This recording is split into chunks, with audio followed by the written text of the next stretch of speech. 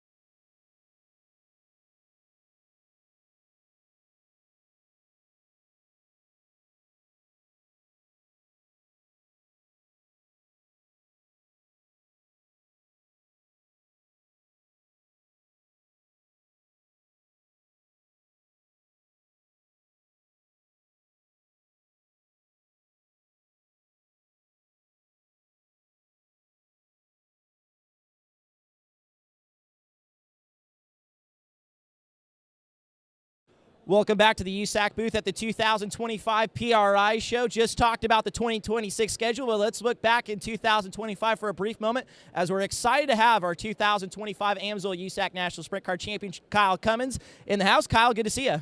Yeah, thanks for having me. So, Kyle, last year, landmark year, not only in the wins department, but the championship department, too. Able to pick up that championship, too. And the nice thing, I think, for you is you didn't go into Western World having that cloud hanging over your head. We have the points race. Kind of talk about locking up the title as early as you did this year. I really think we kind of decided, but I was really hoping that going out to Western World we were already at least in good shape. That was the race that Jerry really wanted to win, and, you know, it's something that I didn't want to have the pressure of the championship, you know, doing the whole and win the championship, try to win that race. And so locking it up early took a lot of stress off of everybody, the team, and we just went out there and had a good time.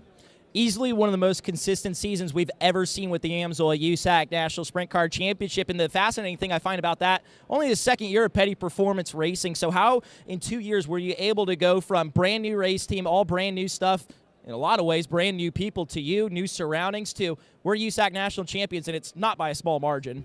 Yeah, I think it just goes back to the team that we kind of put together. The first year was just getting everyone, the right people involved, and just finding the pieces to the puzzle was the big deal. And the team that I have behind me, Cameron LaRose and Casey DeRenzi, Zach Fields, Drake Edwards, those 4 guys right there, they work tirelessly to get everything ready, and so I can just focus on racing and all the weird setup things I decided to come up with to make them test or try for me. So it's really those guys, and then Jerry Petty for basically giving us that opportunity to have those people. When we decided to do this, we kind of talked about it. I was like, man, I have a day job. I run a machine shop, and so I don't have the time that I need to work on it. So I need some good guys to help. So finding the right people and having the Jerry Petty to give us what we need kind of gave us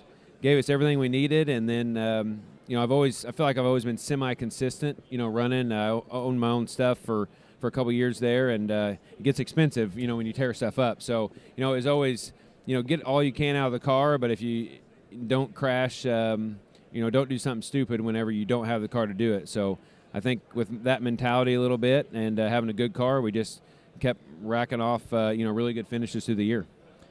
The records, I think, is what is most impressive to me. Largest margin of victory in the points. You had the podium streak. You had the top 10, top 5 streak as well, which was really numbers we have never seen anyone put up in USAC history. You think about how long USAC's been around, all the heroes that have come up through here. How special is it to you to have all those records, much less in one season? It was definitely good. I've been doing it a long time. Even though this is kind of a new thing for us, I haven't ran for the championship only a handful of years, and just to get all them records done, and it kind of, I don't know, it makes me, winning the championship was really a cool deal for me, and but the records almost, those almost mean a little bit more to me than some of that other stuff, just because we were that consistent, and it wasn't just it wasn't a fluke. We put the numbers in and got it done.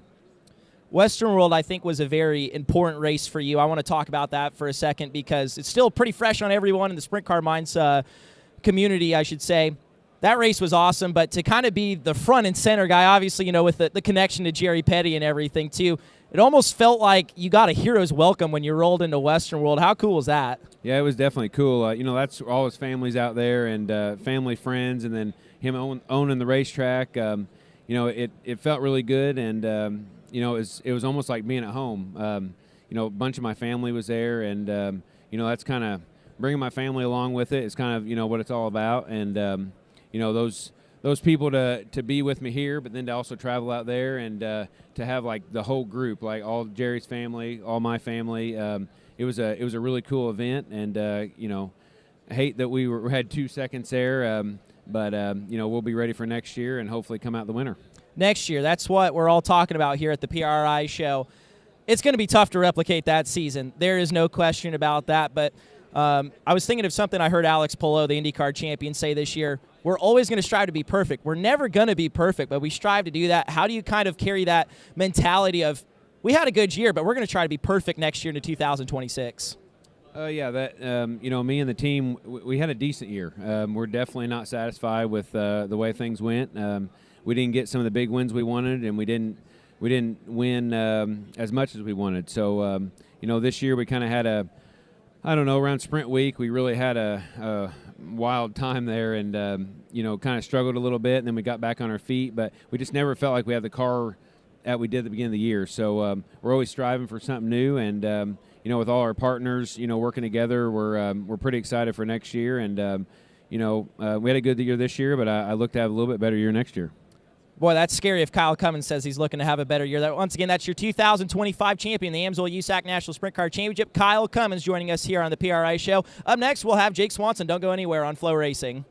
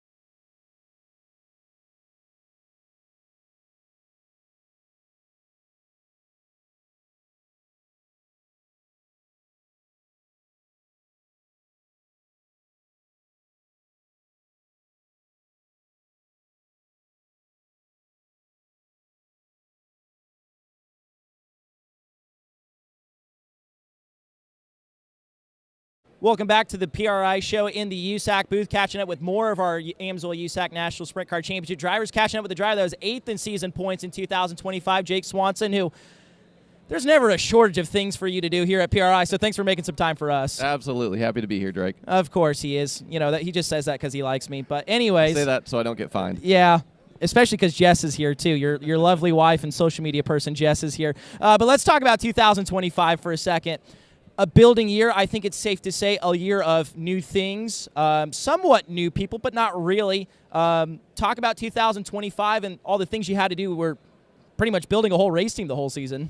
Yeah, it's definitely a lot stressful going into this off season.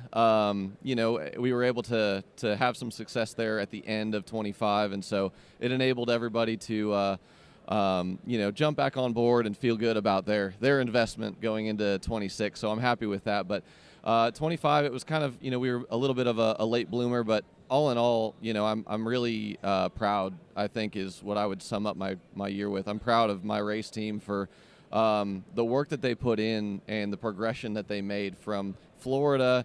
You know, I made them on practice day unload 2 cars, race or practice 2 cars, so they got the hang of the unloading process and everything. So, like, that's how green these guys were. They hadn't been on the national circuit at all. They had done a little bit of local racing, but so that was it was a big learning curve for them. They realized how much work it actually entails, you know, and just the day-to-day operations of, like, you get done racing, you go straight to the car wash. There's no time to wait around.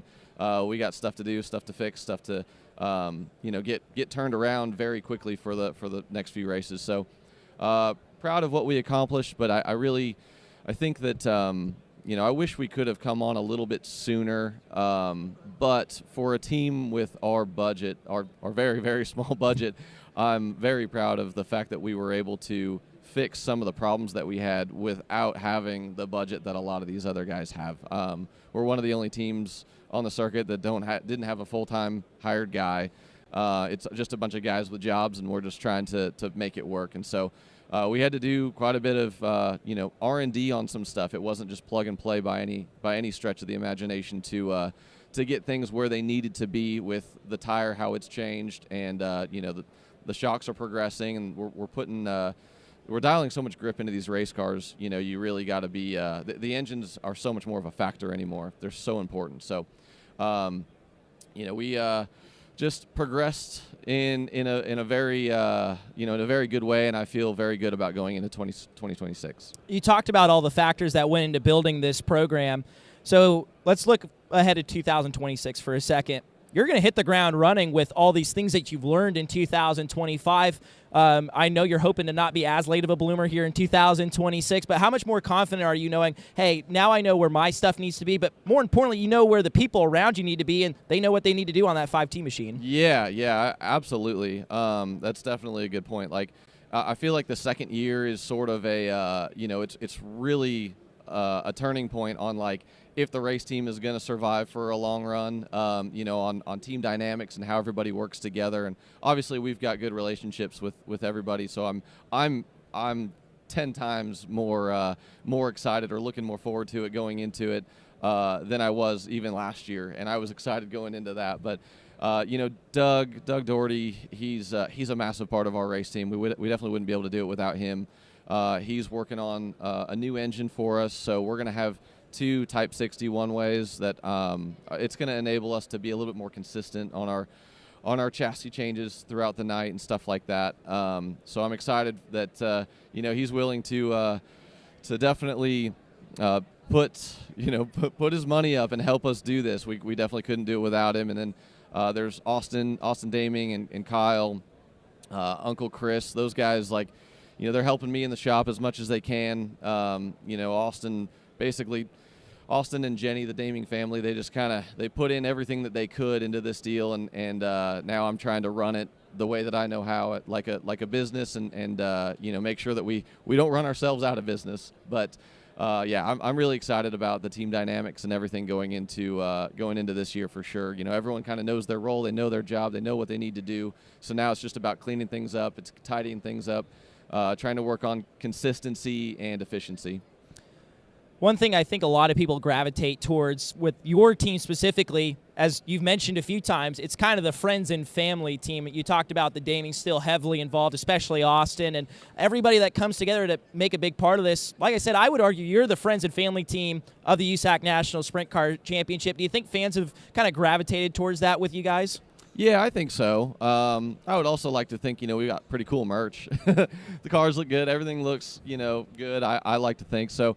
But yeah, I think that's a big aspect. We're definitely not a massively funded race team. Not that matters so much with, the fans, I guess, per se, but it's something that it's definitely more of a family dynamic. And I think that's important. Having good working relationships with people that you enjoy and would spend Christmas with, and it's not just a race team that they do it because they get paid. We're doing it because we love it.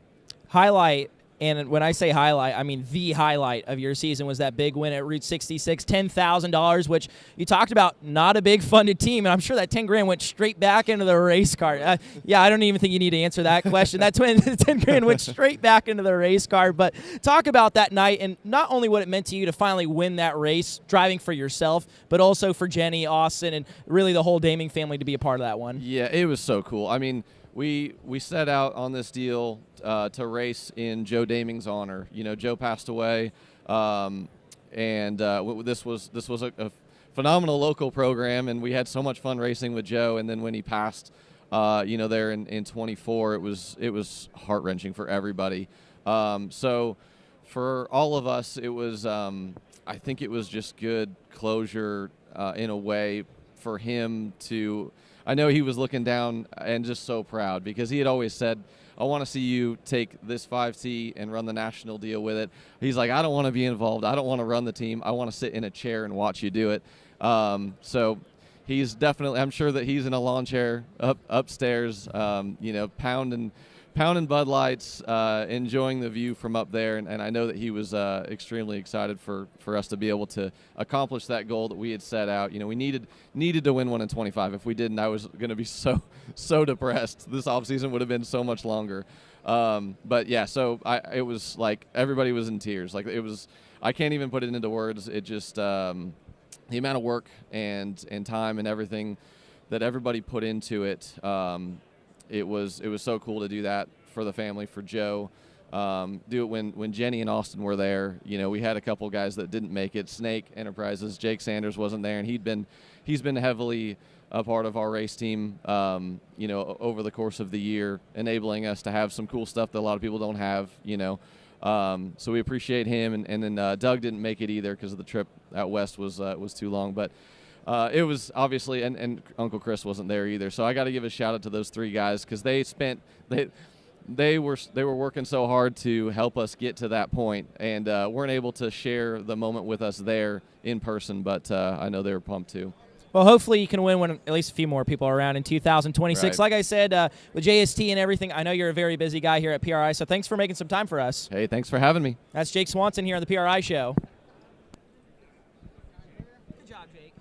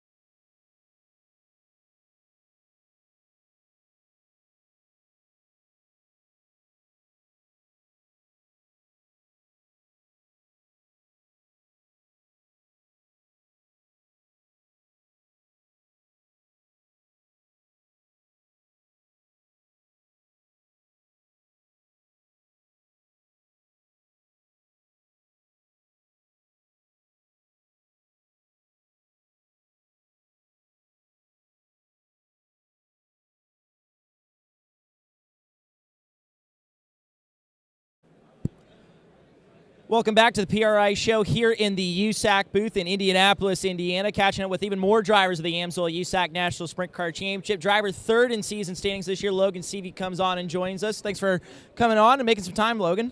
Yeah, no problem. Thanks for having me. It's always interesting to come here and check out everyone's got here at PRI, and yeah, just kind of see some people you maybe only see at this time of year, and yeah, everyone's in one place, so it's a fun little weekend. A pretty successful sprint car year for you. Didn't defend that championship like I knew you were hoping to, but still got a lot of big wins along the way. Western World, that's a big one too. Just talk about 2025 for a little bit.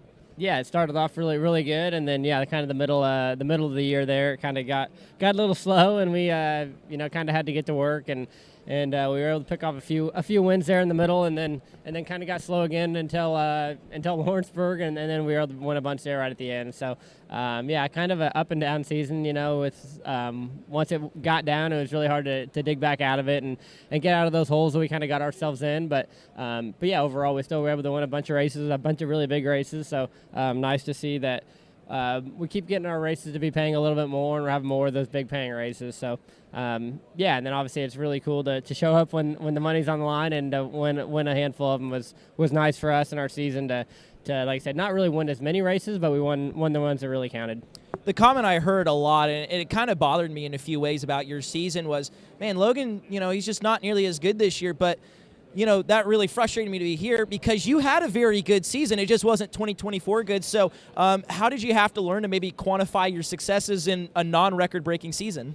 Yeah, it's always hard when you come off a year like we did last year where we won 14 or however many races we won, and we got the lead early in the year and we stayed on top all year. So it's kind of hard to back that up or to come back the next year and try to improve, and obviously that was the goal when you come to the year. You want to be better than you were the last year, and yeah, we just kind of got off track a couple of times, and had a few issues where we had to go to our backup car and we couldn't get the backup car working like we needed to, like during sprint week and a few other times, Eldora early in the year. So yeah, there was just a few times where when things went wrong, we weren't able to capitalize on it as we did like last year. I think we had some nights where we blew up or broke or crashed or whatever, and we were able to rebound really quickly. And this year, those nights we just we weren't able to get back in shape like we needed to, and we just got behind.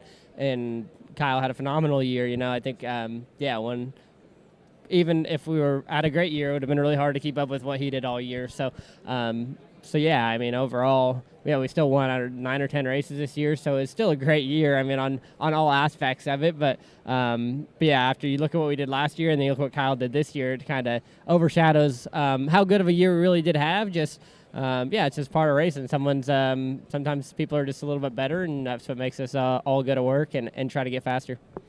Mitchell Moles made this comment to me a few times over the course of the season. about how he was having such a great year, but Kyle kind of had that really, really good year. But you talked about towards the end of the year, it seemed to cycle back to 2024, whereas the Abacus Racing 57, when you'd come in the racetrack, you would look at that car and say, that's the car to beat. So with that being said, do you feel like you have the right momentum headed into 26? Yeah, I think early in the year, I think it was good. And like I said, late in the year, it was really good. And, that mid to three-quarter of the way through, when we kind of got some momentum going, it was good to know. And then you kind of go like, maybe Kyle's just being safe and conservative in points race. And I think he was for a while. And then it got to the point where it was pretty obvious that he had it wrapped up. So, he was back to full pace, and to be able to still, go out there and beat him a bunch there at the end just kind of shows that, we kind of got back to where we needed to be. And like you said, we really did get back to kind of how we were last year, and even maybe a little bit towards the beginning of the year. So, Lawrenceburg was a big weekend for us to kind of find some things on our race car that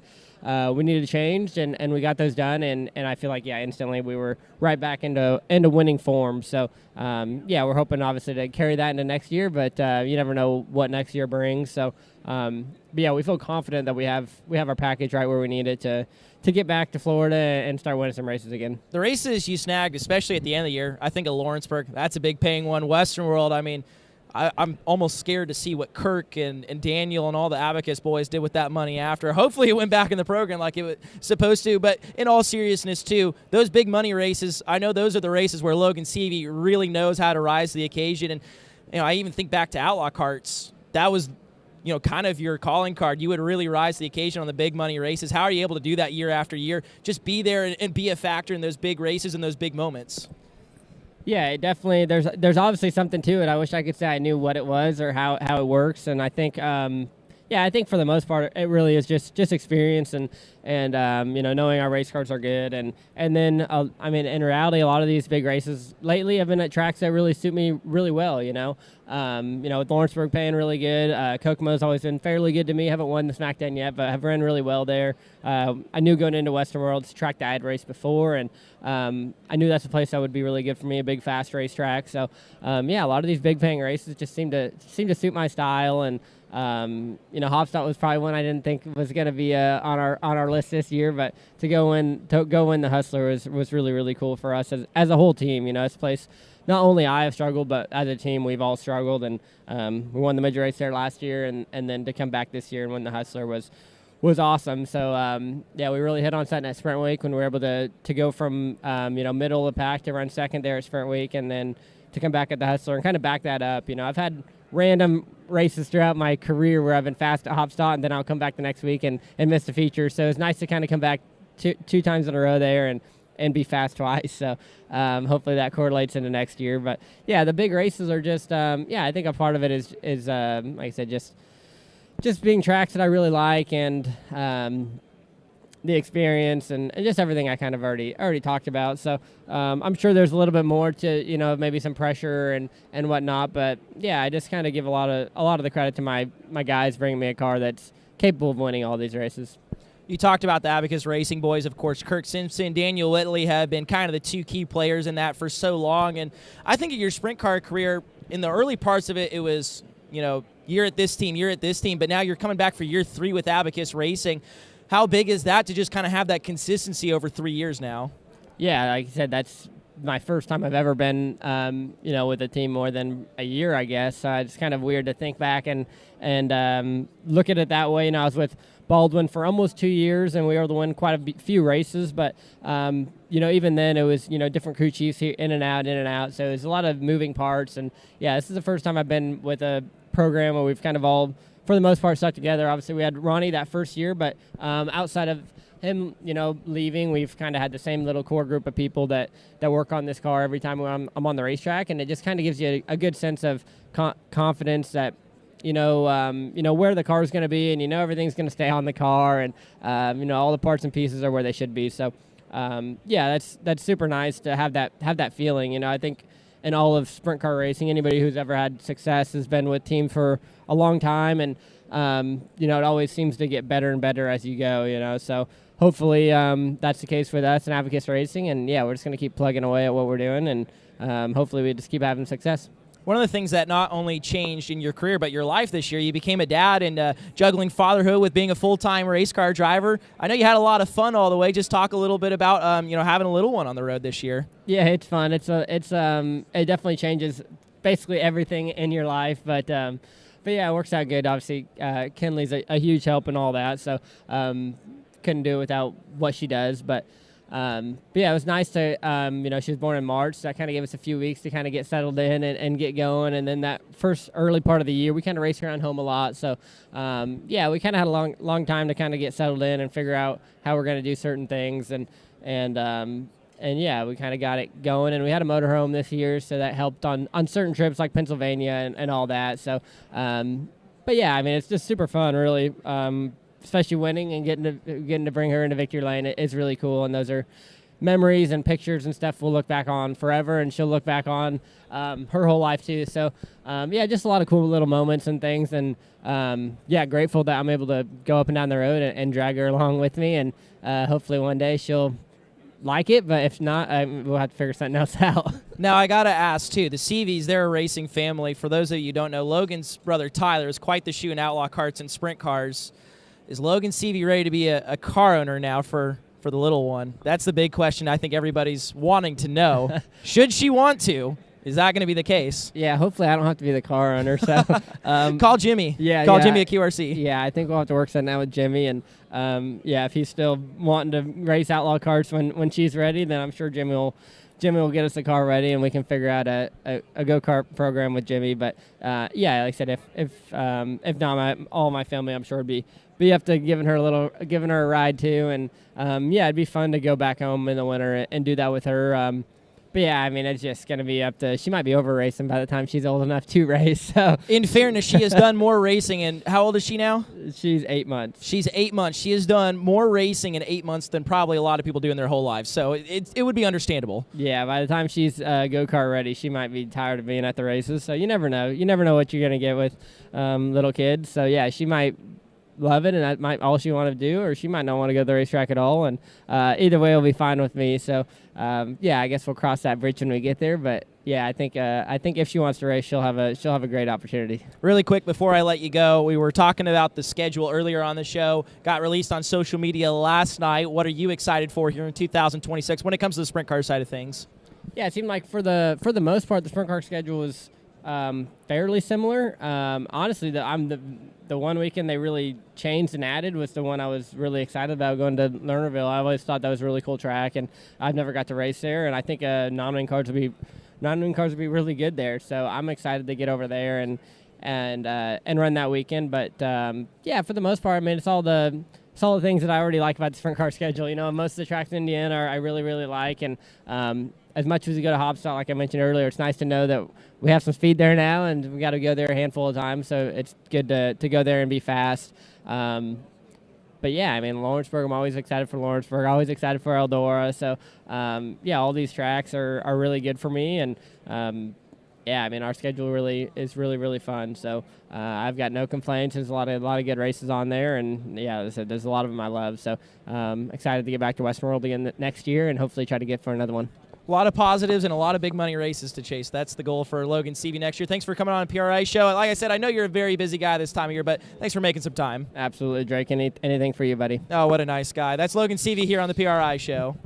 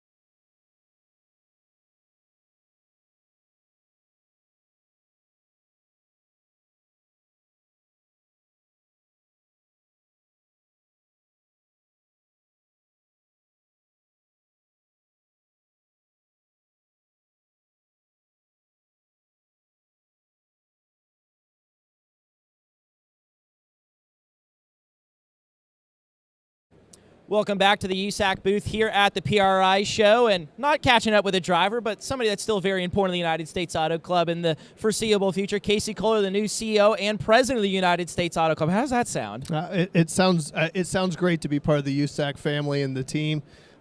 Drake, I'm thrilled. I'm really excited to be part of what we're all building here. So yeah, it's neat to be here at PRI, kind of under the USAC umbrella. A majority of people in circle track, I would say, know your background, but for those that don't, just kind of give them a little bit of the cliff notes of your career, what you've done, where you've come from, all that stuff. Sure. So, I think for me, my career started at the Indianapolis Motor Speedway, right? A place that's always near and dear to a lot of folks' hearts, especially as it relates to open wheel racing, but spent 4 years there and then 6 years at IndyCar. My background's been in marketing this whole time. And spent some time at the Professional Bull Riders outside of motorsports. And while I was there, I got the opportunity to go in a straight line with the NHRA, and I've spent the past 9 years with the NHRA overseeing all their facilities across the country. Most notably, Brownsburg, Indiana, at Lucas Oil Indianapolis Raceway Park. Obviously, a historic oval there that was able to spend a lot of time on working with the Silver Crown side of things, but also pavement midgets, sprint cars, and stock cars. So I feel like I'm fairly well-rounded as it relates to what happens in circle track racing.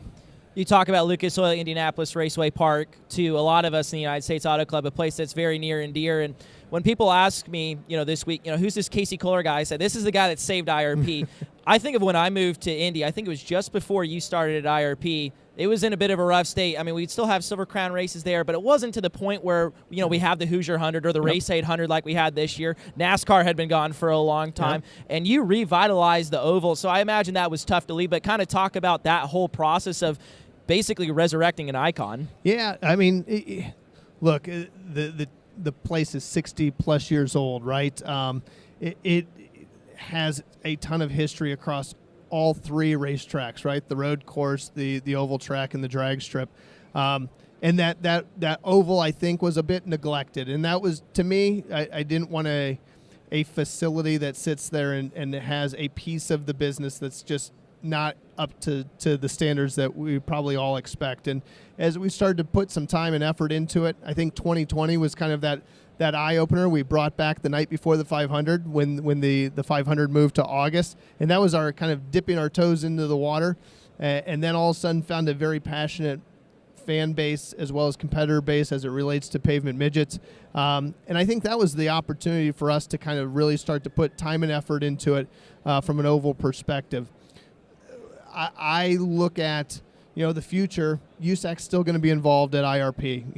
In fact, what we'll be doing is USAC will kind of be, I wouldn't say operating, but we're going to be in partnership with NHRA for the 4 open wheel races next year. Obviously, that includes the Hoosier 100 on Carb Night. So we are still going to have a relationship there, but there's also a lot of opportunity now in the sprint car midgets and Silver Crown, as well as quarter midgets, everything under that USAC umbrella that we can continue to put our time, effort into. Well, that's enough about the past. The future is what we're here to talk about with you, Casey. Big announcement. I think everybody had kind of heard this was happening, but the announcement finally came not too long ago, and a lot of people really excited to have you here. And the thing I like about you, Casey, is you're a big picture guy. That was the thing I always took away with working with you at IRP. You're a big picture guy. It's not just about the sprint cars. It's not just about the midgets or the Silver Crown. You're focused on everything, and admittedly, that's a lot of balls to juggle, too. Yeah. So tell us what it's been like, managing all of that here. I know you officially start January 1st and all that, but already starting to juggle all those balls. Yeah, I think, one, learning the team members, right? We are in the people business. We happen to do auto racing, but really at the end of the day, we all know this all boils down to people. It's the team members that we work with. It's the competitors, the participants that we have out there. It's the teams. It's our track partners. So right now, a lot of it is spending time and understanding all the various people that make up the USAC family. I have a decent understanding of kind of what makes up that circle track side. Still learning on the road course, off-road, power sports, the various umbrellas, the various pieces. They all make up USAC. And what I will say is, as we think about the future, and a lot of folks have said, what does that mean to me, especially if I'm a short track fan. They all line up and they all help support what we do on the circle track side. So it's all critical. But right now, it's a lot of just understanding the team and helping support any way I possibly can. You talk about going from the straight line stuff to the oval stuff, and now USAC, which is everything. It's road course, it's circle track, you name it. But the people business thing is the thing I take away most from that comment too. Kind of just talk about why it's so important for you to be a people person and kind of make sure all these things mesh together under one big giant USAC banner. Right. I mean, you do how many events a year? You know, a lot, right? And at the end of the day, it's a lot of time and effort that people put at racetracks, and the difference is always people. It always is. It's the folks that you work with. It's the communication that you have with your colleagues, with your teammates, with the folks that you may the track that you're going to. So those things don't cost us anything, but we can all, myself included, we can all continue to improve on that. So that's where a lot of the time and effort gets spent towards. But those all culminate into producing really cool events, and that's what USAC's been known for. You know, being able to run the BC 39 or Indiana Sprint Week at IMS, to go to Kokomo, to Lincoln Park, to Paragon. Those are all places that people, they have a special place in people's hearts, no matter where you're at from a regional perspective. Well, Casey, it's hard to quantify success in a year. I think you know that better than anybody. But what are the biggest things you're looking to accomplish here in this first year with USAC? Yeah. So I think if we look at it, a couple of the areas of focus for me, number one, we want to make sure that we get the Silver Crown Series, continuing to go in the right direction. I think number one, I'm thrilled to have Cody Swanson leading the charge on that, and I know I'm not the only one out there. I've seen this in a very short period of time, that Cody puts the same time and effort that he puts into preparing for racetracks and races into what's happening on the Silver Crown side. And it's not just technical rules. It's understanding how that impacts from a streaming perspective to what our schedule looks like, to the people that we have out there helping officiate, to what our rule book looks like. So I'm really thrilled about that, but I think the Silver Crown Series, where we want to take that, and that's on us to help develop what the next 3 to 5 year plan looks like, and that we can clearly communicate that to all of our constituents out there. That's a big piece of it. A lot of folks may not know, but we took a lease over a year ago at Lincoln Park Speedway, and I'm thrilled to be able to work with Tommy and Jen Estes that are over there. That track has a lot of history, but also has a lot of potential. We've got the World of Outlaws coming back over there. We've got a big late model show that I think they're announcing later today that will be over there, in addition to our weekly shows, strengthening what we do on the sprint car side of things. So Lincoln Park Speedway is going to be a big point of focus, and then working closely with the team over at IMS, the BC 39. I think we've struggled sometimes with some weather there, but helping continue to grow that event. Those are kind of 3 immediate ones, but also really just trying to make sure we support all the other various key stakeholders within USAC. Casey, I know you're a very busy guy here at the USAC booth, so I appreciate you from coming from one side to the other. And once again, congrats on the gig. Couldn't be happier to have you as our new president and CEO. Thanks, Drake. Look forward to working with you and the team. You guys do a fantastic job. Once again, that's Casey Kohler, your new CEO and president of the United States Auto Club here at the PRI show.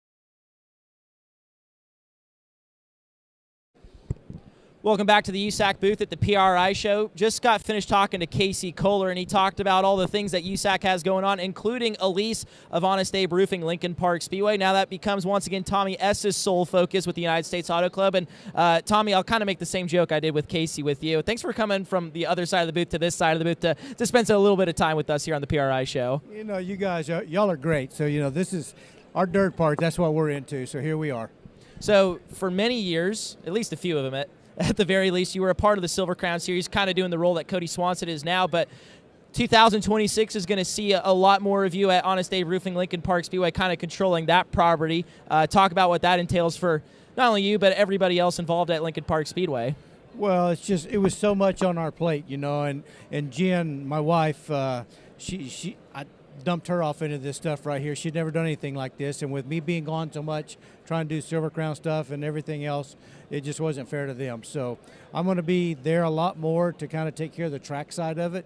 She takes care of the grandstand side of it and the concession side, which you guys like because she's a great cook. We're very big fans of the concession side. Yes. It's actually overtaken the racetrack as my favorite part is Lincoln Park. Yeah, she does a great job there.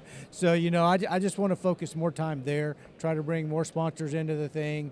We're cutting back on events and trying to get more quality instead of quantity. So we've got some schedules out here today. We're going to have a World Outlaw show. We got USAC shows coming in, sprint cars 3 times, midget once. We got PRI coming in. We got the Flow Night in America late models coming in September. So we got a lot of different things coming in. So looking forward to it. And you talk about that quality versus quantity. I think, like you said, you had nailed that on the head. There's a lot of different things for Lincoln Park Speedway fans to enjoy this year. And the thing I've always enjoyed about Putnamville, like many racetracks in America, it's had that core group of fans. But how excited do you think the fans are having that variety come in this year? You talked about the USAC, PRI, Outlaws, Flow Night in America. I think it's going to get a great crowd as well. Well, Jen, she's a social media guru. That's not me. Y'all all know that. So she's the one that puts it out there, and we take their input and see what they want to see, and if we can make it happen, we're going to make it happen. And with the quality of shows that we're going to have this year, I think it's going to be huge. And you're right, the fans at Lincoln Park Speedway are very passionate, very dedicated about the place, and they love it. It's one of my favorite tracks to go to in the state of Indiana, no question about it. Let's talk about Jen for a second because I know she loves being talked about. She's done a great job, along with you, of Honest Abe Roofing Lincoln Park Speedway, and she was one of the best cooks of all time. Let's talk about the concession stuff because, as I said, I'm happy to have you here and everything, but the food is really what I show up for. I know that was a big focal point for you and Jen here in 2025 to make that side of it even better. Not only the concessions, but the fan experience as well. Would you say you accomplished that here in 2025? I think we made headway. Okay, we got such a late start in 25 with us not really taking it over till the 1st of April, with USAC getting the lease there, and then us being a part of USAC and bringing her on board. She had lots of changes she wanted to make to the concession side of it. We found some things that worked, found some things that didn't, put specials in. They do an appetizer thing and all kinds of stuff there that's different that you can get at restaurants that you don't get at racetracks. And it's really grown to being a good program.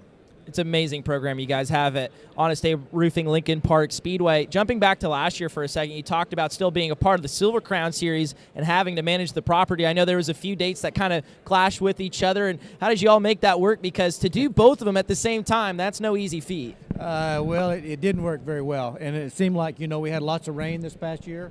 We lost 9 events to rain out of our 25 scheduled, and it seemed like every time I was gone trying to do a Silver Crown race that they were getting rain there, and it put them in a bind. That definitely makes it tough. The rain's not fun, and I would argue you guys had the worst of it in the state of Indiana here in 2025.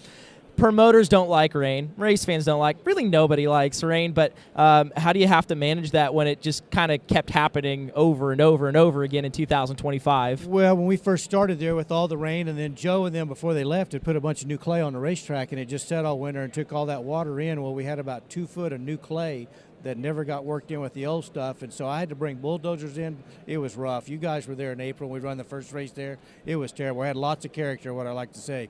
And, it took us when the rains quit and figured the dirt out and stuff, it turned out to be really good racing the rest of the year. Kind of circle back a point you had earlier that I think a lot of fans would like to know more about. You talk about you made headway in 2025 of where you want to be. What's the goal here for 2026? Maybe some improvements or some things you want to put in place to make the racetrack just that little bit more better. See, and there's some things, we started doing the lights and putting new lights up. We put a new sound system in and everything this past year. We're going to finish the light program. We're going to put a scoreboard in, we're hoping. New catch fences. The sign at the road, for some reason or another, I don't know why the sign at the road runs parallel with the road instead of where you can see it on the highway. But just, trying to make things nicer for the fans. We made the suites nicer, put TVs in all of them, so when the series come in and they do have the flow broadcast and stuff like that, people in the suites can see it there. They've all got nice chairs and couches and everything in them. We're just trying to make improvements to make it better for the fans. I will say, you guys knock it out of the park with the suites this year. The couches at Honest Abe Roofing Lincoln Park Speedway, if you're going to buy a suite, I'm going to say they got the comfiest couches in the business, because they do. Last thing here before I let you go off to the other side of the booth once again and leave all the production people. It's okay, because we like you and you like us. 2026 is big for a variety of reasons. You just talked about all the things you want to put in place. You talked about that headway you made. What's a good 2026 for Tommy Estes and everybody at Lincoln Park Speedway? Then again, like we had our banquet Sunday night, and Casey came to our banquet, and we're very appreciative of that and introduced him and stuff. What we want to do is just keep the fan and the driver experience going on, because, these guys do this at Lincoln Park Speedway on a weekly basis. It's their hobby. We got to keep them having fun. We're going to do a fan driver appreciation, I think it's July the 11th. We're going to do a night where we're going to let all the fans in free and stuff like that, and have a bunch of giveaways for drivers and fans, and with a big carrot at the end of the night for somebody, hopefully to win in the grandstands. But just keep improving on what we're doing. It seems like it's working. I would agree with that. Seems like everything's working. Once again, thank you for taking the time. I know you're another one of those people here at the PRI show that has 100 million things going on, so thank you for making a little bit of time for us. Thank you, guys. Appreciate you. That's Tommy Estes here on the PRI show. We're going to take a quick break, but when we come back, it's Midget Hour here at the PRI show.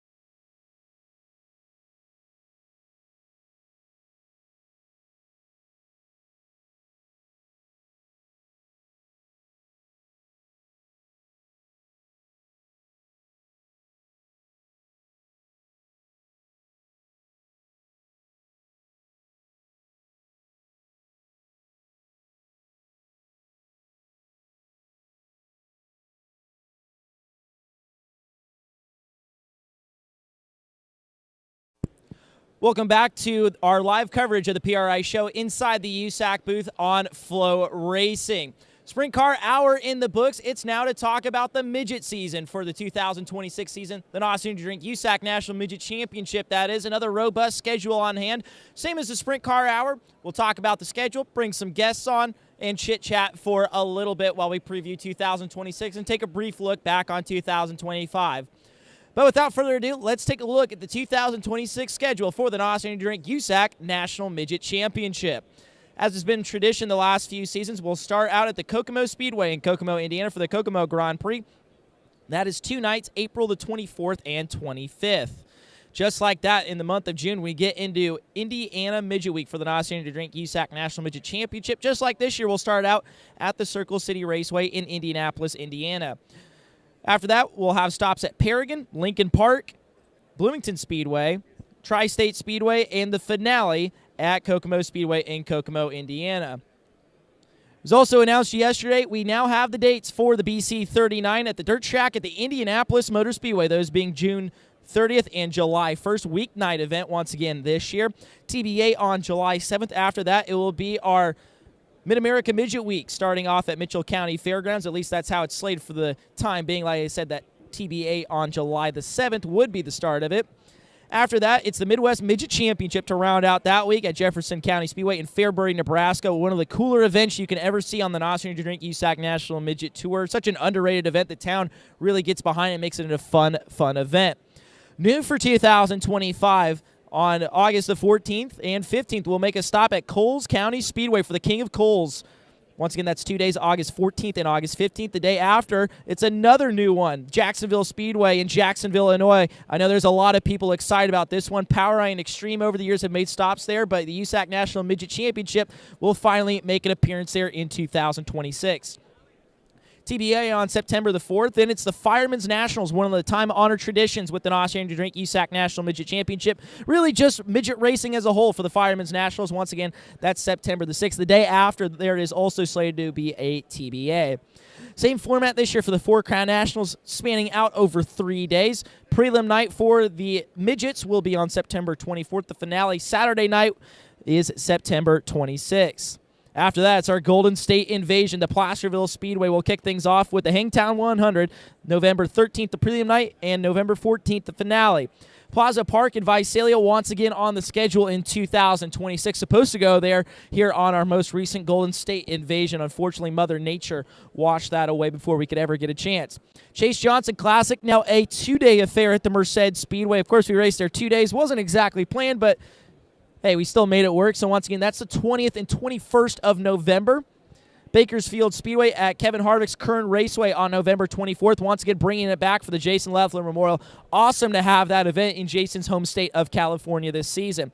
And last but certainly not least, it's the granddaddy of them all, the 85th running of the Turkey Night Grand Prix at Ventura Raceway. That is November 28th. And I would have to imagine there will be a practice and Ultimate Sprint Car Series or some sort of support division the night before, too. Easily one of the cooler events. I mentioned it on the pre-race show when we were at Ventura earlier on in the season. No matter if you've been there or not, you gotta go. Ventura Raceway, one of the coolest racetracks you'll ever see in the entire world. And, of course, the Turkey Night Grand Prix, it just doesn't get better with the Not Soon to Drink USAC National Midget Championship. There it is. Once again, you can go to USAC Racing's social media page or USACRacing.com to find the full schedules for all 3 of the series here in 2025. Or 26, rather. Getting behind myself a little bit, but once again, USACRacing.com, the place you're going to want to go to find the schedules, and hope to see you at a lot of the races when it comes to the Not Soon to Drink USAC National Midget Championship. Like I said, same as Sprint Car Hour. We've gone through the schedule. Now it's time to talk to some drivers, so don't go anywhere here on our FloRacing broadcast. Driver Talks coming up next here from the PRI Show.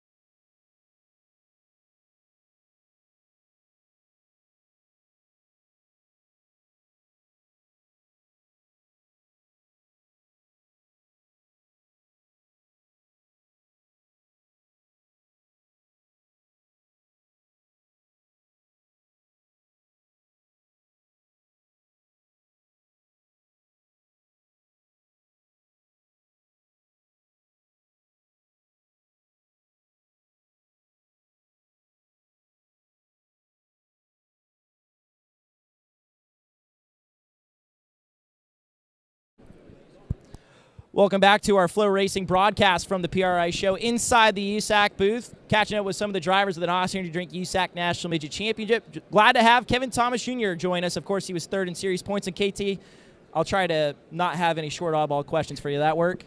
That's fine with me. That works? Okay, good.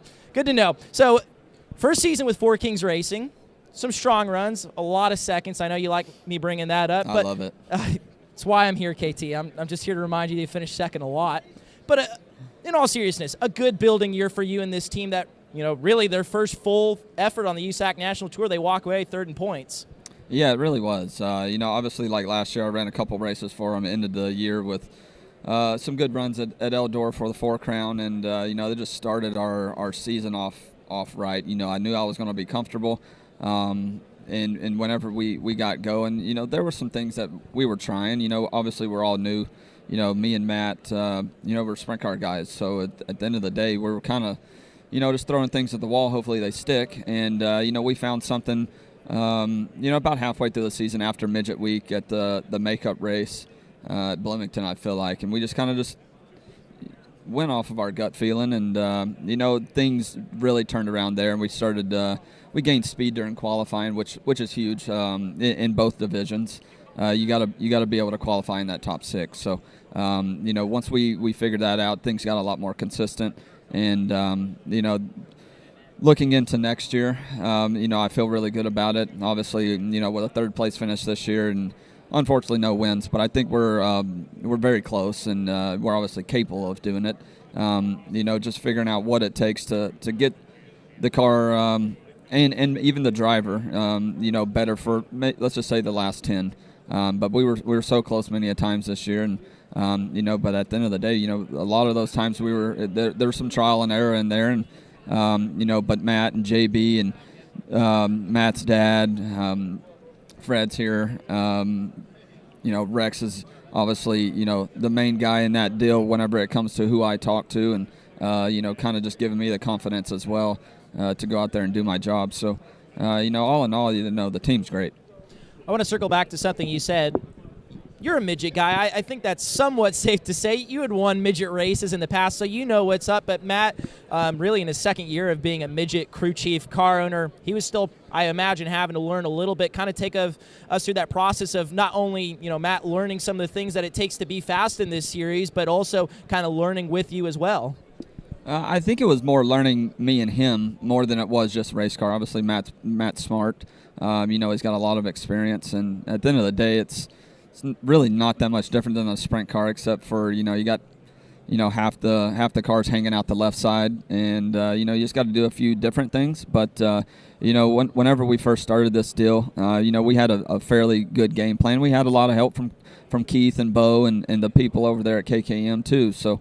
Once we got hooked up with Link and Advanced Shocks, a lot of those guys really they took the time to help us out. Not that we needed a lot. Matt's pretty mechanically inclined, so but just like the fine tuning side of things, and kind of once we figured a few of those deals out, we went through a period where we were really good when it was heavy or medium, I guess, and we struggled when it was slick, and we really gained on that, and that just created the consistency that we had there at the end of the year. So taking that into next year is going to be good for us. Just knowing, we're not guessing, and just making an educated decision on what the track's doing or what it's going to do is going to be a big help. You know as well as anybody, half of winning is just making sure you put yourself in contention time and time again. You guys did a really good job of that too, and you talked about the second half of the year is where you guys really hit your stride. I think at Eldora, it seemed like both nights you could have walked away with the win. What's the key of making sure you guys keep putting yourself in that spot to eventually grab a win here in 2026? I mean, it's just that. Just keep putting yourself in that spot. And you just have to be inside that, top 2 or 3 rows every single night. And the more opportunities you give yourself, the more that you're going to either win the races that you're supposed to, and I always have this thing, win the races you're supposed to and win half the ones you're not. And, this year, obviously we didn't accomplish that, but that's still our goal. And there was a few of those that the car was capable of winning, and the driver just didn't get the job accomplished. And, that's something that I got to work on, too. There, late in the race. And other than that, man, these guys really had my back from the start, and they really work well with me. And whenever we get to those positions, it's going to be great to finally get a win for them, just for the whole team, just from where they started. Pretty short turnaround of their program, and I'm just pretty happy about what we've built, and then what we're going to be able to accomplish in this coming season. I know race car drivers sometimes really enjoy working with other race car drivers just because they know what it's like. They can relate to what's going on. You got two in your corner between Jacob Boxall, of course, your teammate for a majority of the races, but still was wrenching on your race car, and Matt Westfall. How helpful is it to have two racers that know exactly what's up in your corner? That's super helpful. I was explaining to a guy the other day, it's weird that because I do a lot of my own mechanical stuff. On the sprint car side, I have a lot of say-so on what goes on. But on the midget side, there's times I don't even have to talk to Matt. And he just kind of knows what I'm thinking, knows what the car looks like, what I'm either manipulating it to do or what it's doing bad or good. And, that's kind of nice. I gave for instance, the other night at Placerville, we crashed, put a front end in. Didn't have brakes. Whenever he come down during the open red, he goes, "You don't have brakes, correct?" Without me speaking a word. So he knows what I'm doing inside the race car for what it's doing, and that's super helpful, and that makes things extremely quick for us to adapt to each other, and that's what happened. Especially with half a midget week getting rained out, or we didn't get that many races there at the start of the year, and we clicked right off the bat, and I want to say within 10 races, and half of them spread apart by 3 or 4 weeks. We really clicked, and we have an understanding of what the goal is and what we want our cars to look like, feel like, and we just go from there, and that's very it's comforting. It builds a lot of momentum into the next race, and a lot of confidence for me. I want to go back to something you said right there. You and Matt, according to you, clicked almost instantly. Was that a bit of a surprise? I mean, you guys have known each other for a long time racing sprint cars together, but was that a bit of surprise to you of how quickly you guys clicked together? Well, I don't know about surprise. I like Matt on and off the track, but, working with me is not always the easiest. But, whenever it come down to him, I respected him, and I respected what he did and how he drove. So whenever I really don't think it was that big a deal. I didn't know exactly what to expect, but I knew that he was pretty calm, competitive, and he's there, and he's been racing for a long time, so he understands and doesn't get super emotional about one specific circumstance. So that if we have a bad heat race, we work on it and we get it better for the feature or qualifying, whatever it is. We just continuously go forward. So being able to have that in your corner and have that confidence that everybody around you also thinks the same as you is big for me.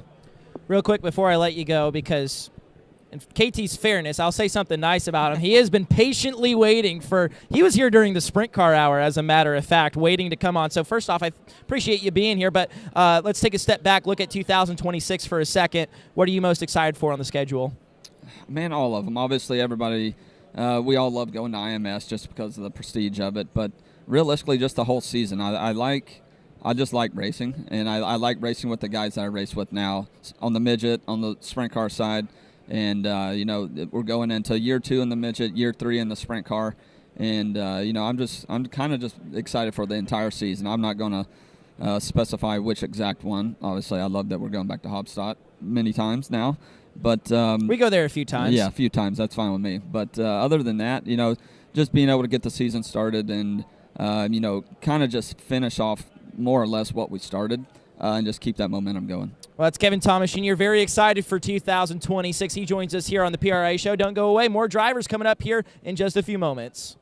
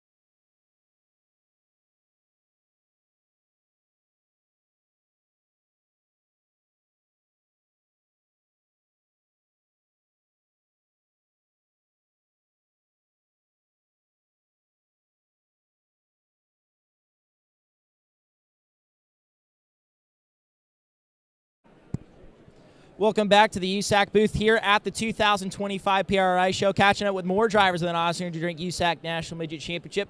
Talking to a guy who won 3 times with this series alone in 2025. That's Gavin Miller. Thanks for joining us. Appreciate it.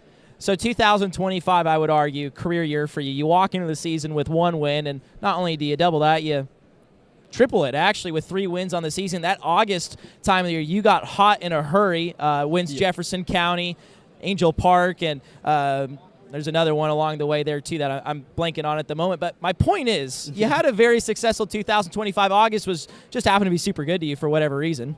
Yeah, just I think it was just, going into the summer months with, a lot of momentum, especially from, running with Extreme and, some of the PRI stuff. And, just working with Bo. I started with him at the end of the season last year. And, rolling into Chili Bowl, we carried a lot of momentum, winning or finishing second on a prelim night, close to winning it. And so that, carried a lot of confidence, into the season. And I struggled a little bit in the beginning, just trying to get the car to where I liked it. And, obviously we were clicking off of tons of podium. BC 39, we finished second both nights. And I was, kind of being a little hard on myself, after that. And, setting obviously my expectations of, going out there and, putting on my best forms, to at least, get 1 win. So, and then it was, even better to click off a couple of those, halfway through the season. What was it about those summer months? I know you talked about it a little bit there, but it wasn't even really months. It was like that few weeks. Gavin Miller would show up to the racetrack, and it was a Gavin Miller we had never seen before. What was it about that certain few-week window there where you just came alive? Yeah, I think it was just a lot of confidence. That's the biggest thing. It just a lot of confidence. Momentum is a huge part of it. Having those guys, throughout the summer to boost that confidence and work throughout something with Bo. I think that's my biggest thing is just making sure I can be hands on in the shop as much as I can and learn as much as I can, and that's what really helped me. Obviously I kind of struggled a little bit in California. Just some of those tracks were not something I've been used to. A little too rutsy and gutsy. I mean, I'm not afraid of those, but at the same time, I haven't read a lot of them, so I kind of tend to struggle a little bit on those. But I got to get a little bit better at those. In fairness, those were some pretty technical racetracks, and again, I think you're being very hard on yourself. Not a bad Golden State invasion at all. You talked about being involved, and one of the connotations about midget racing that drives me absolutely insane is, it's just these kids, they show up, they don't work. You're one of the guys that is wrenching on the race cars all the time. You talked about being involved in the shop more. Yep. Does that kind of help with your process? Because now when Bo says, hey, I'm doing this to the right rear, okay, I know exactly what he's doing, and it's going to do exactly this race car, and now I have a better understanding. Yeah, exactly. I mean, it's, I give 10 times as better feedback, knowing what he's doing and, me understanding what the car is doing. And I can, relay that to him a lot better than I could, 2 years ago whenever I first started with him. So, it's helped me a long way. And I feel like, you have to get hands-on like that at some point. And, if you don't know what your race car is doing with like that, you kind of, you have to figure it out at some point. And, Bo's a great example of, he knows he's a great fabricator. He's good at everything he does, and there's no problem that usually at the shop that he can't solve. So I have a lot of good people around me that I can learn off. Obviously, I'm not very experienced at what I'm doing, but I'm getting there, and like you said, taking that step to even work on the car as much and be there as much as I can with the team is something I strive to keep doing. And obviously results are a big thing too. So. And that, factors that. So, I think that's helped me a lot this year. Obviously, I've had, way better results than, I did before whenever I was not, hands-on and I feel like it's helped me a long way this year, and I want to continue to do that. So there's a lot of race car drivers I look at that are very, very successful. Justin Grant, CJ Leary, guys like that come to mind for me because I know how involved they are on their race cars. Did you kind of take a page out of those guys' notebook and maybe try to learn more about that so you could be even more successful behind the wheel? Was that kind of the thought process? Yeah, I mean, I obviously watched them race a lot as a kid, and, I ran quarter midgets to, 2019, and, and then got in the micros, and then eventually got, into key stuff. And yeah, I mean, those are the kind of guys that I always looked up to. I mean, I definitely go back and watch as many replays as I can and see what I'm doing wrong, and I'm always hard on myself, and that just makes you want to be better all the time, and just that competitiveness, between team and just your competition in general. So I'm a very competitive person, and I think that's what helps me be out there and helps me want to take it another step. So one thing I look at over the course of your career, and really this is more of a comment on the broader things in midget competition, we see a lot of turnover, guys, going sprint car racing or guys switching teams, but you have been with KKM now for 3 years, Yep. and I feel like you've really established yourself as one of the guys at Keith Kunz Motorsports. How important to you has it been to stick with Keith Kunz Motorsports and the same people working on your race cars day in and day out to build a successful career in the long run for you? Yeah, like you said, I've been there, a decent amount of time now, and I think, next year I've been looking into, changing that route a little bit. I've talked, about going that way, and yeah, it's definitely a conversation I have a lot, and at some point I'm still, only 18 years old, and I only got to realize that I started doing it at 16. So, obviously, I want to get to that point, and that's always my goal, sprint car racing. It's what I've dreamed of as, being 5-6 years old whenever I first got into a car. So, yeah, I mean, I hope, I can, change that a little bit and get to that point. Obviously, the right opportunities opening up, and, we'll just have to see in the future. Just making those connections the biggest thing. And, yeah, like I talked to Keith the other day, I mean, he was talking to me, and he was like, "You've came a long way in 5 years. You're that quiet kid," and I still am. So, your interviews are a lot better. I'll say that much no, for you. Yeah, to begin with. So, yeah, sometimes it's hard for me to come out of my shell sometimes. So, yeah, I mean, I feel like moving out here and, just socializing with people, helped me do that a little bit. So, yeah, it's just being, they've helped me a long way to develop me, beginning of my even starting micros, I could even make a main at Port City weekly. So, Keith guided me through that, and obviously that's the goal to go through his program and take it to the next step, and any of the other drivers who came on. You talked about it a little bit, so the question has to be asked for 2026. Still full time with KKM, or are you going to explore some more sprint car options, or maybe a little bit of both?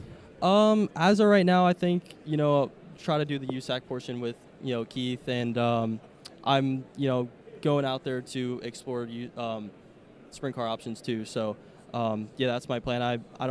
I'm not going to run the Extreme and USAC stuff, or not USAC, Extreme and PRI stuff, and, try to explore my options and free up my schedule a little bit so I can run those, type of deals, and, yeah, just talking to people and, haven't really finalized anything, but yeah, that's the goal. That's the goal indeed. Well, hopefully at least see you back with an opportunity to drink USAC National Midget Championship. We know for everybody it's a busy time of year, so thanks for making some time and coming by and chatting for a little bit. Yep, thank you. I appreciate it. That's Gavin Miller. More drivers coming up next here on the PRI Show.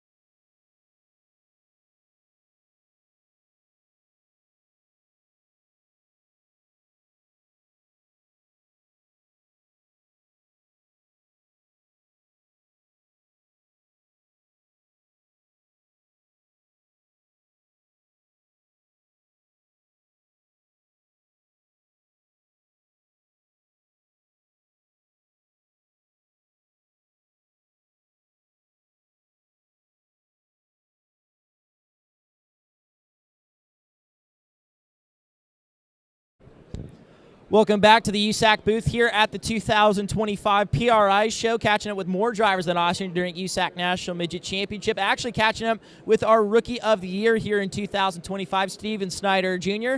Thanks for coming on. Yeah, no problem. Thanks for having me. Big year, rookie year. That's always fun. Rookie of the Year, too, is always a nice tagline, especially being the first guy from Maryland to do it. That's got to be pretty special, too, I would imagine. Yeah, it's cool to accomplish goals that we had planned going into the season. So then, to accomplish that, and then cool, like for 70 years they never had a Maryland driver break the record. So it's pretty cool to do something cool like that. Absolutely, and this year you got the amazing opportunity to work with Dave Estep, Lacey at RMS Racing too. Talk about getting that phone call too, because we know that's one of the best midgets in the world, and I imagine getting that call earlier in the season had to be a bit of a surreal moment. Yeah, it kind of all just planned out at Chili Bowl. Rumors heard that Justin left, and then that appeared that it did happen, and then. They were kind of looking for a driver, and I got a good word in from another car owner, and that kind of got my foot in the door, and that kind of paved the path. And then after that, the rest is kind of history. Here we are, and, we're sitting here, and I was thankful to have them kind of take the chance on me because, you've never really ran any of these racetracks or anything like that. And, I've only ran a midget, say 10 races beforehand before going into this season. So for them to have, two veteran drivers and then just Justin, and then they take a chance on a young kid that doesn't even run midgets is definitely cool to see the phone ring when that happened.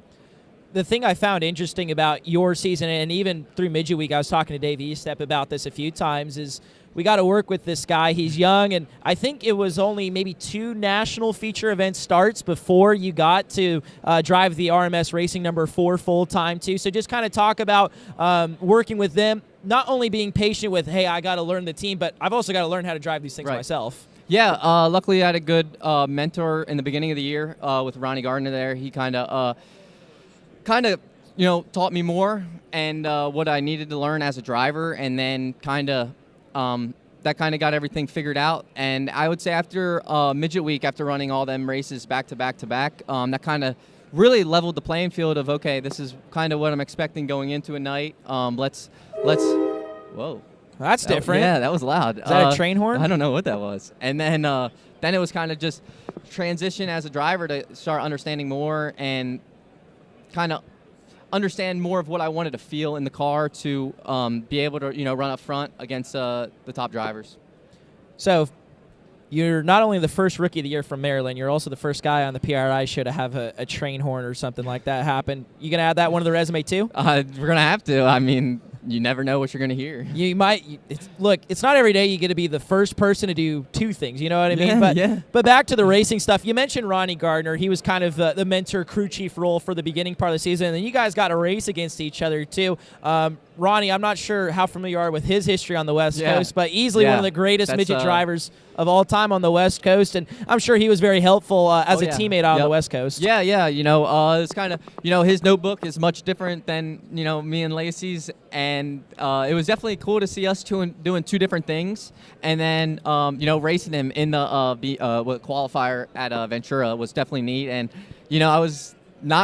I did not want him to beat me. I drove so hard in that just to try to get him to beat him. But, they took me back to the hotel that night, and they were telling me, or even in the trailer after the race, they were telling me, all the races that he's won there and just how him and the 68 go way back, and just, he was like the prime guy back there. So that was definitely cool to have him in your pits, and then you could always rely on him to get driver notes and even, car notes, just because he's been doing it for such a long time. He's got a big notebook, with winning with Logan, and it was just fun to have someone like him in the pits just because of the things he's done in his career. One of the things I find fascinating about really rookies in any national series, but especially rookies that are so young like yourself, is you're still kind of learning the world, right? You're learning, what gas station food is safe versus which, gas station food isn't, and all that good stuff. Checking into hotels, that was the thing I still struggle with actually as a partial adult. So kind of talk about, I wouldn't say being forced to grow up, but in a way you kind of had to grow up maybe a little bit faster than most people your age. Kind of just, thanks to, Hyper Racing, Mike Dicely and Jim Radney, I took a big year with them, prior to this year. And, we raced all the way to California too, so that was kind of like my big foot in the door there. And then, but that was a different life. That was kind of the toter life. And then this year it was kind of more, the hotel life. So it was definitely just, my mom doesn't do my laundry anymore. That's the cool thing. I just do it all myself. And then, like what you said, you do kind of just grow up much quicker than somebody else kind of would this age. So it's definitely a different scenery, I would say, as it is like as the toter life, but it's definitely fun. I would be remiss if we did not bring up, I think it's really your girlfriend's dog, but for the sake of argument, I'll call it your dog. We may have talked about her on the broadcast at some point this year. Steven Snyder's got a great dog. I'll just hand it over to him, and he could talk about how amazing his dog is. Pebbles. That's right, yes. It was Pebbles. Yep. German short hair pointer. It's my girlfriend's dog. Well, our dog. She is just crazy. I wish I could train her to go hunting more, but obviously we race so much we don't have the time to go hunting as much as we would like or put the time and effort there. But she is an awesome racetrack dog. She loves people. She just is always happy about everything. Even if I have a bad race, she's there shaking her tail, and my girlfriend's there to give me a kiss, and then the dog gives me a kiss, and then you're happy that you got two people that just love you so much.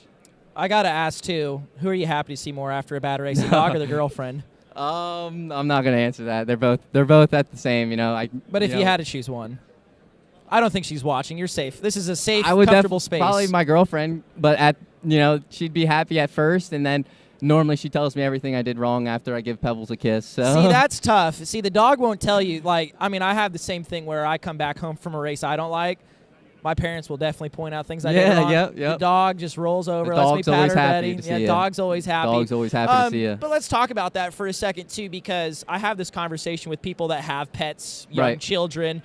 How helpful is that after a bad race? Because at the end of the day, you're a little ways from kids, I think. Right. But the dog's not going to judge you, too. No. And I hear from a lot of people, too, that's actually one of the most relaxing things about having a pet and being involved in this business is that if you have a bad night, dog doesn't care. Yeah, and she's always there, just like my girlfriend. We have a bad night, it's just like they're like the little support group. They always make positive thoughts or positive things come out of a bad night.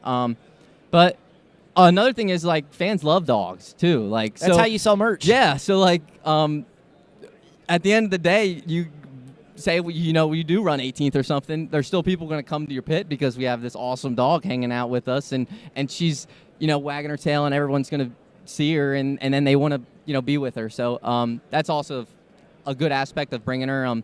She can be a pain in the butt every now and then, driving part, but it's kind of the price you pay before you even get it. So I'll be honest, that's why I was at your pit so much this year. If Pebbles was in town, you knew exactly where to find me in the 4 camp. Yes. Last thing before I let you go, I believe there's been some announcements about 2026 for you. Kind of talk about what all's going to be involved for you in 2026. First off, I want to big thanks to Lacey, Joe, Dave Estep, and Matt Estep for everything they did for me this year. Super grateful to have them. It was definitely a learning year, big learning year.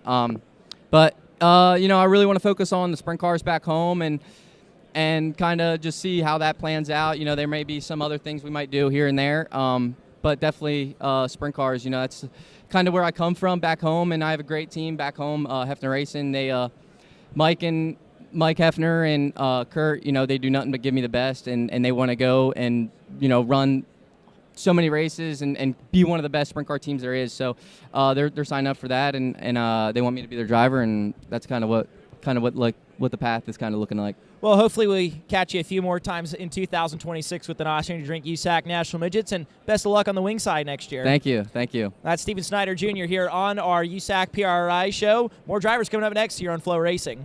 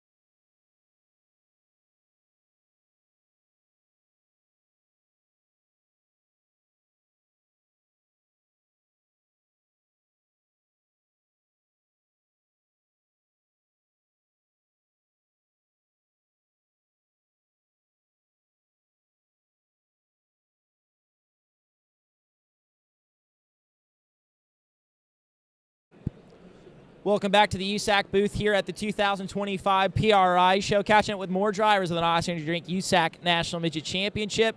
Another rookie runner this year in 2025 was Drake Edwards, of course, aboard the Avante Windows and Doors 83 for CB Industries. Thanks for coming on. Yeah, thank you for having me. I appreciate it. Solid year for you. The win at Mitchell County, obviously the highlight. Just kind of take us through that first full year with USAC. It was challenging for sure. It was very different than the West Coast stuff the year before. I think just like the pace of everything, it's like these guys are like set on kill all the time. Everyone's racing all the time. Like it's a really, really hard deal. But the amount of everything I've learned has really shown. I felt like there at the end, I felt like we picked up a little bit of momentum on the West Coast swing. I know the results didn't show it, but no, I felt it was a pretty good season. And before we get into the midget stuff, too, we have to add, you are a USAC National Sprint Car Championship mechanic on Kyle Cummins' car, too. How special was that to be a part of, especially with the connection to Cameron and Jerry Petty of Avante Windows and Doors that were such a massive part of that effort? No, it was really cool. It's I've grown up working on my own stuff a lot, so it's fun to race, and I really enjoy working on cars and stuff, and it was cool to be a part of something and see it from that point of view, like seeing something that you're working on doing good. So it was a pretty cool deal. So not only are you USAC National Midget winner this year, USAC National Sprint Car Mechanic champion. I know next year, you and I were talking about it, looks a little murky at the moment, but 2026, we were talking about our schedule earlier today. If we hopefully do see you with the Nice Energy Drink USAC National Midget Championship, what looks enticing to you? Man, if I could do it again, I would love to. There's a couple tracks I'd love to go to again. BC 39 for sure. I felt like we had a lot of speed there and just got caught up in some stuff late and really didn't have the results. And I'd really love to get back to Kokomo. I feel like we were always pretty quick at Kokomo, and we could have had one there at Midget Week, I think, if I didn't make so many mistakes. And quick time, too, during Grand Prix weekend. Yes, yep, quick time during Grand Prix weekend. So it was pretty cool. There's a lot of places I'd like to get back to. As of right now, it's kind of up in the air, and I'd love to continue to do the national stuff, whether it be midgets or sprint cars or whatever it may be, but I'm just waiting right now. So how hard is it to wait to? I don't know about you, but me, for example, I'm a go-getter. I'm go up and figure it out now, and race car drivers can swing either way in that department. So kind of talk about the motions you're going through at the moment with not really a solid plan yet for 2026.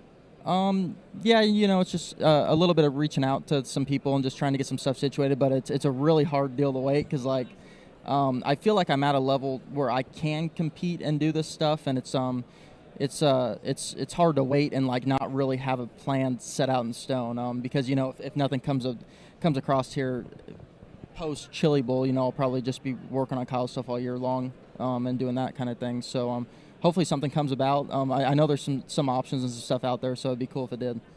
For sure it would. And, hopefully, regardless of what you're doing, still always good to see you at the racetrack. Yep. I've told you this a few times. I don't think I've really mentioned it on camera, but my favorite Drake Edwards stat, he is the first person with the first name Drake to go quick time in a USAC National Midget race. That was my dream when I was a kid, but I'm glad you could achieve that for all the Drakes in the world. No, exactly. No, I thought it was pretty cool. I didn't know. I'm not really like a stat guy. Like, I don't know that many about it, but I thought it was pretty cool when you told me that after the win. And I'm still a little bit bummed at Christy for not using my clearly amazing stat that I worked very hard on. But that, it is what it is. We love Christy Bemis. Once again, Christy, if you're watching, congrats on getting married. We'll talk to CJ here in a little bit. But back to you, Drake. Yep. I look at the people you surrounded yourself with, and I think it's very admirable, the people that you surround yourself with. I know a lot of people have the mentality of, I need to surround myself with as many people as I can that are a lot better than me, that know a lot more. Yeah. And you did that on the midget side. You got Chad Boat spinning the spanners. You got Justin Grant as a teammate. And for part of the season, you had Dayson as a teammate, too. Yeah. Justin's been close to winning a title. He's won some big races. Dayson is a titleist in the midgets. And then we look over the sprint car side. You got Kyle Cummins on your team, too, that you're spinning the spanners for over there. How important, or rather, how fortunate did it kind of just work out to have all those people surrounding you? Yeah, for sure. I was very fortunate and grateful for, everyone involved with my whole deal last season. Between Justin and Dayson, I mean, they have so many laps in so many different kinds of race cars, and they're so knowledgeable, and I'm very thankful for the help they provided me when I asked questions and stuff, and them helping me out, and even Kyle, too. Kyle's ran some midget stuff, and obviously very good in the sprint car, and he always helps me out whenever I need it, and it's just it makes you feel confident, like having those people behind you. I should say, like just all the knowledge and everything, it goes a long way. How much did you have to lean on those people in 2025? A lot, a whole lot. Yep, a whole lot. I'm pretty hard on myself, and I know the car's good. Like with Chad, like the car's going to be good or somewhat close, and I always liked asking what I could do or just to make myself better. I feel like when we did struggle, I feel like it wasn't so much the car; it was just little mistakes by me. So it's good to have those people that kind of like watch from an outside perspective, and they know what the car is doing, they know what to tell you to do, and it helps a lot. So one thing that I think a lot of people would like to know about 2026 for you, obviously you would like to know a lot more, but you talk about those places that you would like to redo again. Kind of give us the rundown of maybe some of the places you thought you maybe didn't maximize everything on that given night, and especially with the midget schedule, the way it works out, we don't get to go to a lot of the places that we go to more than once a year. Yes, exactly. I know one that comes to mind is probably Sweet Springs. I think for sure, and I don't know if it was on the schedule or not. I don't know if I saw it. Is not. It is not. Yeah. So like unfortunately, Sweet Springs, yeah. And another one's probably like Angel Park. I felt really good at Angel Park, and just getting buried in the mains is hard. It's so hard not qualifying good, and I think that'd be like one of my biggest redos is like going back and running some of them qualifyings and getting some better laps laid down. I think. KT was just up here, and KT's ran this format time and time again, sprint car, midget, you name it, and he's was saying too that it's very important to be in those first 3 rows. If you're in those first 3 rows, A, you deserve to be there, and B, you have a really strong chance at winning the feature event. How hard was it to go 10/10ths in qualifying at all these places you've never been before this year, and just kind of hoping that you make it in that all-important top 6 to have a shot at the feature event win? Yeah, it was very hard. I think that was probably every night this year at a new track, that was probably my most stressful part of the night was rolling out there for qualifying. And you can only do so much, like just watching flow during hot laps and watching those first couple guys in qualifying and seeing where they're running and stuff. And you can only watch so many videos. I feel like flow is great because you can go back and watch all the previous races and stuff, and that's helped me a lot. But yeah, I think that it's really, really hard. And it's so, like, everyone's so close in qualifying in the midgets and stuff. And to be starting in the back like that, it's really, really hard to make up ground at times. Like we were talking about earlier, the highlight of 2025, that big win, the Chad McDaniel Memorial at Mitchell County Speedway. What do you remember about that night? Not a whole lot in the main, honestly. Really? I mean, not a whole lot. I remember, we qualified 6th there, and I was pretty excited about that. Just focused on making it out of the heat race, starting on the pole, and putting a good A main together. And then in the heat race, I remember rolling out there, and it didn't feel too good the beginning of it. And the end, I kind of changed where I was running and picked up some speed, and I felt pretty confident in it.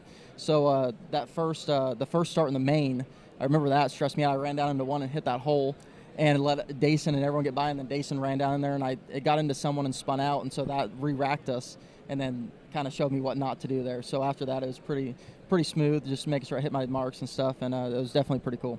It's got to be cool to get out of the car at a big race like that because everybody over at Mitchell County, they pack the place. Yeah. It's a cool event. The whole town gets behind it. So it's always got to be cool to win your first race. And, hey, there's a massive crowd there to cheer you on when you get out of the car as well. Yeah, no, it was really cool. And the entire Chad McDaniel family and everyone that was there putting on the race and supporting the race, it was really cool to see how excited they were for it and everything, and all the fans. It was really cool. I want to circle back to a point you made earlier, too, about the difference between going from the Avante Windows and Doors USAC Western States Midgets all the way to USAC National. You said they're on kill, but what were the other big differences that you noticed racing with the national guys a lot more often? Man, I mean, just nonstop. Like they're running as hard as they can every single lap. Like they don't give you a break. Like you can be running just as hard for the lead as you can for like battling for 13th back there, I feel like. And it's just like nonstop action all the time. I feel like the Western States, you could kind of like get relaxed at times. I feel like that's like with any local track, local series, like you can kind of get in that spot, like you get your car close and like kind of get relaxed. But it's like every night, like you need to be perfect on the national deal, I feel like, to even just have a chance at running up front, not even winning. So the intensity was definitely a lot higher. Intensity definitely gets hot and heavy with an Austrian Drink USAC National Midget Championship. Well, hopefully we hear something about your future very soon. If not, enjoy the rest of your PRI show. And, again, hope to hear something soon. Yep, for sure. Thank you for having me, Drake. It's the Drake and Drake show here on the PRI show at the USAC booth. Don't go anywhere. More coverage coming up next.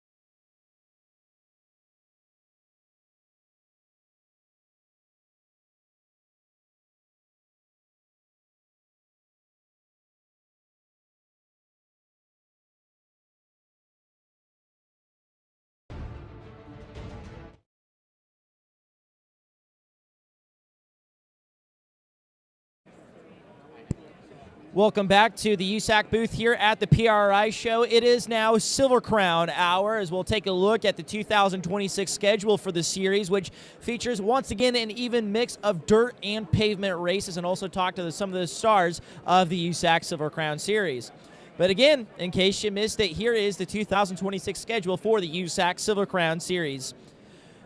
Bit of a different way to start off the season than traditionally in years past. We'll go to the Kansas State Fairgrounds in Hutchinson, Kansas for the Salt City 100. May 8th will be a practice day, and May 9th will be the race for the USAC Silver Crown Series to kick off 2025.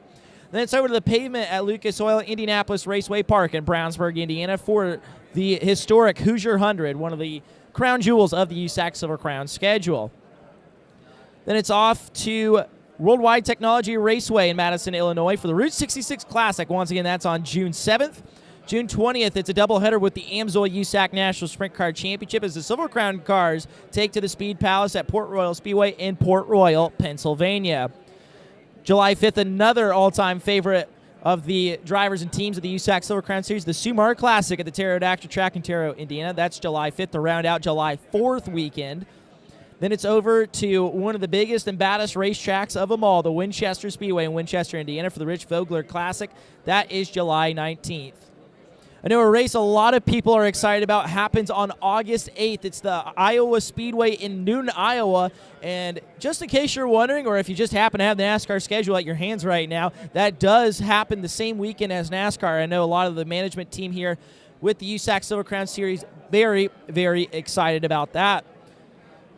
On August 22nd, it's over to the Illinois State Fairgrounds in Springfield, Illinois for the Benhausen 100. The first of 2-mile races. The second will happen right after that on September 5th at Du Quoin, the Du Quoin State Fairgrounds, that is, in Du Quoin, Illinois, for the Ted Horn 100. There is a TBA on the Silver Crown schedule. That is slated for September 13th. We do know, however, that will be a pavement race. September 25th, 26th, Eldora Speedway for the Four Crown Nationals. Of course, traditionally, as it has been in years past, Friday night we'll have Silver Crown cars practice. They'll qualify, they'll run their LCQ, and it'll just be the race on the 26th. New home for the finale here in 2025. They'll be pounding the pavement for the final race of the season. That is October the 3rd at Toledo Speedway for the Raleigh Beal Classic. Yet another very, very popular race when it comes to the USAC Silver Crown Series amongst drivers and teams. Very excited to hit all those in 2025. Over the course of the hour, we'll have CJ Leary, Matt Westfall, and of course Cody Swanson, who's made some headlines lately inside the USAC Silver Crown Series. So we're going to step away for just a moment. We'll be back with CJ Leary here in just a few moments.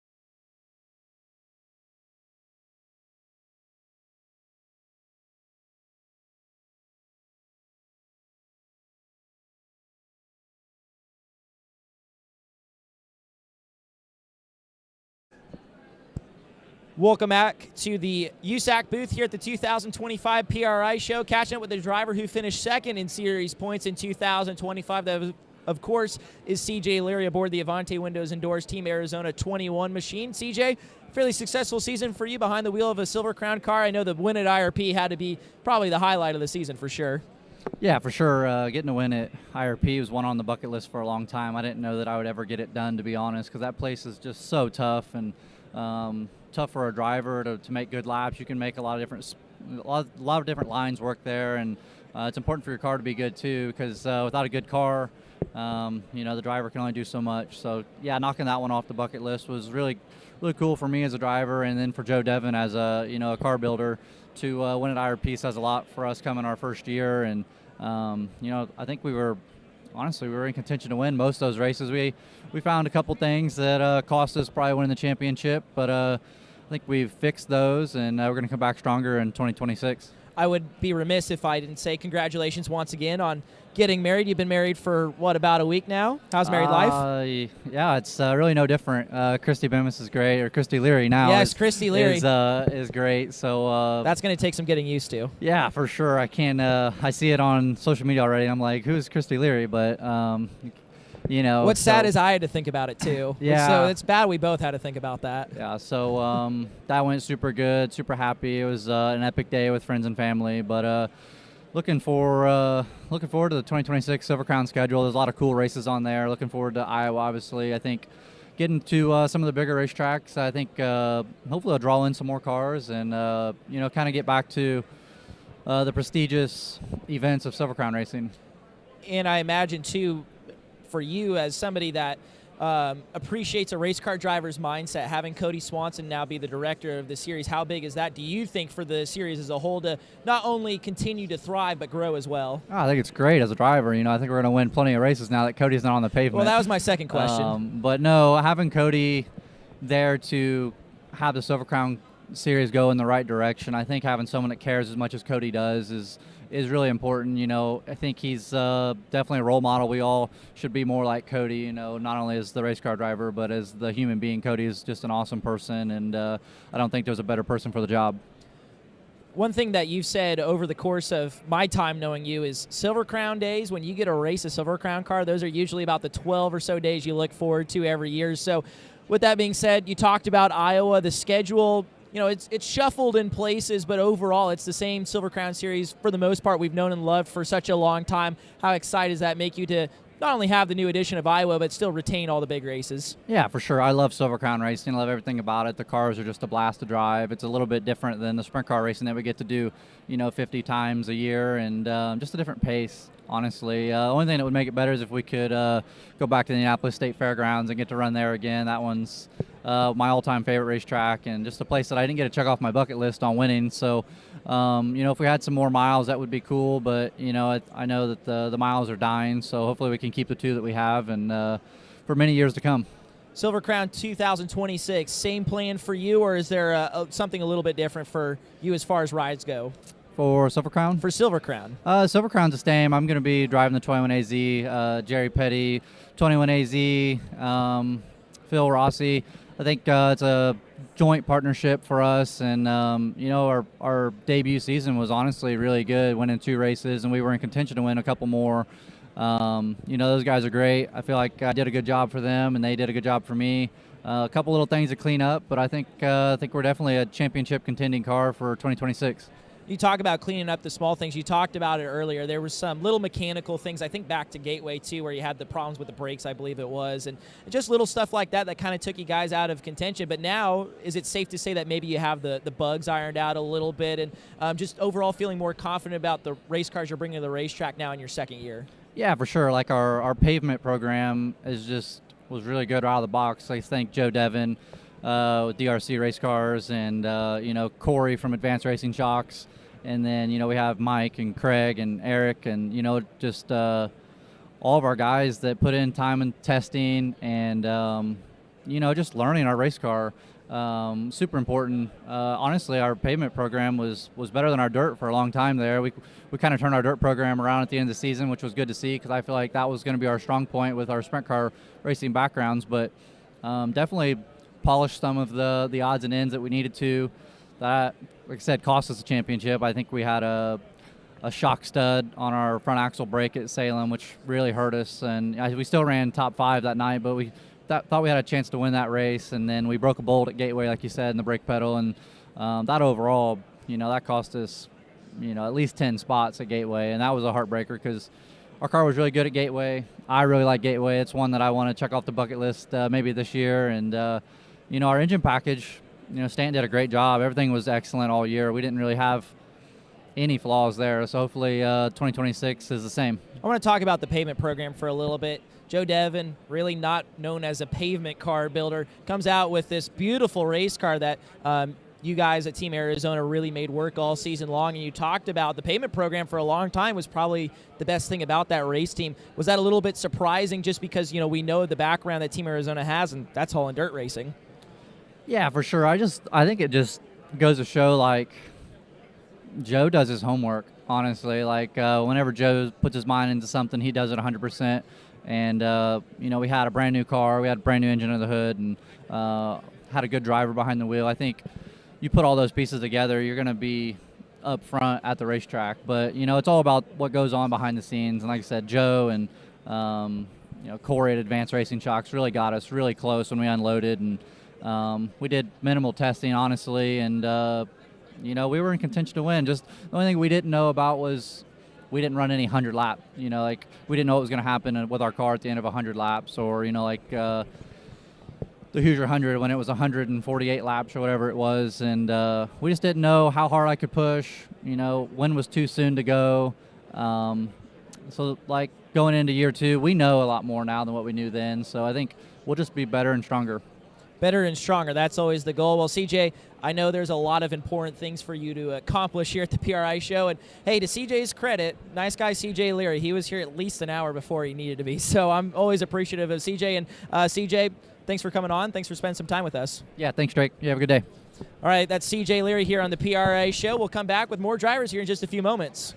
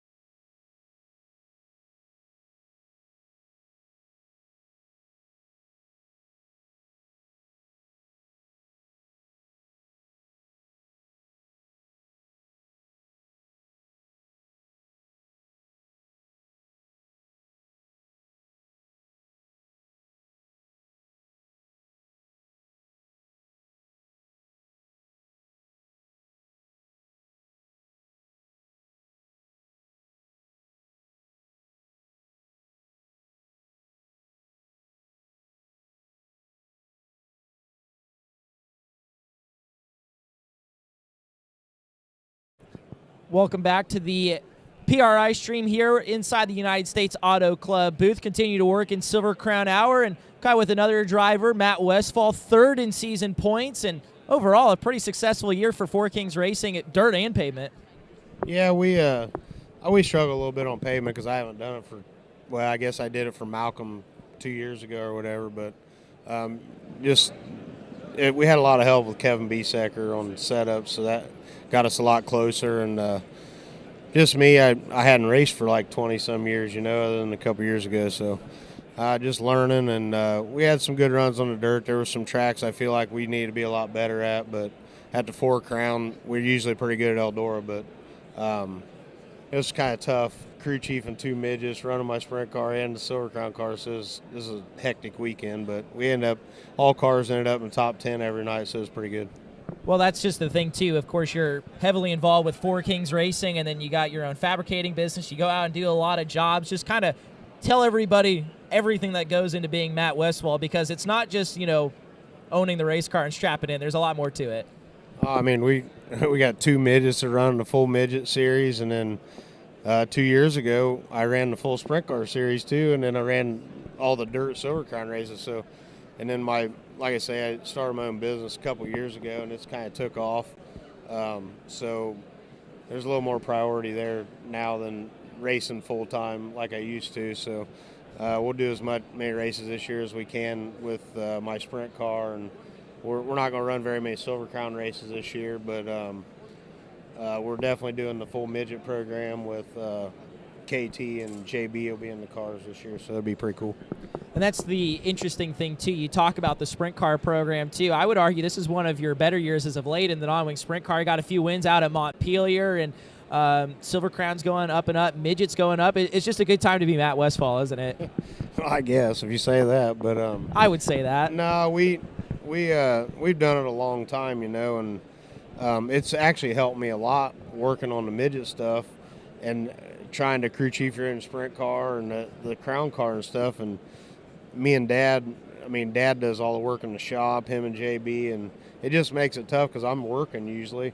And then we head to the racetrack, and just like it never stops. It's just it never ends. We used to have an off season. Now we're getting ready for Chili Bowl. We just got back from California, so I got Chili Bowl and then rebuild everything. We get back and it'll be race season again. So How do you stay on top of all that? Because there's a lot of things going on all at once. What's the key to, kind of making it all work and making it all coexist together? Well, I mean, me and Dad's been together forever, with the race cars. And then JB, he's been around. He knows now how we like to do things. So it makes it easier in the shop. We all have our own jobs. We do our own things. So even at the racetrack, we don't even have to talk to each other. We just do our thing and go on with it. And it's been really nice having KT in the car because he's easy to work with. And I can watch him on the racetrack and kind of know what the car's doing. And he comes in and I'll say what I think, and we resolve it real quick and we just go at it. And at the end of the year, I think we started really clicking, and it made a big difference. Well, that echoes what KT said here earlier. So the crew chief to driver relationship, that's still good. Back to Silver Crown for a second, too. You talked about the pavement and the challenges that came in with it. You bought a good car. I believe it was an old Legacy Autosport car, so you had a good baseline with the race car. But what was the biggest challenge about going back to pavement as part of the full-time Silver Crown schedule? I guess just me getting comfortable because we didn't do any testing or anything. And with our schedules, it's really hard to do that. But I don't know. I really enjoy the dirt more than I do the pavement, so I think that's some of it too, where it took me a little bit of time to get back used to it. One of my really good runs was at Winchester, and I stuffed it in the fence with a couple laps to go. And then that gives your confidence. I was starting to get my confidence built up there, and then it kind of went out the window there for a couple of the other pavement tracks. Well, pavement's important too, but now do you feel like you've got a really good baseline to go off of here for 2026? At least some good expectations for now what you and Four Kings Racing can do on the pavement? Actually, we're not going to run the pavement this year. I'm just going to run a few dirt races and scale back on my end a little bit on driving. And we're going to concentrate a little more on the midget side of it. Try to go for that championship, which this year I feel like we had a shot at it. We just had some unfortunate things happen in a couple races, but that's the way it is. It's the way it goes sometimes.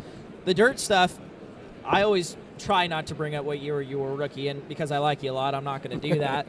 But that elusive first Silver Crown win, you've been close to a few times. I think of Eldora, it seems like every year at the Four Crown, you're right there in the hunt. The miles you were bad fast on this year.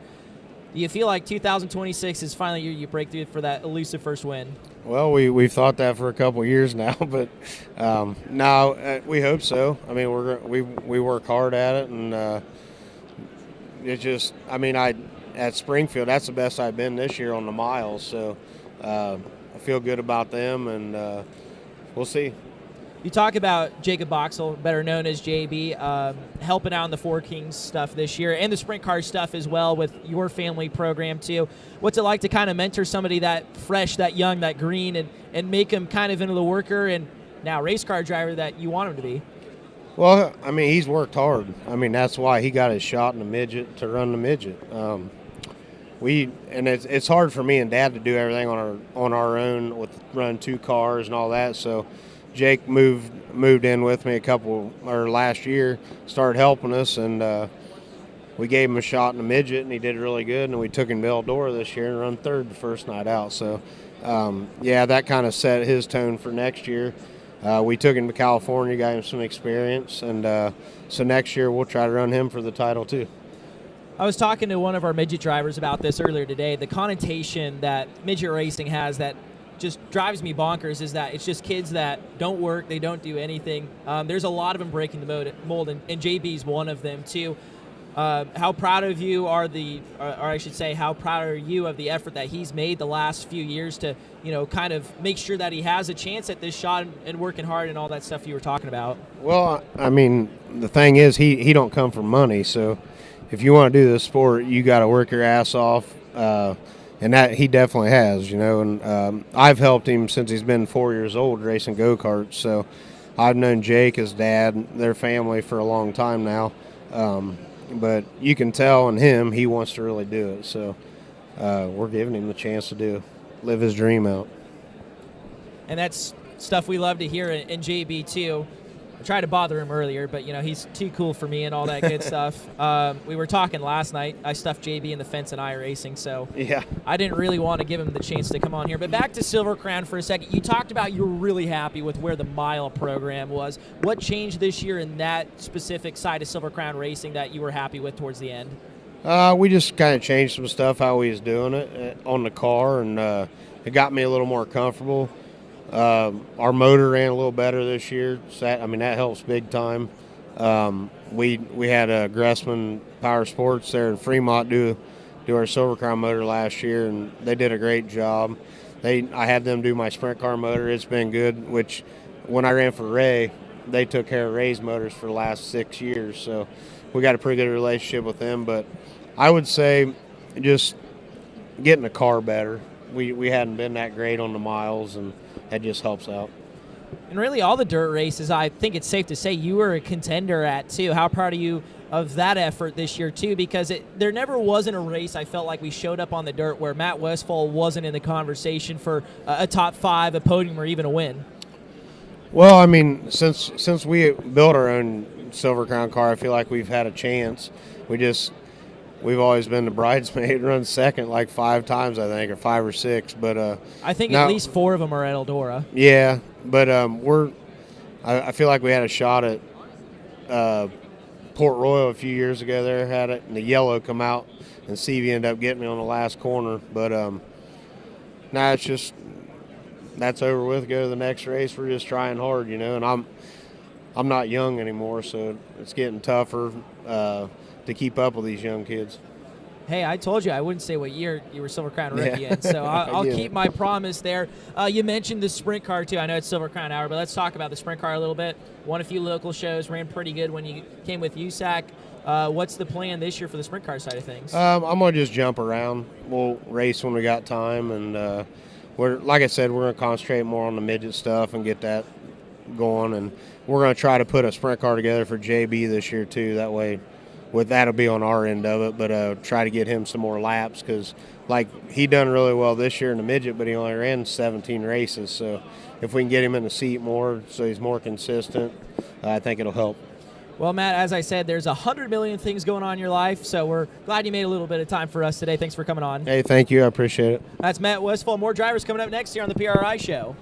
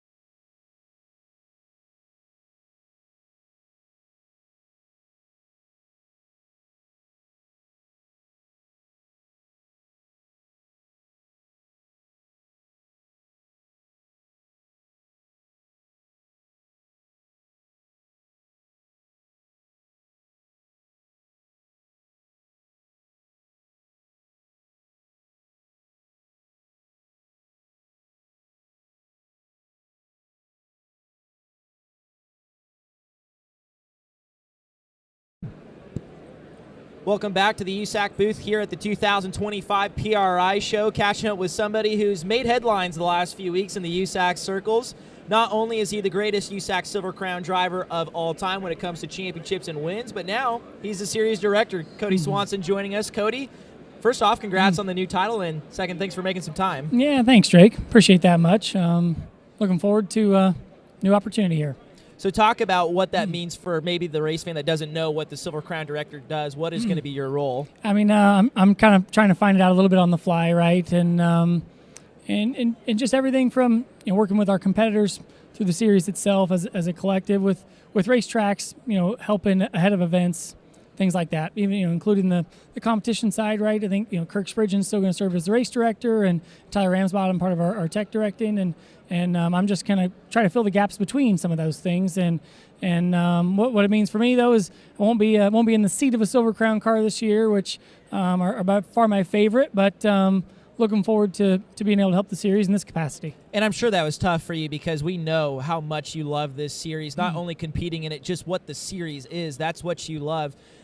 So take us through that decision-making process. Was it a difficult decision, or did you arrive at this decision very easily? No, I mean, I think it's difficult. I mean, I for whatever reason, I try to take so many different things into consideration, and part of that is that same thing. I love driving it, but I love the series so much that is this a spot where I could be helpful for the big picture in that way? And does that outweigh what I've enjoyed? I've been able to enjoy driving it a long time and spoiled in that way, right? Better than I deserve with teams and people and opportunities, and I want to make sure I can help have that continue for more drivers and teams to hopefully experience the series in the same way that I grew to love, and I do enjoy being on that part of it too, and not only the competitive part, right, driving yourself, but also the camaraderie that's part of our motorsports world and the community that way, and hopefully I can do a good job. And just to clarify for the fans out there, this is not the end of your driving career, just for now the end of your Silver Crown driving career. Yeah, and I don't know that I even want to necessarily say the end, right? But it's not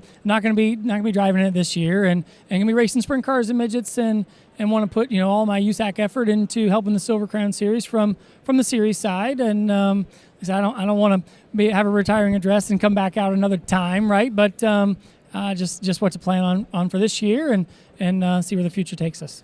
And that's the exciting thing, is the future too. And one thing that I have seen in person at the competition meetings, a lot of other people have observed, you're putting just as much effort into this as your driving career. I think some would argue even more, just to make sure you help the drivers and teams too. And we did the Cody's homework bits for a long time on USAC on FloRacing, and people now know how much you prepare for those races. So talk about preparing now, not to be the driver, but to kind of help and oversee everybody else. Yeah, I mean, I hope that some of those same tendencies help the series in that way, and knowing that, like you said, I studied for races ahead of time and the history of it and connecting those dots, and so I hope I can help our competitor base, right, to not only know what to expect at events, but maybe some pitfalls that people might fall into as early competitors or new to the series, that maybe as a veteran I can help. I haven't been around it that long, and now in this capacity too, and as well as working with racetracks and what to be aware of ahead of it and promoting it, and ways we can help. Right, USAC as a brand, even in circle track, runs so many races that it'd be impossible to keep track of it all. And maybe I can being a guy that can just focus on Silver Crown, much like I did with my driving career. Right, I worked a lot of my schedule around those races each year, and we'll do the same this year. That'll a lot be based on that and being aware of those ahead of time. That maybe I can just help things kind of line up naturally, and know people, help share the communication, the types of information that would help teams know what to expect, and have great Silver Crown races. One thing I find admirable about your time here at USAC, even really before you came over, we had kind of internally heard some rumblings that you might be coming to play with us, and you just didn't take a role and just kind of accept it. You came to a lot of races. I think back to Merced, the most recent one. You actually came in our FloRacing production van, sat there, took notes the entire time, and not only that too, but kind of just seeing how we run our program. How important was that to you to kind of go to those races, at least get a baseline notebook of how we do things, how things normally run, and all that good stuff? Yeah, I mean, I felt like that was really important. If I was going to be helpful, I wanted to know the context of where we've been, let alone know how to help where we are going.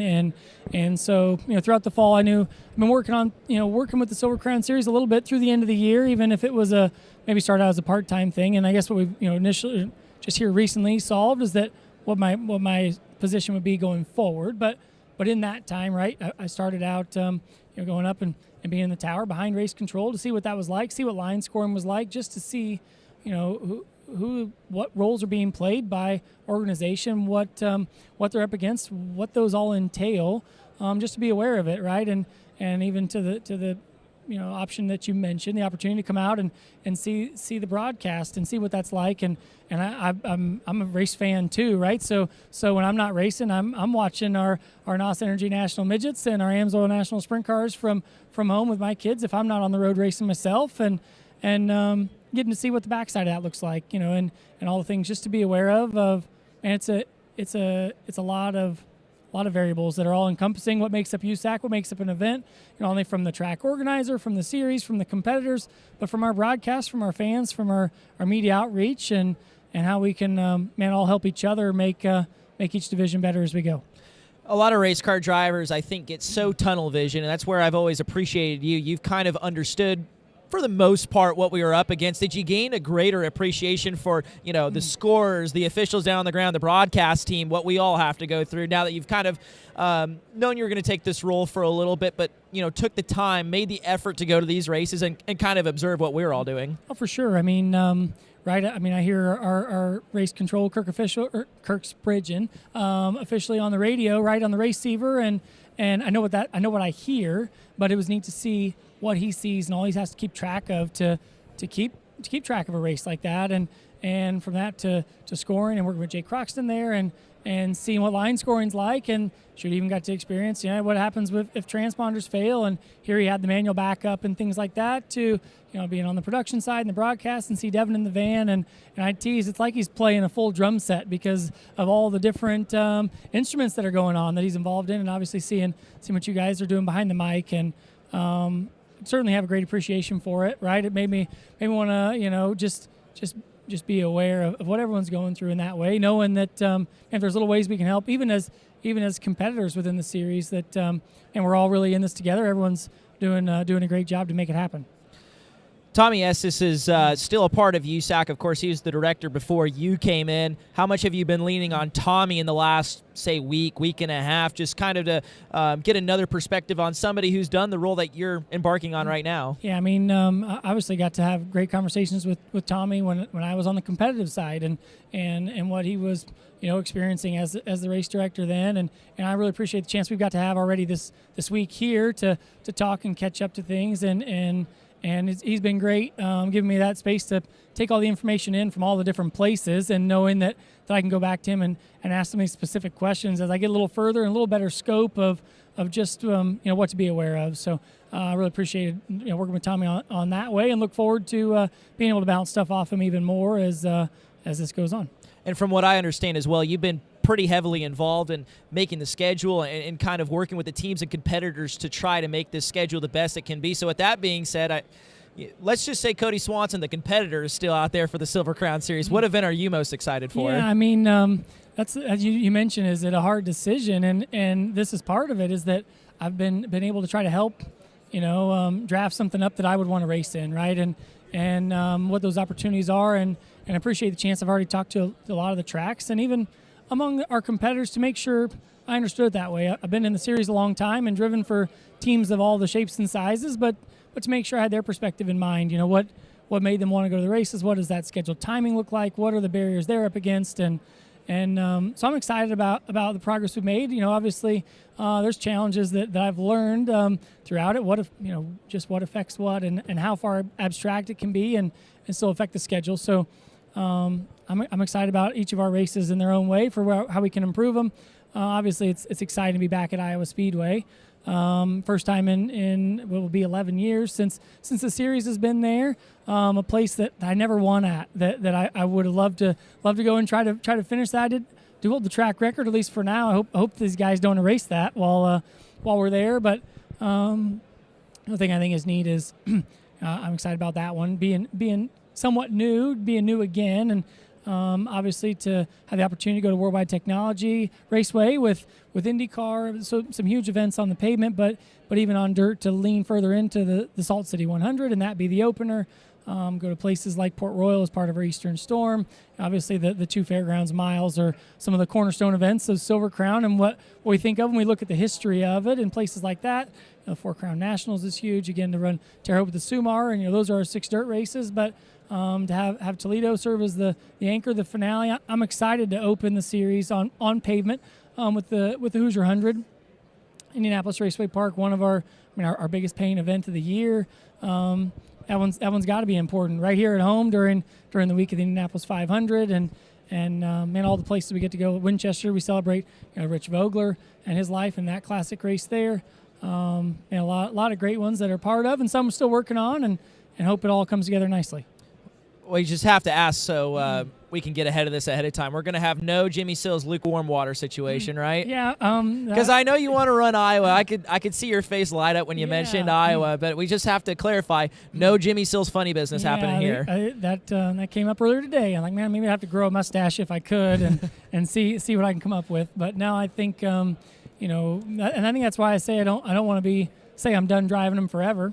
Because I hope, you never know what the future might hold to be able to come back to. But for right now, the opportunity I'm in, I want to be totally focused on the director part of that, on those Silver Crown race days when I can be there. Before I let you go, I'm sure race fans are going to want to know what you're kind of targeting as far as your sprint car, your midget races. Is it going to be a lot with the wing, without the wing, IRP for midgets? What does your driving schedule look like for 2026? Yeah, some of that's still in flux, right? I've had great opportunities to run with Nick Bohan on the 500 Sprint Car Tour and want to see what our options are there. I've been enjoying the chance to run with Dick Myers, the Ram engineering team, with the 50M, and hope we get to run out in Vegas again with the Open Wheel Showdown, and they've got the Race for the Million and some neat events that go on kind of in different arenas that they can keep me in the seat and still allow me to be focused on this. And maybe as midgets might look a little different now. I did tell I've had a great relationship with Tim Bertrand, and whatever Tim wants me to race, I'm in. I sure appreciate running with him and that team, and whatever those midgets look like, I'm in. So working on that part, I guess kind of next, Drake. My first focus has been this series, and still is right now. Well, that's Cody Swanson, your new series director in the USAC Silver Crown Series. We'll let you wander off to the other side of the booth, and thanks for making some time. Once again, that's Cody Swanson here on the PRI Show. More drivers coming up next.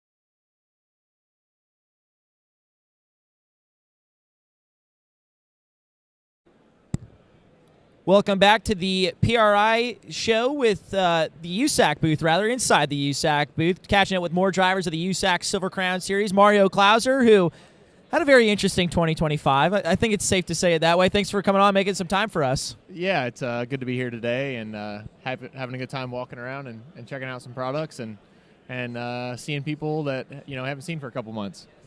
The thing about your 2025 I find fascinating, you got in a car, you got out of a car, you got into a car. You just swapped around rides a bunch, but it didn't really affect your speed the entire season. How are you able to carry, your talents and your speed and your momentum in all sorts of different race cars to put together a very well-rounded Silver Crown season? Yeah, it's not necessarily the season that we expected to have, or that anyone would want or wish upon themselves, I guess, to jump around that much. But yeah, I was able to get behind the wheel of a bunch of really great race cars and run up front, which was fun, and I don't know, maybe made it a little bit more exciting that I was able to do it for more than just one guy. But that being said, to run for like a Silver Crown Championship, I think you really need to find somebody you can run the whole season for. To bounce around like that is tricky. Not that a guy can't do it, but it's definitely not the easy way to do it, that's for sure. There's a lot of factors that go into making that specific situation tricky, as you mentioned, but what would you say is the toughest part of bouncing from ride to ride, kind of like what you experienced this year, whether you liked it or not? Yeah, I mean, there's a lot of factors there. You're dealing with different car owners and different guys, crew chiefs that set up the car differently, but then also with the Silver Crown deal, vastly different race cars. The chassis manufacturers are different, and those cars are quite a bit different in themselves, and then completely different engine packages and chalk packages and all that stuff. So heck, even different clutches. Some of those things are a little bit different. So just having to work around that stuff is tricky. Like I said, fortunately I was with some good guys, so their stuff all ran well and was fast. But yeah, we were, it takes a little bit to work through the quirks of everybody and work with different teams and just try and not step on too many toes there. And what I find impressive about that, too, you see guys that sometimes stick with the same ride, even for a period of time, and they'll have a specialty, whether that's on the pavement or the dirt, and they'll kind of struggle on the other. For you, you've done a really good job of rounding out your career as well as you have, too. What does that say about not only the talent level you have, but just the know-how of Silver Crown racing, that you're able to, jump from pavement to dirt and this car to that car and still be fast just the same every week? Yeah, I was fortunate to kind of grow up running both when I was real little in quarter midgets, and then even when we moved to run national midgets, that was when the series still competed on both surfaces. So you kind of had to be, multifaceted there and be able to run both, which is really, plays into my hand well for the Silver Crown deal, because you do have to run both surfaces, and so that's been a lot of fun for me to be as competitive as we are on both surfaces, and like you said, not something that really a lot of guys can do. Yeah, you certainly see guys that are super specialized and run well here or there, but to have speed on both surfaces has been awesome. So you talk about the key to doing a Silver Crown season right is running with the same team the whole season. Is there any plans that you're working on or that can share with us about 2026? I don't know yet. I'm still working. There's a lot of pieces of the puzzle to try and put together there to run a full Silver Crown deal. Is expensive, and it's a big undertaking for a team. And you got to have a lot of equipment in place to know that you can make a true shot at it. So we'll see what happens there. I don't know. We're still working on that. All right. Well, hopefully there's news there soon. 2025, there was a lot of special moments in Silver Crown. The one I instantly think of when I think about your season was the podium at Springfield, a place that you grew up at. That's kind of what made you want to drive not only just race cars, but Silver Crown cars especially. Would you say that was the most special moment of 2025, or is there something else that stuck out? No, I would say so. To run well at Springfield was really awesome. Yeah, kind of obviously I really need to get a win there. But to be on the podium was great. That was only our second, really crack at it. And I did it there with my family, which was super cool. I had a blast getting my girls up there on the front stretch, and yeah, just to run well there was really awesome. And then we backed it up at DeCoin, kind of proved it wasn't a fluke, so that made that deal really cool. And then going quick time at IRP was also awesome. That was something I wasn't really expecting. Back when we ran the midget a lot, there was a year where we had a ton of quick times, and then after that, it seemed like I kind of forgot how to qualify, or struggled, I guess I should say. So to get out there and go quick time again was really cool. That was a cool moment, and I think that just speaks to the season that you had in the USAC Silver Crown Series, is that there was a lot of moments to pick out of. Back to the miles for a second, too. I would probably venture to say that it's the races that you want to win the most in your driving career before you call it quits at some point. Hopefully very far down the road. Right. We want to see you around for a very long time for sure. But every year the miles are a big focal point for everybody, but I would think it's safe to say that it's a bigger focal point for you just given the history and what those races mean to you. Yeah, definitely. The miles are so historic that to win one of those would just be awesome, man. The names that have won those in the past are obviously, super great drivers, and the list goes on and on of guys who have won those things. So to put your name on that list would be fantastic. Again, with Springfield being, essentially my hometown race, that would be even more special if we could do that. So, yeah, the miles are really cool. I hope they never go away. And like you said, I hope I'm running them forever, man. A Silver Crown deal is something I can see myself driving for many years to come. So hopefully that'll be the case. The thing about the miles I find fascinating too is you just talked about the history and the prestige is there, but it seems like it's, for a lot of guys at least, it's the hardest races of the season to win, hardest races you'll ever find in your career to try and win. Is that what kind of keeps you coming back every single year? Yeah, they're super difficult, obviously, and you only get 2 chances at it. Like with the sprint cars or the midgets, maybe there's only, they only run at Indy one time a year, or they only run at Kokomo a couple times a year, or whatever. But you have many cracks at winning at those tracks, and because the miles, you only get the one shot at it. So it makes it maybe all the more special, I guess, all the more difficult. There's you can't go practice, you can't go test at those things, so you only get your one chance at it. So I think that does just make it all that much more meaningful if you can get it done. It's a tricky place. It's a very fickle kind of racing. I think a lot of drivers would agree with that too, especially because track sometimes gets a little narrow and rubber comes into play, and qualifying is important. I mean, qualifying is important in any form of racing, but there's just so many things that wrap into that race. I'm not a morning person either, so practice, if I was running, I would not be good at practice. I think that's an important aspect of it. How important is practice for maybe somebody that isn't a morning person? I don't know if you are, but I know I struggle at the miles in practice. I am a morning person, so to be up there is not too bad. The couple of times we've ran back-to-back with Gateway, now that has made it a struggle. That is hard. But the days, on a normal day, it's not bad for me to get up there. But practice is tricky at Springfield. You unload, and the track's as fast as it's going to get all day long the very first time you're out there. And then, the track slows down, which, you think it gets slower, it gets a little easier, but really as it gets slower, it gets a lot slicker, and it becomes way more technical. So yeah, being able to get some laps out there is crucial. Just because, like I said, you don't get to go practice anywhere else that's like that. So you only get those few laps, and then you got to go down and lay a qualifying lap. And like you said, qualifying super critical too, because it is so narrow there and tricky to pass that if you're starting in the back, not that a guy can't get it done, but it's a heck of a lot more work. Absolutely. Well, there's some great mile insight too. Of course, we talked about the schedule that you can find if you're not here at the PRI show, rather, at USACracing.com. You can find all of our schedules there for Circle Track. And we'll let Mario go. He's like everybody here, except me, apparently. He's a busy guy with a lot of important things to do, but thanks for making some time for us. Yeah, thanks for having me. All right, when we come back from the break, Kyle Steffens will join us here on our USAC PRI stream. Don't go anywhere on FloRacing.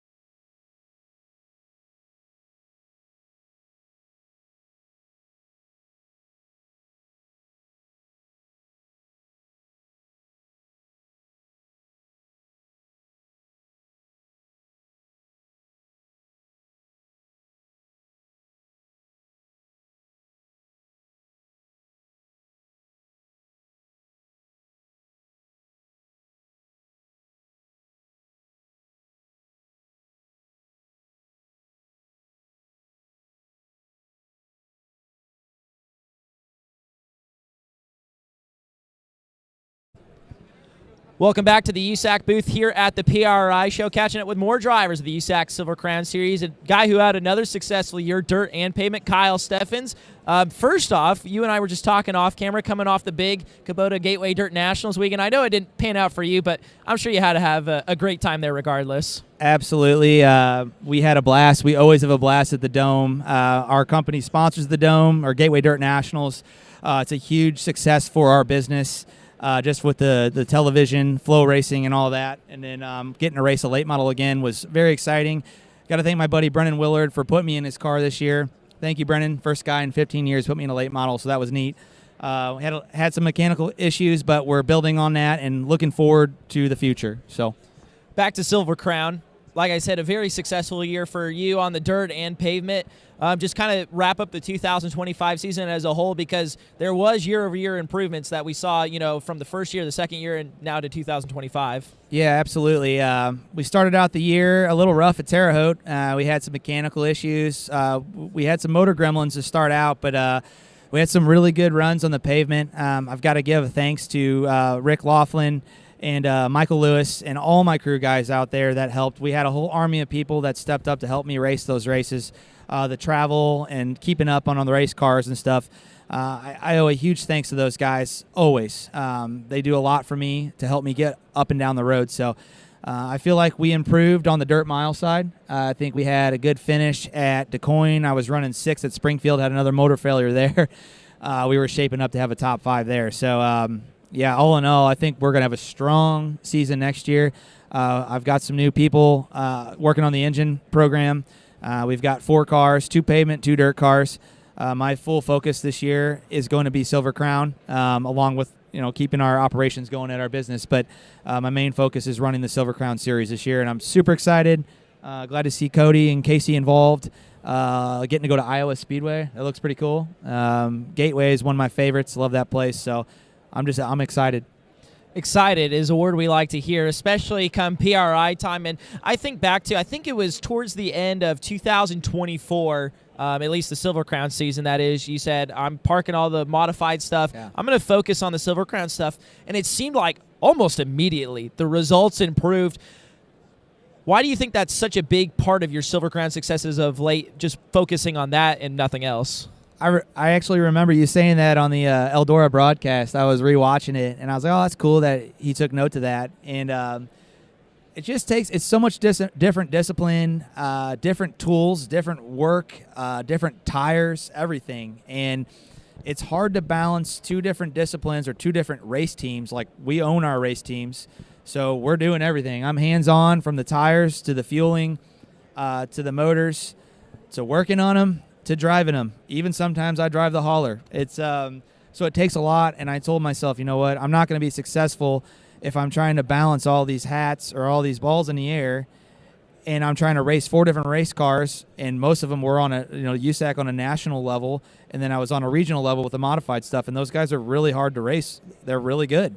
So I decided to park that stuff and put my full focus on open wheel, and with that, I was able to just really dial in my driving style, and also just the way that we had to work on the cars and my setups. Like on the dirt, I do a lot of my own setups on the dirt stuff, and I was able to feel the car and understand what I needed. So I think a lot of that helped.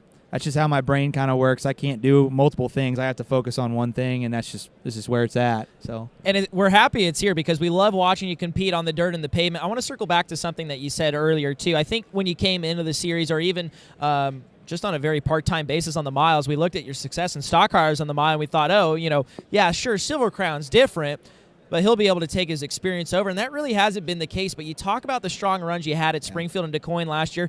How satisfying was it to finally have that bit of an aha moment that, okay, we can contend here, just like we did in the stock cars? Yeah, it felt good because at one point in time I thought, man, maybe I'm not cut out for this. I believe in myself.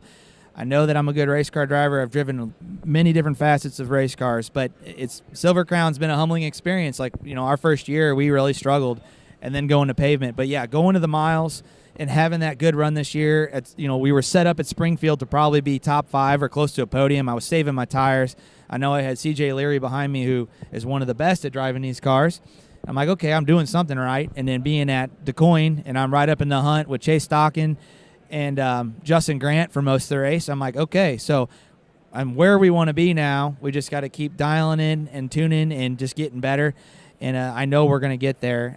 It's a big learning curve. Well, the big takeaway for me is we're going to see even more of you in 2026. I know you're very busy with your business here at the PRI show, so we'll let you get back to that. But thanks for making a little bit of time for us. Absolutely. I appreciate you guys. Thanks, Drake, for having me on the show, and I'm looking forward to the next year here.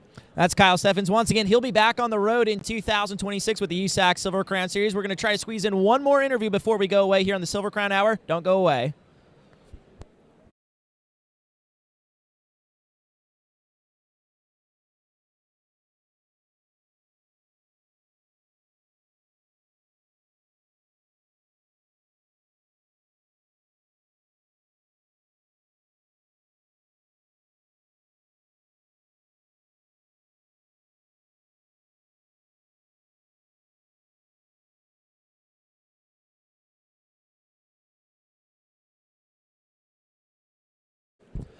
Getting close to rounding out the Silver Crown Hour here inside the PRI show, specifically at the USAC booth. By the way, if you're at PRI, make sure you come by, grab a schedule. We got good breath mints, too, I'll add. Saban Bybent's been stealing them away from us all week. But easily Saban, one of the most entertaining drivers on the USAC Silver Crown Tour, even with the part-time schedule with Federer Motorsports, driving a car that's older than you. I feel like you turned a lot of heads this year. How would you rate your 2025? I mean, overall, I'd say it was a pretty good year. Like, I think once you kind of break down and take apart each race, we didn't really have the stats we wanted, but, I mean, we showed speed at times, just hard putting full nights together. I mean, this year we went to tracks that he had only run the miles before, so going and doing that was a huge challenge for him, Billy, the whole Federer clan, just because it was different than what he'd been doing for the 10 years. And, like, Hutchinson from Friday to Saturday, where we improved and how much we did on the setup, like, I thought was huge. Then, like, we went back to the coin this year with super high expectations, just missed Springfield, and didn't end up where we wanted to be, but that was a long day with lack of communication, power steering, brakes, and end of story, you know, but we don't give up. And, I mean, I think we ended up 13th or something, which wasn't what we wanted, but Eldora kind of the same way. Like, we showed speed, just not all weekend, all 50 laps of the race. So just spent the time since then getting the car down, and Billy and Sammy have worked really hard while I went out west trying to figure out what I was doing. But, yeah, so we're excited about getting the cars back together and see what we'll have in store. I say you're one of the most entertaining guys because you'll drive every single lap, especially in the Crown car, like it might be your last. And I think of practice on the miles and Eldora especially. You just know how to hang out these Silver Crown cars. But as I'm sure you figured out by now, Silver Crown, you got to be a little bit more refined than hanging it out all the time. What's been the balance of that been like this year, trying to learn what it takes to be good, not only in practice and qualifying, but the race too? Well, I mean, you kind of alluded to it, right? That, like, I drove every lap like it was my last. Like, well, the Silver Crown stuff was a one-race opportunity that I was lucky to gauge more races than with the sprint car. Like, over the last couple of years, I didn't know what my future was, so I honestly did drive every corner like it was my last for quite a while, then realizing, like, okay, you can't do that. Your equipment's not going to make it. You're going to get, you know, you're going to be found somewhere with a bloody nose. Eventually it's going to pay off in the wrong way. So I feel like kind of refining that and trying to keep notes and just giving respect to my car, the competitors around me, which was a learning moment this year too. I feel like it's helped. And the Silver Crown stuff being not a sprint race, like literally you've got time to have to worry about a bunch of other situations with it being a longer race. And I think that's cool. Like, kind of always watching or going to the races with Cody, hearing about how he's got an extra 10 rules of strategy that go into that. You and I were talking off camera just a second ago, really quick before we have to step away, talk about what 2026 looks like for you in the Silver Crown and the sprint car side of things. I mean, right now it's still early. We have some time to get some stuff ironed out, but Sammy and I and Billy are going to be back at it in the 88 car. What all races, we're not 100% sure yet, but the miles, maybe Eldora, Terre Haute. And then with the sprint car, we leave in, I think, 50-something days to go to Florida. So I was kind of just going to plan it from now until then, how I'm going to figure out how I'm going to do the rest of it. But we're going to try and go to just every race we can until we kind of run out of money. which That's what the we idea, say right? Every year. Yeah. And somehow we made it out to Arizona last year. So I don't really know how, but we're back. Just got the trailer back last weekend. We blew an axle from that whole trip, and kind of back to normal life. We got 50-ish days, and we're back in Florida sunshine, back at work. Perfect. Love to hear it. Well, looking forward to seeing you on the sprint car and the Silver Crown side here in 2026. But that's going to wrap it up for our circle track coverage here at the PRI show. Up next at 1:30, some friends of ours from Amsoil will come by to talk about their amazing products. But once again, my name is Drake York. Thank you so much for joining us here on our PRI stream. And stay tuned for some more amazing content from the PRI show inside the USAC booth.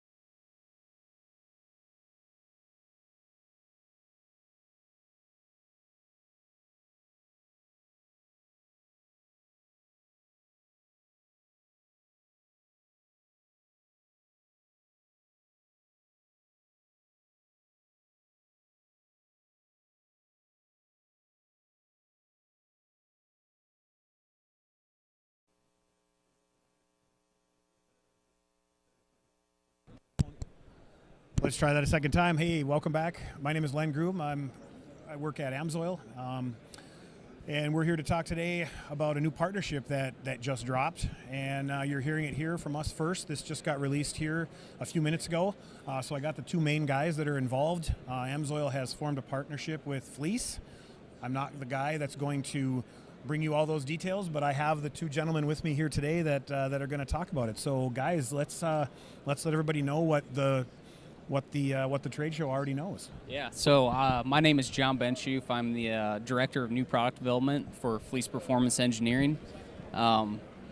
We've been having this conversation for a long time about how do we develop a partnership, and today was the day we got to actually announce what Ryan and I have been working on for a long time. We are going to have a co-branded diesel oil product to deliver to the marketplace. So. You and I were on this thing. I mean, this has been talked about. I mean, I met you a while back, and Jeff as well.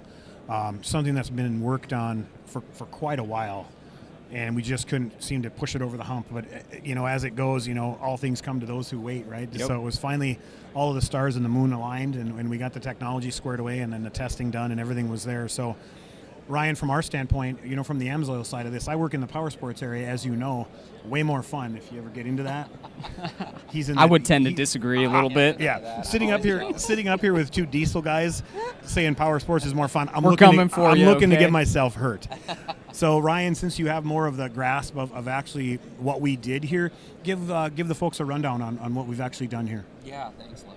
We wanted to develop a very purpose-built fluid for diesel pickup trucks, and more specifically, pickup trucks that happen to have fleece modifications done to them. Yep.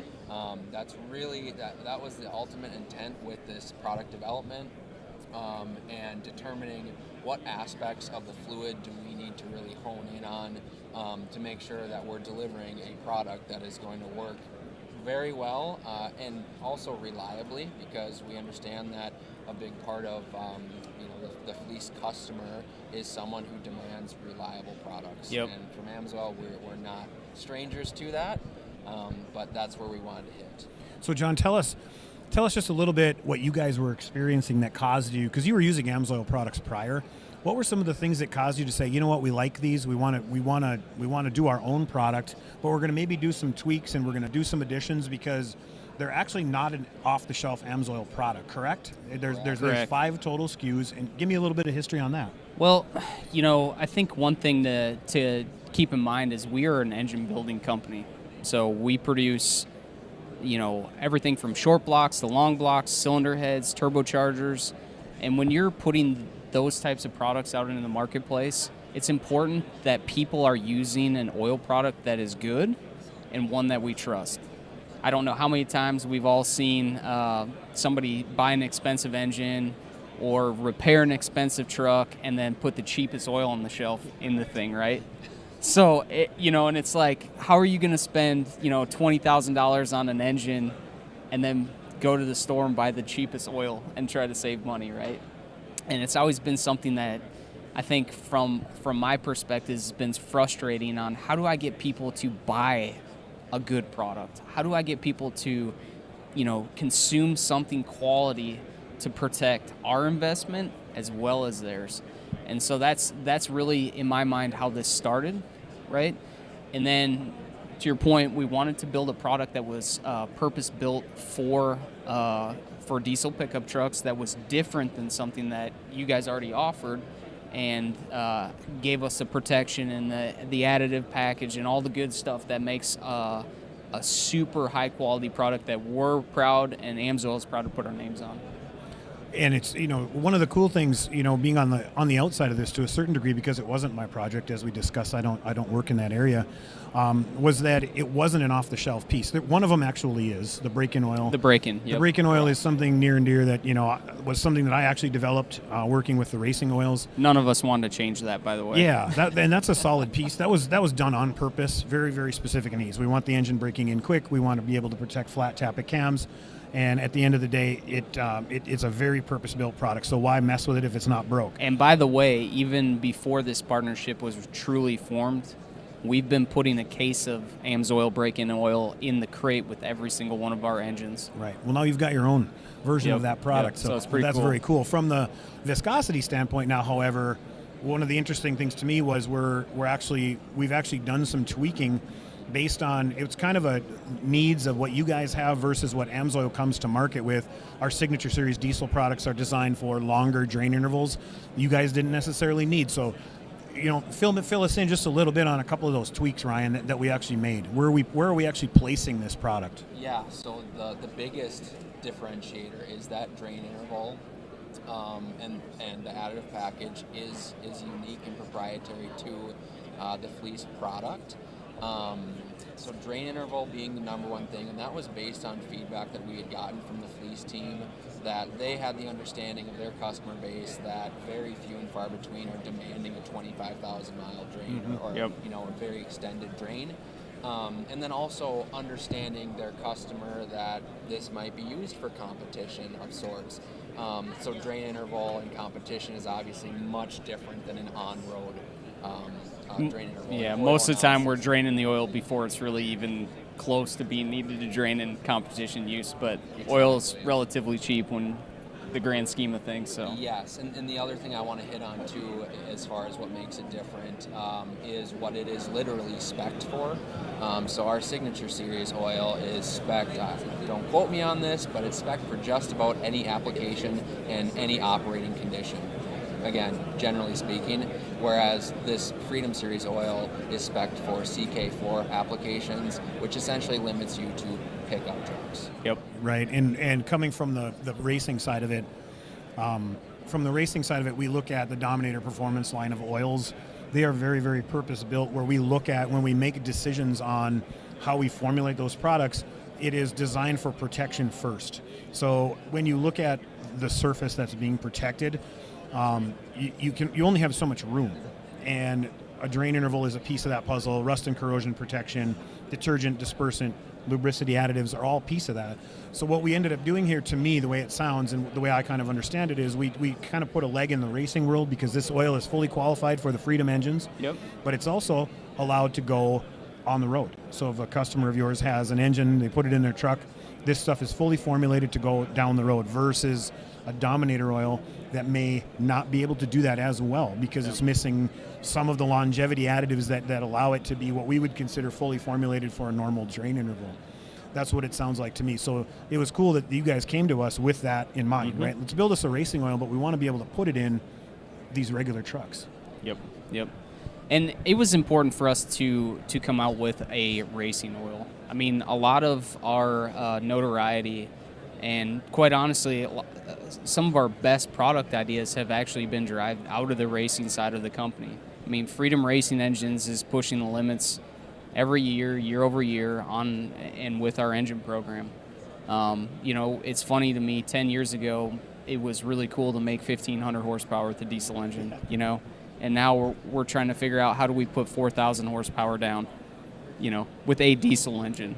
It's crazy. And so, again, having an oil that we can trust, that our customers can trust on the highest end of the spectrum, super important, all the way down to just a normal everyday truck. And I think what's really cool too is let's tell the folks, where is this stuff available, right? When is it launching? Who's it available to? How do they get it? Very, very good question. So it is launching in spring of 26. We're hoping for March. And then available to our own dealer network at Amsoil. They have full access to these products. In addition, it'll be on the Amsoil website. And then in addition to that, Fleece, I'll let you speak to that a little bit, John, but Fleece is going to have full access to this line of products. Yeah, so this oil will be available through all of our normal distribution channels. You'll be able to buy it directly on our website. All of our partners, where you can purchase a Fleece product, you'll be able to purchase this oil. So, excellent. So available to pretty much everybody, everywhere. Yep. No reason not to be using it, evidently. Well said. Well, it sounds like we've got a really solid piece. I'm excited for the future of this and how it works. And thanks, guys. I appreciate it. All right. Thank you very much. Thank you. We'll be back shortly. We've got a couple of Amsoil-sponsored racers that we're going to chat with.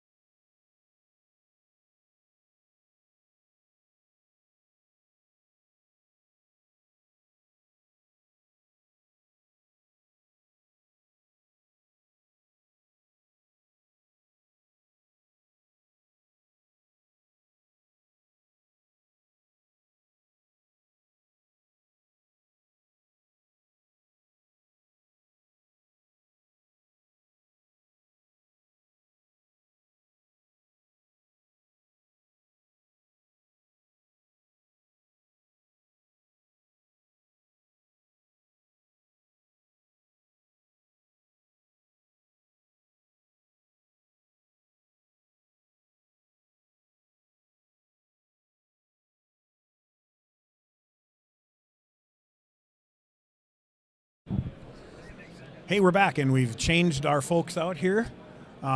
We've got Scott Birdsall with us. Scott, thanks for having me. Welcome to our 30 minutes of fun up here. You know, you and I were just talking off camera that it'd be cool to just give the folks a quick rundown on how it is we got together. So I'll give you my end of it. And I came to this show probably about 5 years ago, and I got a call from our director of marketing that said, "Go check this guy out. He's over in the Fleece booth. Go over and see if he's legit." So, sent you over to vet me. Yeah, so we came over, and you and I had a conversation. You kind of knew I was coming, and we just had a quick conversation, and I remember what you originally had said to me right away, which was what? I said I want a relationship with a company and not just free product. Yep, that's exactly what it was. And from there, I was like, okay, this guy's legit. We're done here. Let's just have a conversation at that point. Yeah, it's really important to, as a racer, that the companies you work with are your family because they're part of your team. Right. And I just wanted to make that very clear up front that I wasn't just looking for free product. I wanted someone that I could work with for years to come. Right, and it's been 5 good years, man. I've been out to events with you. I've traveled with you, and you know it's been fun. You know, the Garrett thing, we got some stuff going that we're going to talk to people about coming up here. Not quite ready to reveal. Big turbos. We might have some big turbo stuff happening, but we will talk about that. You're involved there as well. So, but let's talk, if you don't mind, let's talk a little bit about you. You know, I know that's one of your favorite subjects, right? No, not really, but no, I know. I like cars. I know you do. So let's talk about what you've been up to. Yeah, so just the past couple of years, we started the Land Speed project with the Amsoil Inc. Land Speed scaping truck. Yes, sir. And little backstory on that, it was our garbage truck at the shop, and it was a Land Speed, or not Land Speed, it was a landscaping truck before that, so we call it the Land Speed scaping truck. But, you know, we took that thing to Bonneville, you know, right off the trailer, set a record pretty much. Came back the next year and set another record. So it's now the fastest mini truck in the world, and in no small part to Amsoil because yeah, that's a cool thing. That's hard to do. I mean, let's talk about that. You know, the truck is, I love the story on that truck, and it's cool. But what really makes me geek out on stuff is when you're talking about what that oil goes through and what the engine has to go through. So you're going 5 miles. So the course is 5 miles long, and it is lit for the last 3 miles. So for the first 2 miles, you're kind of just trying to get up to speed and get some traction because it's on the salt. There's not a lot of traction there. But the last 3 miles, you are at maximum RPM. You're at 9,000 RPM. You've got 1,400 horsepower, and you're holding it to the ground for 3 straight miles. So it's not like a drag race where your car needs to last, you know, 8, 9, 10 seconds. It needs to last for 3 miles of flat out. And I'm happy to say that we have had no oil-related engine failures in the entire 5 years of our relationship so far. Right, and that's one of the cool things. I love that piece of the story because that motor is just getting worked, and so is the oil. Yeah, and that proves that you know, we at the end of the day, it's the testing. That's a good test effort. You're running fully formulated oil that is available to everybody. Yeah, it's not special for you. No, it's not. So I don't run any special formulated oil. I run the off-the-shelf racing oil, the Dominator. We run the 2050 or the 1040 Dominator in that.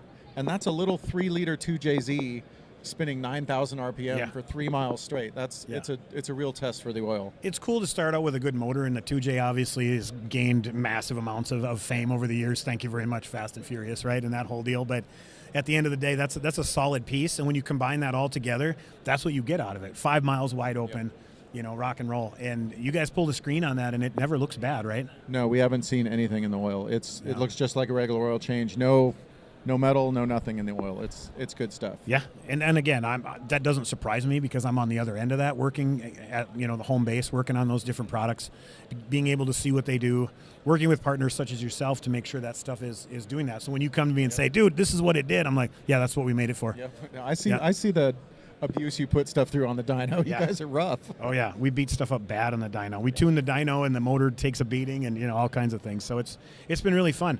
I want to address some other thing while I got you here cornered on camera now, so there's no lying. I'm hearing some rumors that something might be coming back to life. What's the deal? Oh, yeah.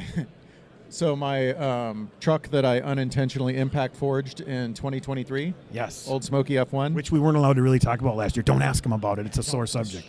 So we didn't talk about it last year. So okay. So Old Smoky is currently in redevelopment for soon.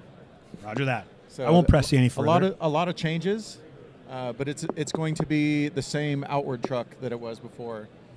Same amount of power, diesel power, obviously protected by Amsoil, but a lot of changes to make it a world-class road racing truck. Nice. Well, I can't wait to see that. I'm excited to see it. I can't believe how iconic that thing has become. I mean, after it got, what did you say, unintentionally impacted?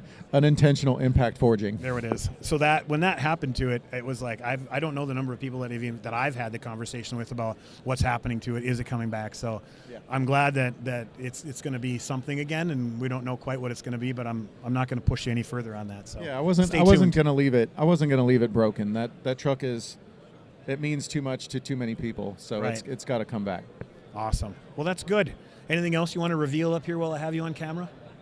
I'm pretty stoked about the new partnership with Fleece. Yes, yeah. There it is. Yeah. So, we just talked about that a little bit ago. Yeah. So Amsoil and Fleece. Fleece is my engine sponsor for my race program for Pikes Peak, like Old Smoky and the LMP car, and they're going to be doing some product together. Yeah, announced and discussed, right? So we were just up here a little bit ago chatting about that with the Fleece guys and Ryan Radzak, who is the contact point for that product. Is he still here? He's over there. He's the manager for that product. So yeah, fun deal. Very happy to have that going on. And as you and I were talking off camera, it's kind of cool that it all kind of your whole sponsorship, it all kind of started over in Fleece, and then we've come full circle. Now we've got a product, we've got you.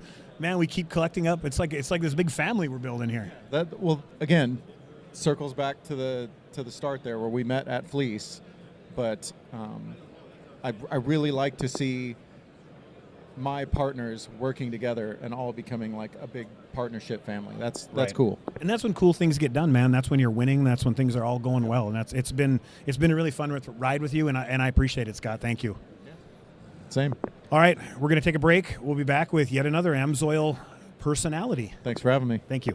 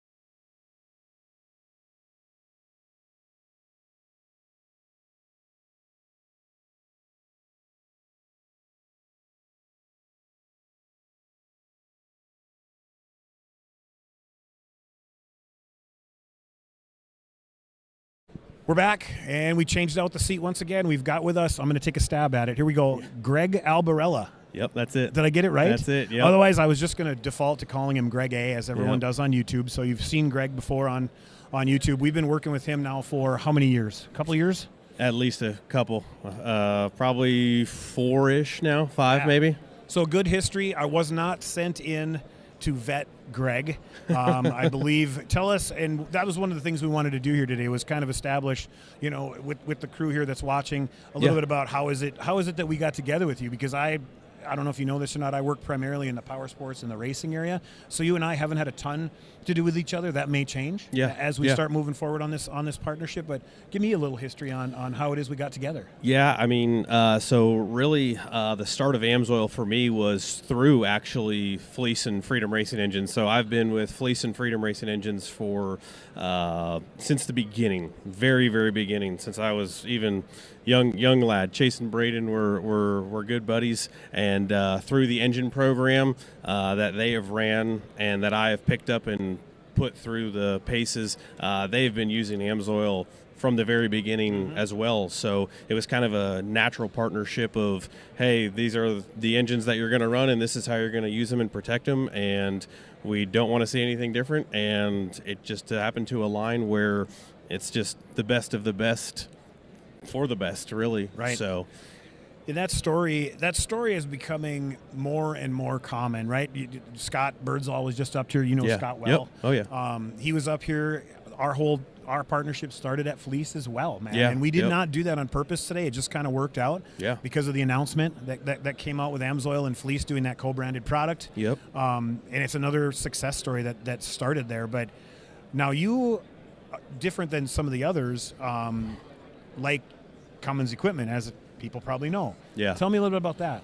I mean, basically, if it's got a Cummins diesel engine in it from first generation Ram all the way up to the brand new stuff, I have tinkered, toyed, messed with, blown up, built, rebuilt, raced, all over the place. So if it's got a Cummins engine in it, we've been modifying it and playing with it for quite some time now. And all of it documented, right? So you go down in history. That doesn't go away. Yeah, YouTube videos don't go away. So many years of YouTube videos to document young Greg in the 2-car garage to now. I have to do, and I didn't know, I've been at Amsoil for 16 years.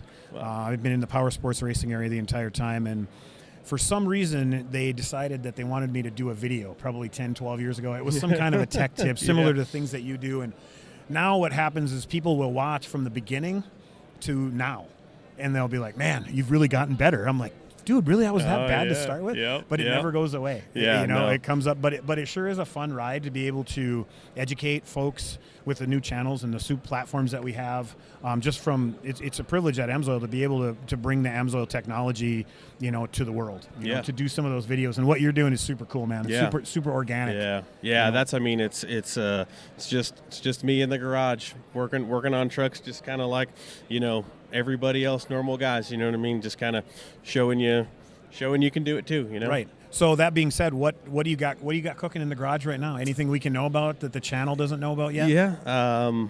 I try to keep it pretty open. I mean, I keep everything pretty much out there. I mean, next year we always do UCC, so my UCC truck is going to be competing again this year with its new billet Freedom Racing engines. Okay. So we've got the billet engine in the works, a new class that just came out at UCC2 as well, 72 fast. We're building a truck for that. Okay. And burnouts competitions happen to be extremely popular these days. So that's honestly the ultimate torture test of drag racing, sled pulling. The burnout competitions absolutely kill everything, but those are real popular, and we have 2 of those trucks. And why is that? You talk about a sled pull being easier on the motor than a burnout competition. Is it because of the unload on the tires, and then you're on the rev limiter right away, the valve float, or what is it that causes that in your mind? And it's not like drag racing or sled pulling is easy on it by any means, but burnouts are realistically the most sustained abuse over time. So you think of a drag race, it's a couple seconds. You think of a sled pull, it's maybe 20, 30 seconds. A burnout, you're trying to pop the rear tires, and that could take anywhere from, say, the goal is 2 minutes, but I've had them go as long as 5 minutes. And you're trying to keep that engine cool for an entire 5 minutes with it making peak power, peak RPM, and just giving it absolute torture for the longest amount of time. Yeah. You know what that is to me? To me, that's an excellent test bed for Amsoil products. Oh, yeah. Because when we do testing and we partner with people, that's what we look at. What is the most extreme thing that this guy can do to the product? Yeah. And let's put something in there and prove that the stuff does what we say it's going to do. It's like Scott holding the throttle to the floor for 5 miles or 3 miles. I'd say it's just a different application. One's got more load. The burnouts don't have load, but they have more sustained RPM and abuse. Sure. Uncontrolled RPM. Yeah. Think parts are moving extremely quickly. Yes. You're having boundary lubrication where the piston's actually touching the cylinder wall a little bit. You're activating additives.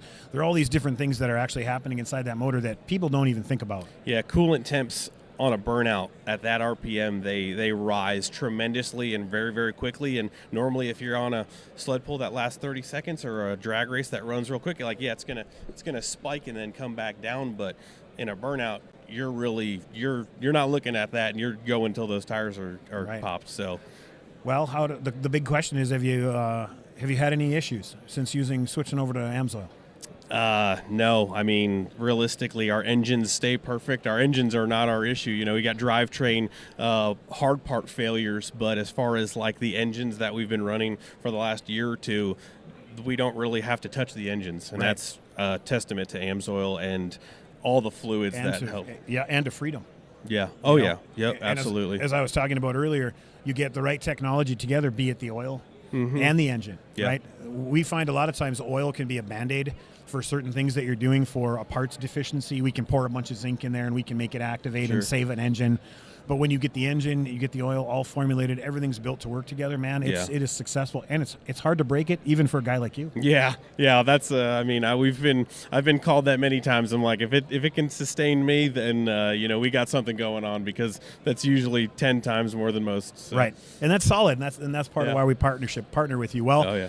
Hey, man, I look forward to working with you a little more. Yeah, absolutely. Getting to know you a little bit more and trying to come up with some cool tests. So yeah, for sure. We'll be staying tuned on your channel, and I'm sure you got more carnage to come. Oh, it's never ending. It's inevitable. So absolutely appreciate you guys having me. I appreciate the time. Thank you very much. We'll see you later. Thank you.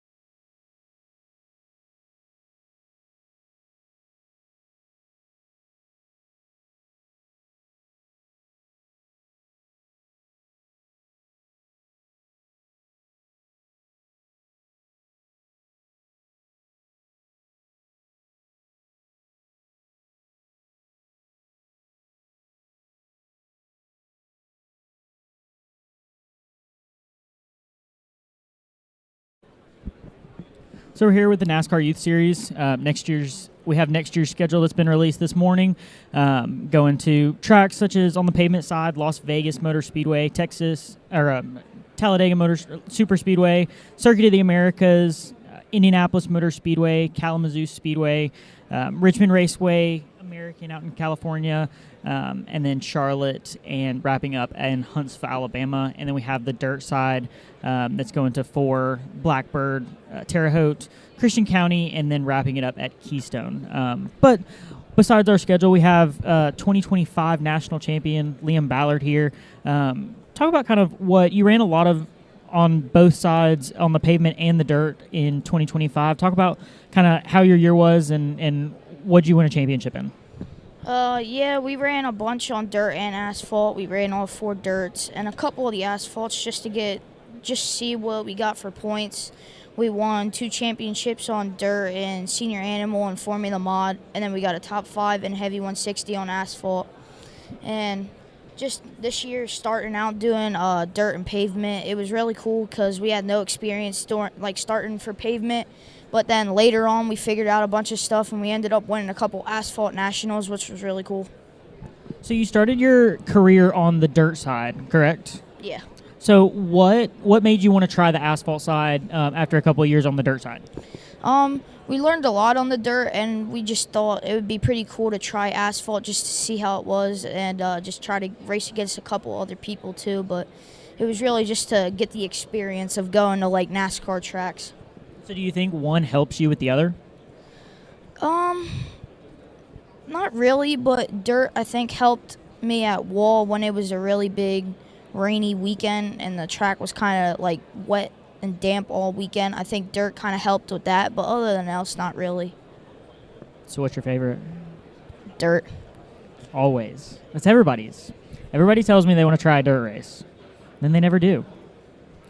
So you won a championship. Remind me of the class again that you won a championship in. What class did you win the championship in? Senior animal and Formula Mod. On the dirt. Yeah. So you've been a champion before. Is this championship a little different than the championship before, or kind of talk about the differences?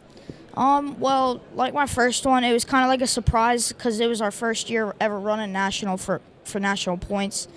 Last year, it was pretty cool winning a championship because we hadn't won one race, and we were just battling between race to race and ended up pulling out a championship. But this year is really cool because we were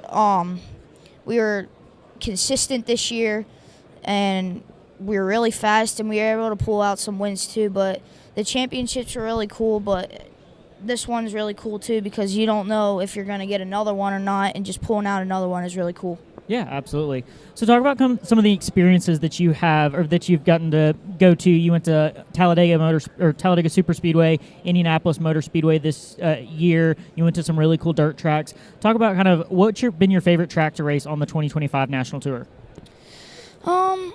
I think I would say Indy because that was my first ever time there, and you get to do the lap around the big track, and we were just super consistent there too. Just we had no luck, but we were really fast.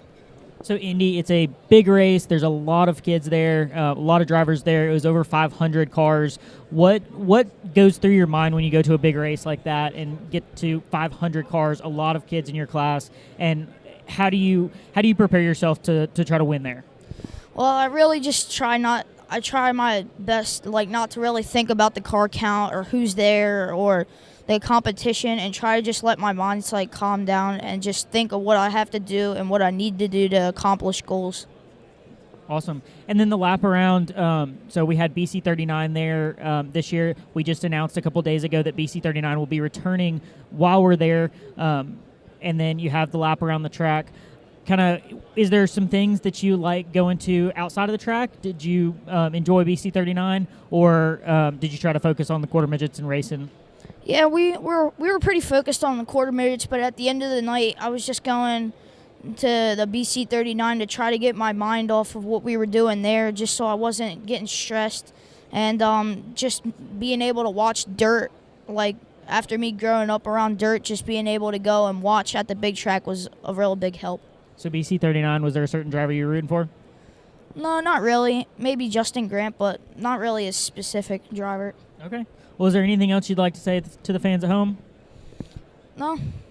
Okay. Well, we appreciate it, and congratulations. Thank you.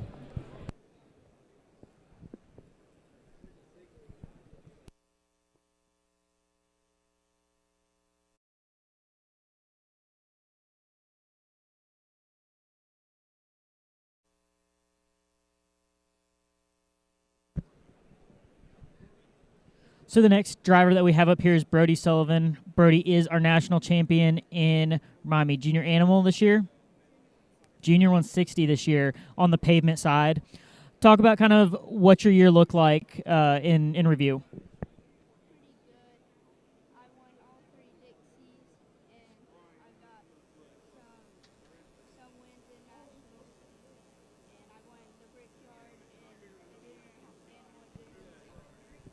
So two-time Brickyard champion. So we just talked to Liam, and he won at Brickyard as well. But what does winning at Brickyard feel like?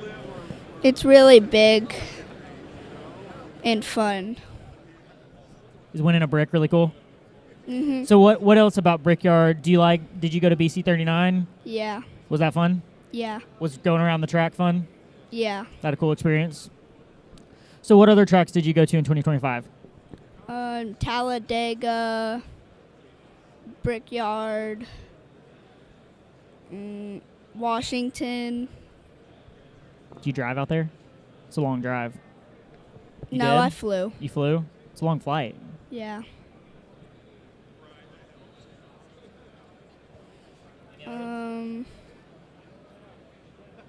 So what was your favorite track that you raced in 2025? Probably New Smyrna. For the Dixie race? Yeah. Why? I like it because it's banked and I won there a lot. Nice. So what does 2026 look like for you? Are you racing quarter midgets again? Yeah. You running any national races? Not yet. Not yet? I don't know. Gonna have some fun? Yeah. Awesome. Was there anything that you'd like to say to the folks at home? No. Okay. Well, thank you, and we'll celebrate tomorrow night.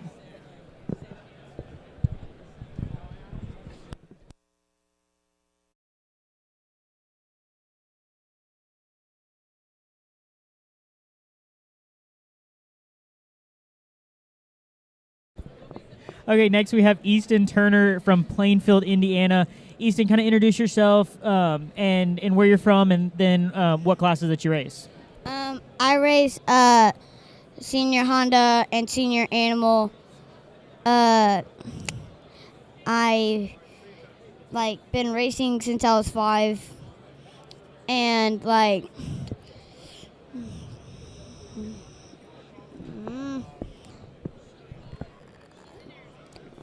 think. Okay, so I think that's. What races did you race in 2025? I raced every single pavement track in 2025. Every one of them? Yes. That's a lot. So what was your favorite? I gotta say Charlotte. Charlotte? Yeah. That's a fun one. So what makes did you race Indy? I used to. Was it fun going around the big track? Yes. I loved it. You loved it? So what does 2026 look like for you? Gonna try my best to win some heats and win some races, win some features, and just gonna try my best and make some goals. So what are those goals? Do you have them? Don't have them just yet. You're gonna get them? So you're wearing a Las Vegas Motor Speedway shirt, the event shirt from the race. Did you like that race? Yes. Was it fun? Yes. Was it fun going out to Vegas? Yes. Awesome. Was there anything that you'd like to say to the folks at home? Yeah. Just keep if you try to back down, don't ever back down. Awesome. Well, okay, so one last question, and I've gotten the consensus from just about everybody out here. Are we missing school today? Yes. Is that a great thing? Yes. Awesome. Can't have anything better than missing school for racing, right? Yep. I guess that's bad to say. My boss might not like that. Okay. Well, thank you so much, and good luck in 2026. Thank you. I have some sponsors to thank. Perfect. I want to shout out to Grayson Foster, and for him from being my friend and being a nice person. And I want to give another shout out to my grandparents and Uncle Matt, my Uncle Matt and Aunt Lindsay, and all my sponsors. Sounds good. Well, good luck in 2026. Thank you. Thank you.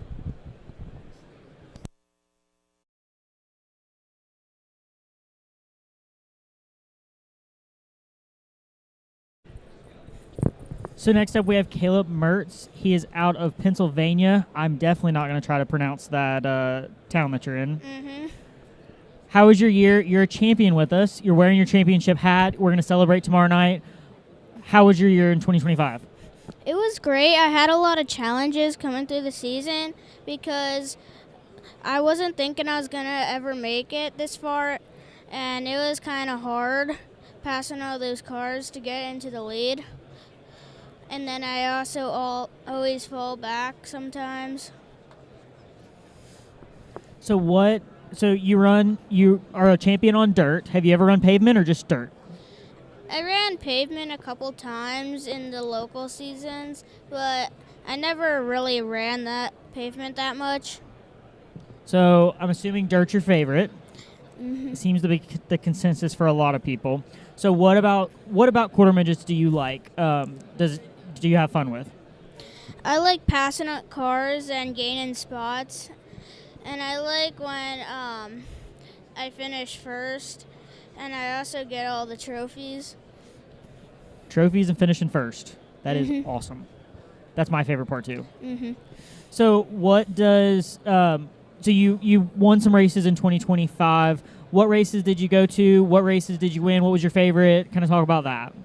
I went to all 4 dirt races in the national tour, and I don't think I did that good at one of them, but I still did good on the other 3, and I hope that I could do it again. Awesome. What does 2026 look like for you? I think it's going to be a good year, but I don't know because, like, I'm scared for, like, some of the tracks, and I'm not really good at some of them, and one of my home tracks are one of them, and I think I'll do good there. So let's talk about that a little bit. So you said you're scared to go to a couple of the tracks. What do you do to prepare yourself to go to these new tracks that you've never been to on the dirt tour? I kind of get used to them in the heat races, and sometimes in the feature, I try getting used to the track even more. So is it hard going? So for the folks at home, we do a 90-second practice, and then we go straight into heat races. We go into, if you qualify into the main, you may only see the track 3 times for a 90-second practice, heat race, and then a main, or you may go into a lower main. So what is it like in that 90 seconds of practice? It's not a long time. What is it like in that 90 seconds of practice, and what do you focus on the most to get the most out of your car? I try and see if I could hold it full throttle and get used to the car to change my setup if I need to for the heat race. Do you ever, like, go out and walk the track or change your driving style or anything like that? I do that to a couple of the tracks and before, like, any of the mains that I have to go through. So you told me before we were talking off camera, and you said that we're going to your local track. Talk about kind of what it's like going to your local track versus going to a new track. I know you know your local track. You've raced there. What is it? Is it different going into that? I mean, when there's a lot of good cars and a lot of people there, it might be a little challenging for me trying to get up to the front. So is it better or worse staying in your home bed? I think it's better because I'm used to the track and know the conditions, and it takes me a little bit to, like, get used to the cars on the track. Do you have anybody you want to thank? I'd like to thank Yakko's Hot Dogs, 84 Lumber, Jimbo's Gutters, and I'd like to thank all the rest of the sponsors and my dad and my mom and my grandparents. They all helped me through the season. Awesome. Well, good luck in 2026, and we'll celebrate everything tomorrow night. Thank you.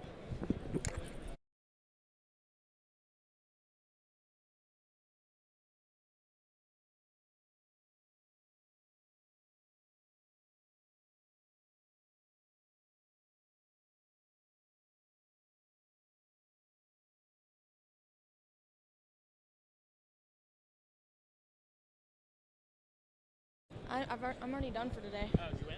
No. We don't get to find out until Saturday. We're live. Sorry. Okay. I got to focus. Okay.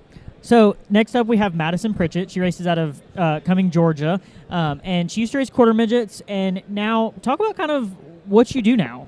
It's a little on the different side rather than driving. Right now I race dirt late models. I'm currently only at my 5th race. Actually, this previous race I went from 17th to 9th. Very nice. So what are you doing here? I know you do some engine building competitions, correct? Yeah. So what does that look like? So when we're basically multiple schools at a time, it's all high school students, and we are basically timed on putting we're breaking down the motor and putting it back together. And it's like the fastest time that's been ran so far is probably a 15. 15 seconds? 15 minutes. Oh, okay. Sorry. So is that going on somewhere here at PRI? Yes, it's right outside, I think, the green hall. Okay. So you find out if you win on Saturday. How do you feel about that? I mean, I feel pretty good. We have at least first or second, and our school has won the past 4 years in a row. Okay. And how many schools are there? Honestly, I don't even know. Okay, so there's a lot. There's a lot. Okay, I didn't even know that was going on. So that's awesome. So we went from quarter midgets. You raced. Talk about quarter midget. What was your favorite part about racing quarter midgets? Just the competition and like the friends that you make throughout the years that you race. So you raced quite a few years and everything like that. You raced some on the national tour. You raced some on the regional, local, everything like that. What kind of made your decision in? You went to Indianapolis. We've talked to several of the kids about Indianapolis. What was kind of your one goal out of quarter midgets and that helped you prepare into the scene of dirt late models? Just like consistency and like driving cleanly towards other drivers, because drivers are just going to drive you the same way you drive them. Understandable. So quarter midgets, you raced in several different classes. Talk about kind of what was your favorite class? My favorite class was either heavy world or unrestricted animal. Very nice. Mine was heavy world. That was my all-time favorite class. So sticking in the what's your favorite track around the country? Talladega, I would have to say, is one of my favorites. Also Darlington and Indy. Darlington. That's a track that not a lot of people we get when we ask that question. We don't get that answer a lot. So what was great about Darlington? Well, Darlington, you kind of just had to like work your feet a little bit, and you had to try to figure out how to like work it. And I kind of figured out how to work that there. Kind of a dirt track on pavement. Kinda. That's where I describe it to everybody as. It's kind Pretty of a dirt much. track on pavement. Awesome. So what does 2026 look like for you? Dirt late models, pretty much local races. I don't really think we're gonna go too far out of state. So We just got done watching a really cool one on Flow, the Dome, largest Flow event ever. That's really cool. Well, thank you for coming in, up and saying hi. Good luck in the competition, and good luck in 2026. Thank you.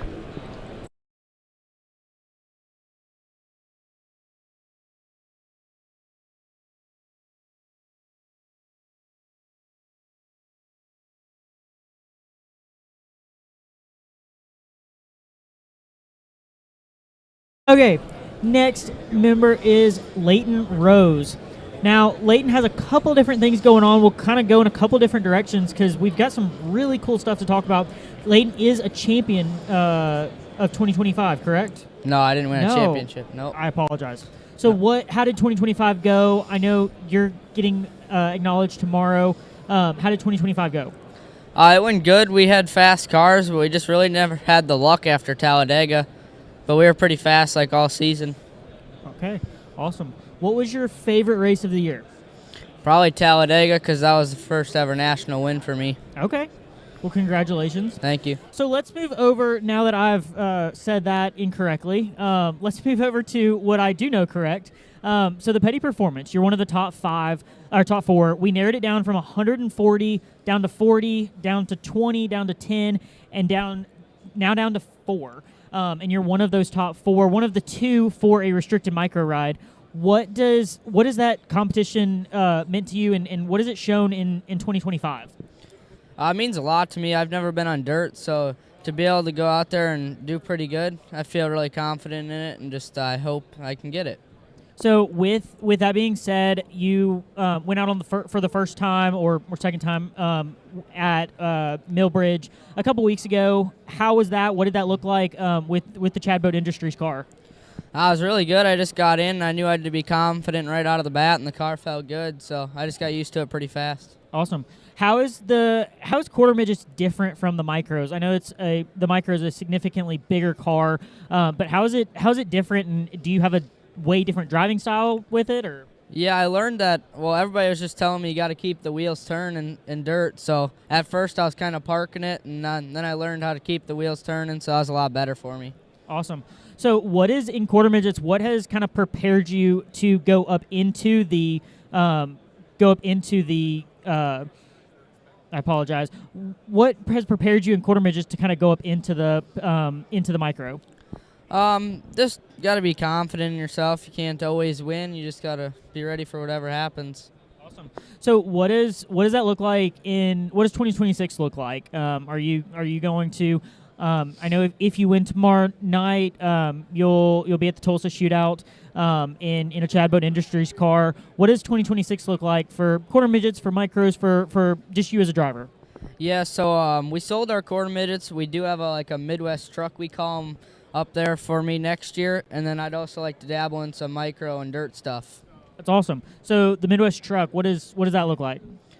That's just a Wisconsin series. They run all over Wisconsin. Pavement truck? Yep. Okay, gotcha.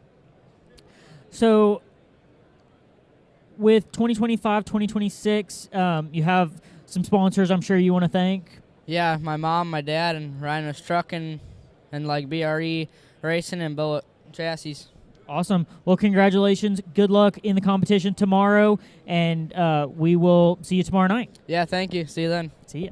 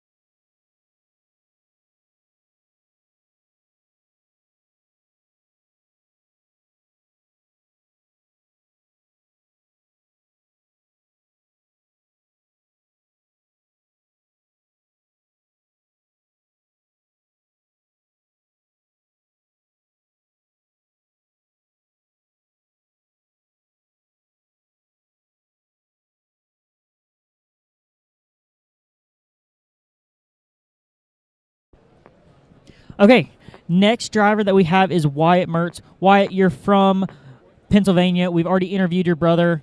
What classes do you race? Junior Honda, Junior Animal, just those two. Do you like quarter midgets? Yeah. They're fun? Yeah. Do you like missing school for racing? Yeah. Yeah? What grade are you in? First. First grade? Yeah. Do you like it? Yeah. What's your favorite subject? Art. What? Art. Art? Yeah. Mine was always lunch. Or PE. One of the two. So where do you race at? What's your local track?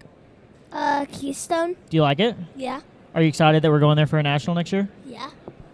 What does that look like? You're going to compete against some of the best kids in the country coming to your home track. Do you feel good about your chances of some home track advantage? Yeah, I feel good. How do you kind of prepare for an event like that? Like, do you do iRacing? What? Do you do iRacing? No. Or do you just go practice? Or you just go fast? Yeah. Just go fast? Yeah. Okay. Was there anyone you want to thank?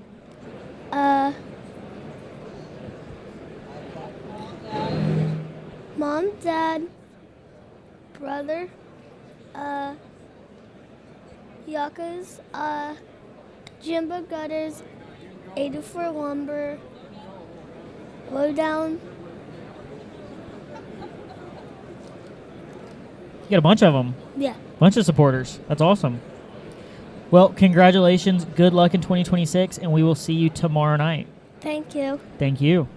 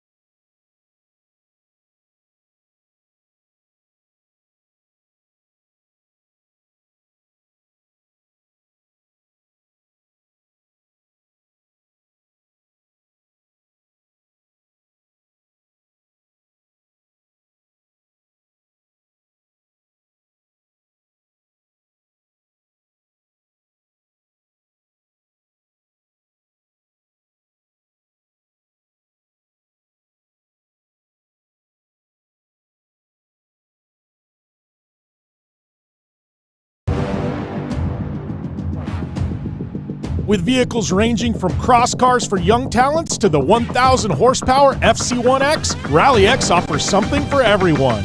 Drivers are challenged beyond limits and beyond borders with action on every surface from dirt to ice.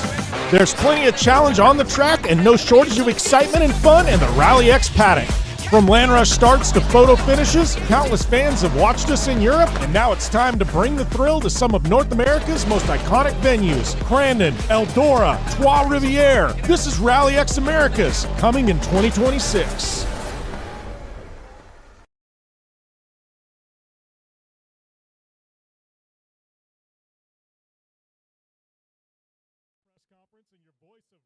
X Americas, and let me tell you, we've got some really exciting stuff to talk about today. We've laid the groundwork for an amazing series that we're bringing from Europe here to North America. Combined with some of the guests we've got today, we're going to have over 250 years of motorsport experience. Let me tell you, this is some exciting times. Sitting right next to me is a good friend of mine, Andreas Eriksson, also known as the Wizard of Rallycross. But I mean, Andreas, when I look at globally Rallycross as a whole, I mean, you and your team and Rally X, you guys have been synonymous with Rallycross across the globe. Yes, since 2005, I work with Rallycross more or less every day. I've been helping building a lot of different championships up around the world, building cars and teams and so on, and the network and the people I met around the road has been fantastic. Well, and let's talk a little bit about Rally X, because Rally X has been around in Europe for a long time. Obviously, there's a vacancy here in North America. You're bringing Rally X to the Americas. I mean, what does that look like, and what was the thought process that went behind it?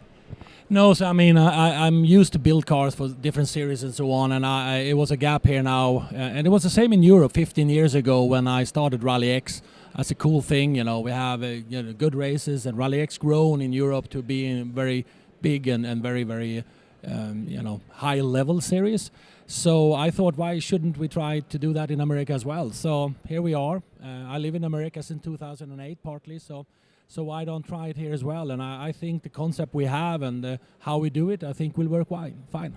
Well, and I think that's one of the big questions. Obviously, Rallycross as a whole has been here in the United States and North America before. What's the biggest thing that makes Rally X different? The biggest thing is that we have from 12-year-old superstars up to the highest level of the sport, and we have them on the same venue at the same time at the same day. We have TV broadcast that is live. So basically, we're grooming talent into the sport of rallycross, and then on the top level, we also keep them going forward. So I think you will see a big difference here with our way of performing and also the way of building new stars. Well, and, let me ask you this. I mean, obviously, you've put on series in Europe. You've had a team here in the United States racing in North America. What have you learned throughout the process, both here in the States and in Europe? Because I know the markets are vastly different. No, yes, I learned a lot in America, and to be really honest, what I learned in America, I took back to Europe and I adopted it, and it was a bigger success. I took a lot of the American things with me home. I work with the big players, I work with manufacturers, I work with every level of the competitor. So I'm trying to combine it all. This is an American series with a combination of ID from global, a combination of IDs. Well, Andreas, I know we're going to pull you back up here in a few minutes. We've got a lot more to talk about throughout the evening and, the afternoon. But right now, we're going to let you go for a few minutes. We're going to pull up Jason Smith with USAC, talk a little bit about USAC's involvement in Rally X Americas. Thank you. Hey, Jim. Hey, how's it going, Jason? Good, buddy. How are you? I mean, no see. I'm going to say, it's not another rodeo for us, though, buddy. Yeah, we've chewed some of the same dirt in many different locations. Absolutely. So obviously we're sitting here in the USAC booth, but want to talk a little bit about USAC's involvement in Rally X Americas. Obviously you've known Andreas for a long time. I mean, came to you with this idea of Rally X Americas. I mean, how did USAC get involved? So USAC's been involved in Rallycross since it came to the U.S. I mean, when it originally came in and was part of the X Games, USAC was part of it. And every iteration of Rallycross that's ever been in the U.S., USAC's willingly been a part of because we really enjoy that segment of racing. So we've been around it. We know what it's like, and having been a few years with the electric side of rallycross racing, we have a good grasp on exactly how that operates, and are very excited about this new program. I think with the direction Rally X is going, they've actually got a great hand up over what's happened before, because the way they're looking at established events and established tracks to go into, it's going to give them a lot better opportunity to succeed than maybe some of the other ones in the past. Well, and that's what I was going to ask you, and you kind of segued into that. But obviously, in your conversations with Rally X and Andreas, I mean, you've seen previous promoters, come in and try and make a series, stable. And obviously, we've seen some successes, we've seen some failures. But what do you think makes Rally X different? Yeah, and everybody's been successful in their own way. Whether it sustained success or not is a different story.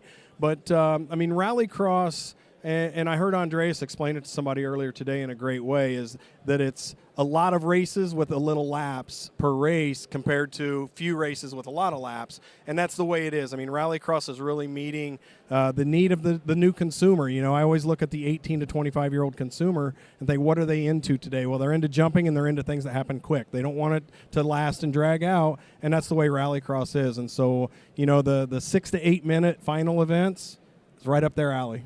Well, and it's funny you mentioned that, because obviously USAC sanctions a lot of events, and I look at what Rally X brings to the table, and a lot of people want to compare it to off-road, and I'm looking at it going, a lot of the formats, things like that, it reminds me of some dirt track racing. Yeah, exactly, and like you said, whether it's a sprint car and a rally car are very similar. You got to go. You don't have time to wait, because if you do, you're finishing in the back. So if you're running a sprint car race, you better get to the front as quick as you can, and it's the same with Rallycross. Well, Jason, I appreciate you taking the time, and looking forward to working with you over the next year or so. Absolutely, Jim. Thank you. All right, so next up, we are going to bring a good friend of mine. I've been around motorsports for quite a while. This is Kirk Miller, strategic advisor here in North America for Rally X Americas. Kirk, welcome to the show, buddy. Great to be here. So obviously, you have known Andreas for a long time. You've had your hand in motorsport over the years. Let me just ask you, how did you get involved, and what did Andreas tell you that made you think, man, this is something special? Well, yeah, I guess I was retired. And Andreas approached me with this. Actually, Andreas and I go back to 2013. I was with a company called AEM, and we were involved on the engine management side of things in the RX2. So I've seen the program at its infancy and watched it grow, and I've watched it stumble. And at the same time, it's a form of motorsport that I haven't heard anyone say they don't like it. Everybody loves it. It captures a youth audience, which is phenomenal. With the FC1 being an EV, not necessarily because we want it to be an EV, but that's where we found the performance. And at the same time, we wind up reducing our carbon footprint in racing. So that's exciting. But Andreas approached me and said that he was going to be bringing our RX Europe to America, but in a different way. And when we started talking, we started really strategizing on, hey, how can we reduce the overhead of operations? And that was to work with iconic partners at events that are pre-existing and be this sort of the cherry on top, in our opinion, to these already absolutely amazing events. So that's, these things intrigue me, and the fact that there's youth and young drivers involved, and a ladder that's defined for young drivers to climb, but the cost barrier is low. We're going to find good drivers. We're going to find great drivers. We might find the next world's greatest driver with this series, and that to me is just, that's phenomenal to be able to be a part of.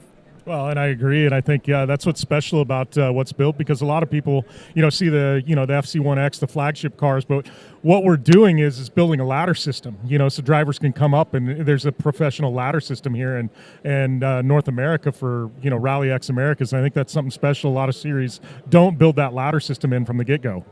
Agreed. We're talking about starting at 12 years old, and and having a cart, the cross cart, that the 12 years old can start in, and juniors can graduate into the same platform, so they can go up as they age, and as they get better as a driver, they can actually roll up into the next class within cross cart.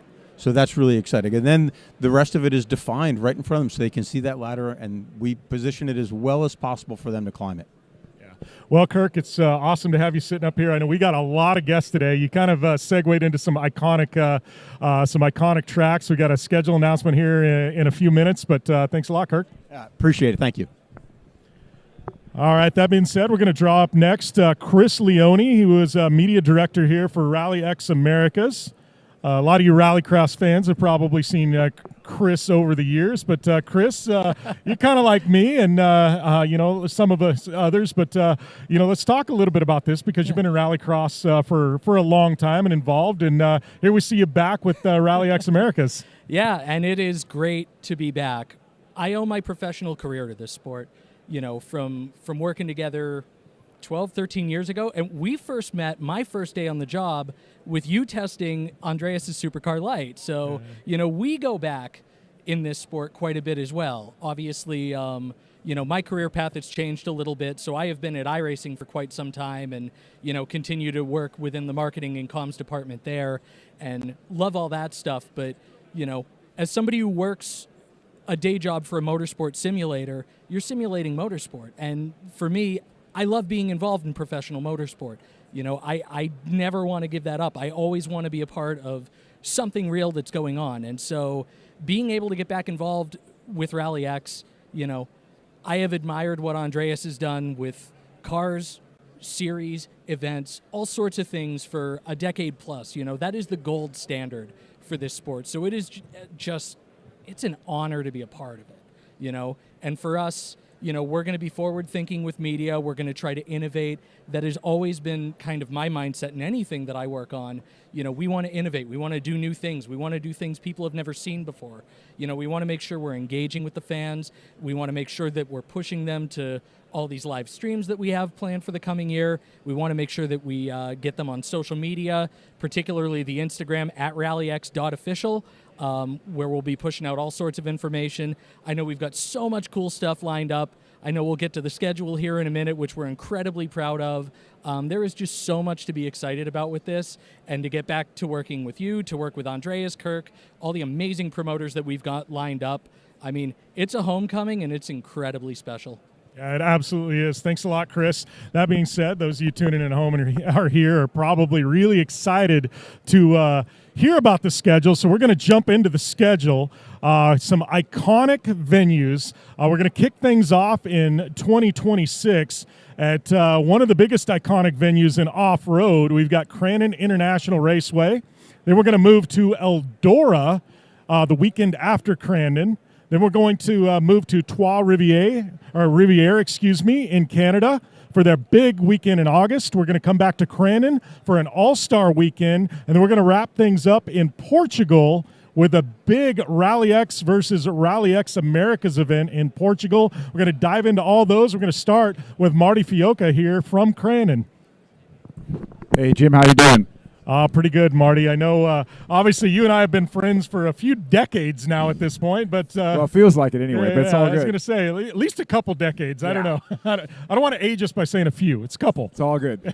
But no, I mean, Rally X at Crandon. Obviously, it's no surprise we ran the cars there last year. A Labor Day weekend is kind of a demonstration race, and kind of tell us about what things look like with Rally X there at Crandon. Well, it's been a long time coming. I mean, we have worked with Andreas and the group for a couple of years now, trying to figure out another way to really bolster our Forest County Potawatomi Brush Run weekend. Obviously, the Champ Off-Road Series is there, but super excited to work with them. We had the really great demonstration this year on Labor Day, and now to bring the whole series to Crandon.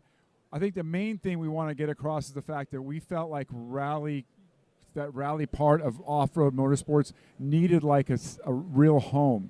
And Crandon, as you know, has been around since 1970, celebrating our 57th year this year.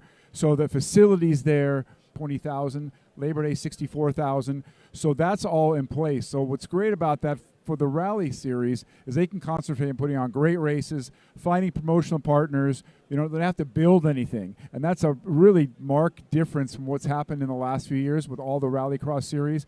So Crandon's a great place to start, and it's going to be a home for a long time, and we're really excited about having them in June. We're going to go vintage short course racing that weekend as well. So that's something new. And then the idea of bringing an all-star race with the unlimited cars with the series, kind of running them Sunday before the Red Bull Cup race is part of the plan.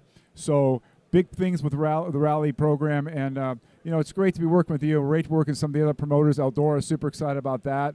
And, it's just something that, as I said the other day, the Rally X Series is bringing international to Crandon International Raceway. And I think that's a completely fair thing to say. And, I know the management group, the Flannery family is here. They're excited about it. They didn't really understand it at first, but now they're all in. We're all in. We had a great meeting this morning to discuss some elements of it. I think our fans are going to be excited about it. And in fact, I think the other thing that's great about what's going on now that we started dabbling with at Crandon this year is the fact that Kicker and Borla have sound systems that can be on the electric cars. And I think having that visceral sound coming from that is what's been missing the electric side. It's hard to compete with a 1,000 horsepower Pro 4, but at least audio-wise we can now. And I think that the fans are going to love that. Well, and I know, we're going to be we're going to get into the divisions, but at June Crandon at Brush Run, we're going to be bringing 5 different Rally X classes. So people got a teaser with the electric FC1Xs, but we've got 4 other divisions coming to Crandon also. Yeah, and part of those are going to run now at night. We're going to run some of our classes at night, Friday night and Saturday night, which we haven't done officially. We've done it when it's rained. But now we're going night racing in June too, so it's all in. We're all good, and it's all Crandon all the time. We're excited. Awesome. Well, I thank you, Marty. Appreciate the time, and looking forward to being back at the big house. You too, Jimmy. All right, so next up on the schedule, running on back-to-back weekend. That's what makes it exciting. We have historic events, big events at Eldora in the sprint car and late model world. So, bringing this event to Eldora can introduce our facility to a whole new group of fans. It's incredible there. The fun is only part of what's on the track. To experience the whole deal at Eldora is really cool too. Yeah, I mean, and let's talk about that, because a lot of people at home, and I know there's a lot of planning that's going to go into this, because obviously Eldora being one of the most iconic dirt ovals in the country, bringing in more turns. We're going to have jumps. So we got all kinds of stuff we're bringing in. Yeah, it'll be really cool at Eldora. Andreas and his team were able to come after the exhibition at Crandon this year, before right leading into our World 100 week. So for them to see what Eldora is, right, what we can do on the track, utilizing our pit lane for launch of these incredible cars with power and speed, and then using most of our oval track and then cutting into the pits and back out, can showcase what these machines really can do. Yeah, well, and I know it's going to make for a 1-2 punch to start things off with Crandon and Eldora back-to-back weekends. Yeah, you couldn't ask for much more. With Rally X in America, having iconic facilities like Crandon and Eldora, and then going to Canada, just great facilities, and hopefully our community around there will embrace this. I know my kids are excited. It's it's something that they look forward to, new stuff that's outside of the normal dirt track racing at Eldora. We talk about people in the industry, right? We have to get people interested in cars to start, right? So it's not just a group of drivers, but team owners and engineers and mechanics and everybody involved. If we can plant that seed of love for cars in the beginning, it helps. Well, I appreciate the time, Levi. Looking forward to this will be my first time at Eldora next year, so looking forward to being on site there in June. Thank you very much. All right, so segueing in, bringing some international flavor here, we got Dominic Fugier with Trois Rivières. Dominic, I mean, Trois Rivières has been around for a very long time. Iconic venue. You've had rallycross events before. I mean, this is big. This is a lot of the fans, here in stateside probably don't know the pedigree that your track has. But I mean, it got me so excited, goosebumps, when I found out we're going to be racing Rally X Americas there. Well, the thing is that in 2014, when the FIA was looking to take its European championship, make it a world championship, they came to us and said, we need to add a continent, we need to add a country. And they asked us if we knew a venue where there would be tarmac, so asphalt, and dirt nearby. But as those familiar with Trois Rivières know, we have a horse track, right, a hippodrome right around our street track. So we connected the two and ended up with a iconic rallycross venue with the longest straightaway. You could hit 180 kilometers an hour at the end of the straightaway, and that's 120 for those of you that speaks the other language. And we had them from 2014, 2019. Pandemic came in. It was hard for us to get international series. We had to let go of World Rallycross. But when Andreas came to us, he had been with us those 6 years. He had seen what we could do, how we can put together an event in the middle of the downtown. So it's a street track with dirt in the middle of downtown. We did that for 6 years on the world circuit, and now Rally X Americas. He thought it would be a great place to start with. So we said, why don't put it on a schedule? We'll try to make it happen, and then we're hoping that we can welcome everyone August 22nd and 23rd in 2026. It's going to be a big weekend, and I mean, it gets me, talking about, Crandon and Eldora on back-to-back weekends, but Trois Rivières, I mean, like I said, these are three just juggernaut events that we're going to have right out of the box with Rally X Americas. We've been running on a street course since '67, so that shows the breadth and also versatility, the way that our volunteers and we had 1,000 volunteers that put the race together. The entire town gets behind it, so we're able to do great things in a small town, in a small city. But you will have. We were talking about this yesterday. Crandon, which is the big house in the woods. It started by a brush run and it turned into the big house. You have Eldora, which is an iconic dirt venue, and you have a street track that you add to the mix. That's diversity right there in tracks, diversity in vehicles with the electric, with also, as a lot of people know, Hydro-Quebec is one of the largest utilities in North America, so electric is important for us. But we're also going to have carbon-free, petroleum-free gasoline that works in a regular ICE engine. We're going to have the cross carts for the kids, so there's and should be able to hook most motorsports enthusiasts. But looking forward to being up in Quebec with you. This is just like Rallycross, short hits, but get out when you're done. Fair enough, fair point. That is awesome. So yeah, to wrap up the calendar, we're going to bring Andreas back. We're going to have an all-star event in Crandon. Obviously, Marty talked a little bit about that. And then to wrap things up, we're going to be at Portugal for a very special event. Andreas, tell us a little bit about the finale in Portugal. Yeah, so the Rally X Americas is obviously in America, but then we have an event that we collect everyone in the whole world on one big standalone event where we see who's best. I mean, my inspiration from racetracks here in America is what we're trying to get that. I mean, I love the atmosphere in Portugal. The race is fantastic. I think it could be something magical, and it will be night race as well. We will have, fireworks, and we will have a big prize giving as well in an old castle from the very, very old castle, very old, even in Europe. So I love to invite all these guys from different regions to this race, and I put a lot of effort to make that race something that is our, what do you call it, our X Games, our biggest thing, something that makes it unique. Yeah, you're Indy 500, My Indy 500, yeah, exactly. So let's talk a little bit, because I know time's ticking down. We want to talk, run through real quick the classes. We've got a lot of drivers tuning in. So we want to run through the classes that are going to be offered, and then we got something a little special to find some drivers we're going to talk about as well. But talking about, FC1X, let's talk about that to start things off. Yeah, so the FC1X, it's the same car as we developed and built, and it's an EV car, but we're adding now a sound system to it that we work on really hard. I mean, the car is doing 0 to 60, in 1.4 seconds.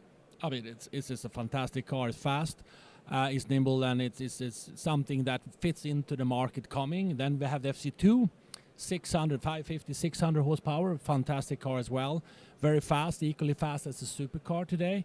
That's our second level, and then we have a new kind of interesting thing for America, an open two-wheel drive class, which I hope a lot of guys like, because if I was to have fun and do something fun, I would build a car here, because it's basically free. Two-wheel drive is the regulation, and 2 tires that we give them, that's it. And how much power you have and what you do is up to you. Below that we have cross-kart. That is quite new here in Europe. We had it in Europe. We have cross-kart and cross-kart juniors. and it reminds a lot about the cars in America in some way, but it's a very fast, nimble little car, and it's cheap, and it's operated. So I think that's the way, and on top of that, we're trying to see if we have certain events that we have guest classes on as well, and we have a few one up in our sleeves on that. Well, and talking about the classes, obviously we've got to fill those classes with drivers. We've got a lot of interest from some veteran drivers, a lot of interest from some European drivers, but we're also going to be holding a type of driver search here, looking for some drivers potentially. Tell us a little bit about what you can disclose in regards to that. Yeah, so the second week of February, we're doing a big, a test drive of the cars. We will invite drivers for this.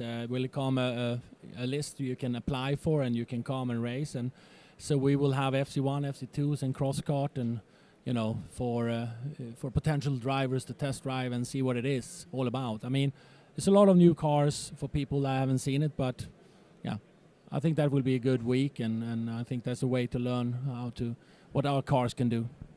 Well, and that being said, any drivers potentially interested in competing in the series, possibly testing some cars, we'll have a link on the website up, so make sure and check out the Rally X website. Also on our social media, you can DM us there. We'll get you more information. I know Mr. Leone would love to answer some DMs. So, yeah, but very excited, Andreas. I mean, this is going to be a very special 2026 with some amazing racing at some of the most iconic venues in North America. Obviously, we've got the finale in Portugal that's going to have the best in North America versus the best in Europe. I mean, we've got the makings of an amazing series. Yeah, and the promoters and the tracks we have here in America, and the fantastic support doing this. I mean, I need to thank everyone that wants to do this. And I mean, we're here to make it work, and with all the people that are helping, I don't see why it shouldn't. All right. Well, thank you guys. Thanks for tuning in, and we will see you at Crandon in June.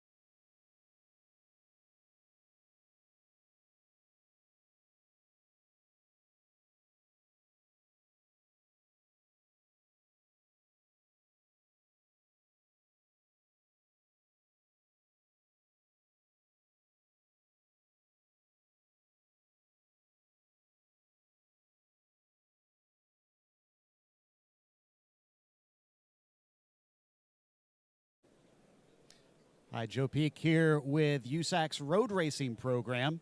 Excited to get to talk to a few folks involved in some of the upcoming series that we have going on in 2026. And I believe, first off, we're going to be starting with Jonathan Lewis from a new program for Super GP Americas. How you doing? Doing great. How about you? Enjoying yourself here? Awesome. So I'm new to this as well, so this works out great for the audience because there's a lot I can learn here. Super GP Americas is your thing. Give us the quick elevator pitch to introduce everybody who's new to this. It's the only arrive and drive sports car championship in the United States. There we go. Okay. It's the only arrive and drive sports car championship in the United States. We designed it to be the lowest cost championship, so drivers can come in and pay a little bit of money compared to what's out there right now and win prize money, going to some excellent tracks, and we'll have television and live streaming, and it's going to be a great little series. And I know in our conversation before we came on air, the thing that really struck me was racing such an expensive sport, and the numbers you were throwing at me, incredibly reasonable. This sounds like a really great entry point. Yeah, we've developed our series so that even fans can participate more than just watch races. You can buy one of our cars brand new for $24,000. We have our program where all of the cars in our championship are owned by individual people, and we lease the cars back for 3 years at a rate of $4,000 an event. We have 6 events, that's $24,000. You get all your money back in the first year. If your car wins one of the races, you get a $500 bonus, and the second year and third year, it's all profit. So it's a series that gives back. For so long, we've seen people spending ungodly amounts of money at the low levels of motorsport, and that's just not what we wanted. We wanted to make sure that everybody can benefit financially, and that's the way we've structured the whole championship.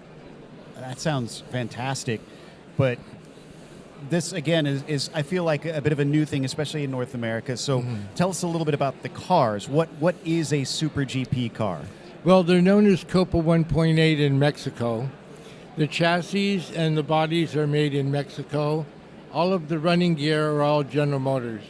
1.8 liter 4-cylinder engine, 120 horsepower. They're very light cars, so the power to weight ratio is really good. They're excellent cars to drive. They're very easy for a lot of people to come in and drive right away. They're very forgiving. We've raced them in Mexico in the 6-hour, 12-hour, and 24-hour race. The cars are bulletproof. They just keep on going. Well, speaking of the race lengths, what are the drivers going to be looking at in your series specifically? Yeah, our races, we're going to have 18 races over 6 events. That'll be 30 minutes in duration. At 4 of the events, we'll also have 2-hour enduro races. And so a total of 22 races over the season. And our season will start in June and run through November with 1 event every month. Okay, so it keeps people busy, keeps them interested. What are the tracks going to be like, though, on that schedule? Well, we're going to go some excellent tracks that people know, like VIR in New Jersey, Motorsports Park. But we're going to go to some new ones for a lot of people, too, like NCM, the National Corvette Museum track in Bowling Green, Kentucky. We're going to go to the Ozarks International Raceway in Missouri. Quite a few different little tracks that are really technical, so it's going to really it's going to make everybody really really get down to being what. Well, let me put it this way. It's going to take talent to win the championship, not money. Yeah, you were talking to me about that. Is that kind of one of the core aspects of this? Is that it's such a level playing field? This is really a driver's championship sort of thing? Yes, it's a true driver's championship. All of the cars are being prepared equally, so nobody has a technical advantage or a disadvantage. It comes down to driver talent. That's awesome. I mean, it sounds exciting. I'm looking forward to getting to see some of the races. Touching back on some of the money aspect, you were telling me that the partners involved actually will be able to make money on this. Another thing that you don't hear a lot in racing. Oh, yeah, no, that's what I was saying. You can buy, we have individual partners that own the cars, and you can buy a car for $24,000. Here, attendees here at the PRI show can buy them for $20,000 at the show. But they're $24,000. The first year, you're going to make a guaranteed $24,000 back in lease fees for us using the car. In the next 2 years, 2027, 2028, you'll make another $24,000 each year. Wow. So again, this sounds to me incredibly appealing. So I hope there are some people that are gaining some interest from this. What about prizes in general? How much are we looking at for the season? We have a $45,000 prize purse over the season, and prizes are paid in cash, and they're paid at the event. And it's $1,000 to win a race, $500 to come in second, $250 to come in third. And drivers who are 35 and older, if they finish on the podium, the highest finishing podium driver that's 35 or over wins an additional $250 bonus. All right, gives you something even if you're not a young buck to keep at it. Exactly, this is a series for everybody. Well, that's really cool. I mean, is there anything that you're really looking forward to in this season? With this being bringing so much to the table that is kind of trying some new things, it feels like, or at least trying some different things in racing. Mm-hmm. What are your expectations? Well, we're going to start the series off with 12 cars. Reason being is we think we can, the first year will be a lot better off with 12 cars that we know that we can do it really exemplary. We want to, what we're planning on doing is adding a couple cars every season. And our expectations are to have 12 drivers that are going to be so super happy they want to come back the next year. Do you see this as being a possibility for a young driver coming in that might not have the funds to kind of kickstart their career? Is this going to be like a good entry point? Oh, definitely. You know, there's a couple of arrive and drive in open wheel cars. We're the only one with sports cars, and there's a lot of young drivers that they have an interest in racing in sports cars, you know, whether it be IMSA or any of those other series like that. And this is a place they can come into, get their feet wet, really learn car control, learn racing as from a basic standpoint, how to race, and they can do it for a lot less money. A full season you can do a full season in our series for $60,000. If you buy a car and apply your lease payment to it, it's only $36,000. Wow. That's less than most series single weekend of racing. Yeah. Well, I mean, all fantastic stuff. Anything else that you'd love to tout about the series that I haven't touched on here? No, we've got several drivers that have already signed up, some from Mexico and a few from the United States. We're looking to have the full grid done here in the next few months. You know, plan on doing a couple of track days, open test days for people who are signed up so they can get to understand the car before the season starts. Gotcha. I understand there's, even though the cars are all kind of spec and similar to each other, there's different body kits. What's that like? Yeah, we have 3 different body kits, one for Audi, one for BMW, and one for Mini. Okay, so some pretty recognizable brands. Yeah. That's good. Well, I mean, let me double check my notes here, see if I've forgotten anything myself on all of this.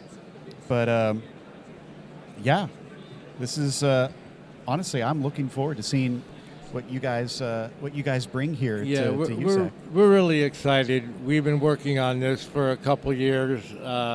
This year we looked at doing something a little different, but then we decided that a ride and drive is really the way to go.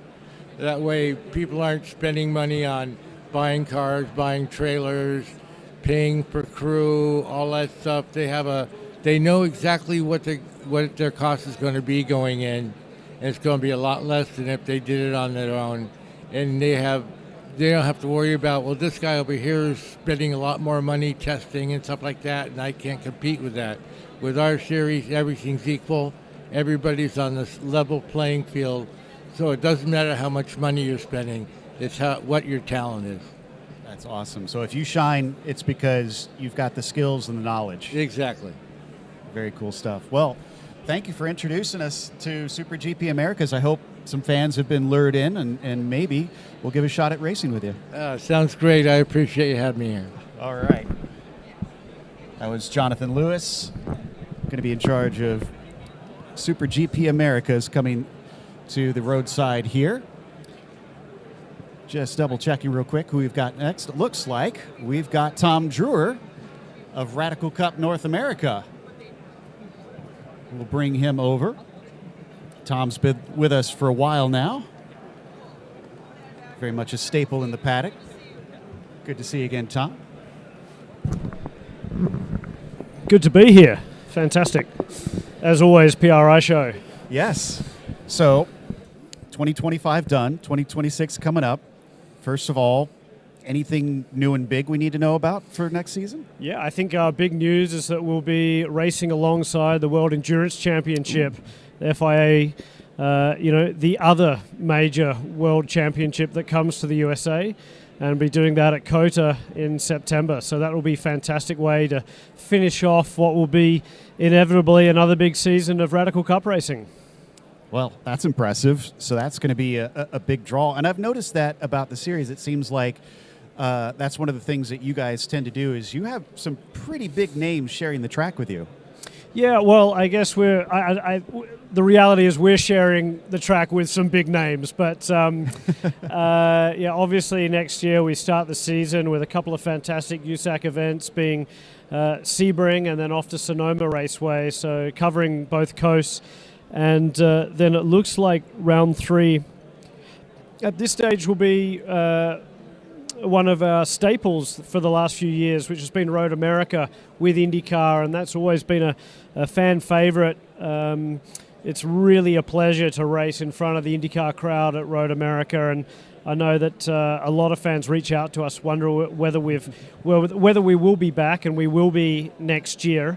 And then we've got a Road Atlanta date, obviously Kohler, and then we're looking for one more to round off our championship. But look, it's exciting to bring Radical Cup racing to another big package like the WEC. Obviously, very good synergy there with prototype racing at the highest level, and obviously Radical being a place where drivers' careers are fostered, and we've seen that over the years with the likes of John Falb, George Kurtz, owner of CrowdStrike, Gerhard Watzinger. George was an amazing example, started his racing in Radicals at Spring Mountain Country Club, went through the Radical Cup North America program, and then ended up in SRO, obviously all the way to the top step of the Le Mans podium. So John Falb's done something similar, an active racer in the European and Asian Le Mans series. And then some of our young guns that have come through, Jordan Missick being a good example of that, started racing similarly right at a young age in Radicals at Autobahn Country Club, jumped into the National Series, learned his craft, went off and did a bit of USF racing, came back to Radical, won the championship, and then got a ride that's now, I think it's year 3 for him in Indy Next. So he's one step away from IndyCar.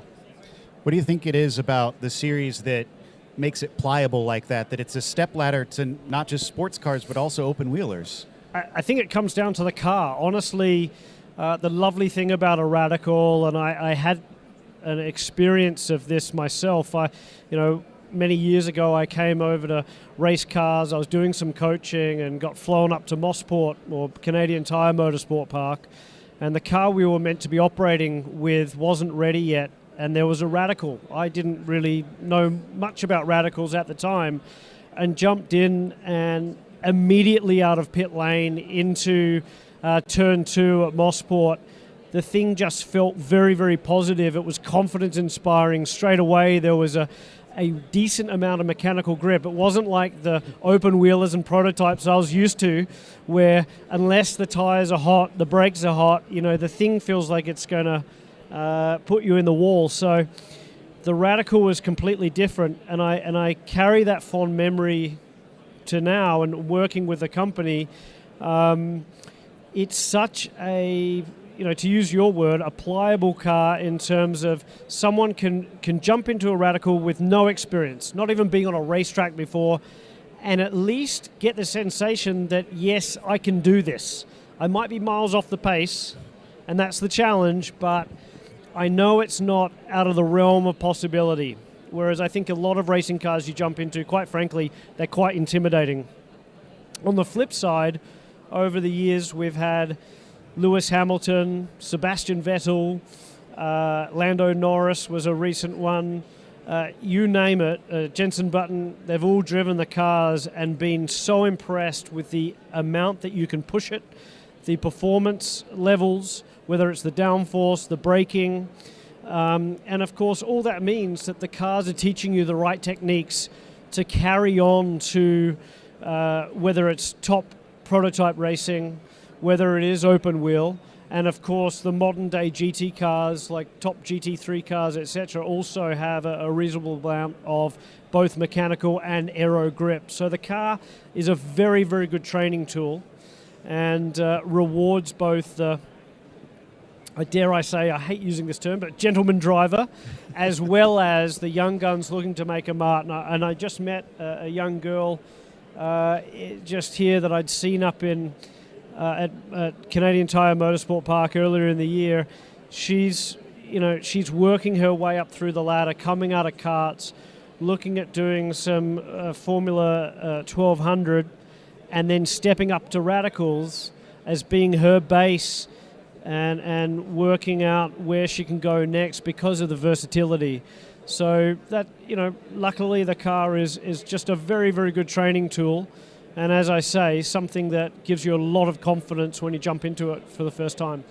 Well, and speaking of which, I noticed as I was reading up that one of the things the series touts is there is some arrive and drive for some of the teams. How does that work? Is it pretty accessible for newcomers? Absolutely. So, look, to be honest, a lot of our customers do own their own car.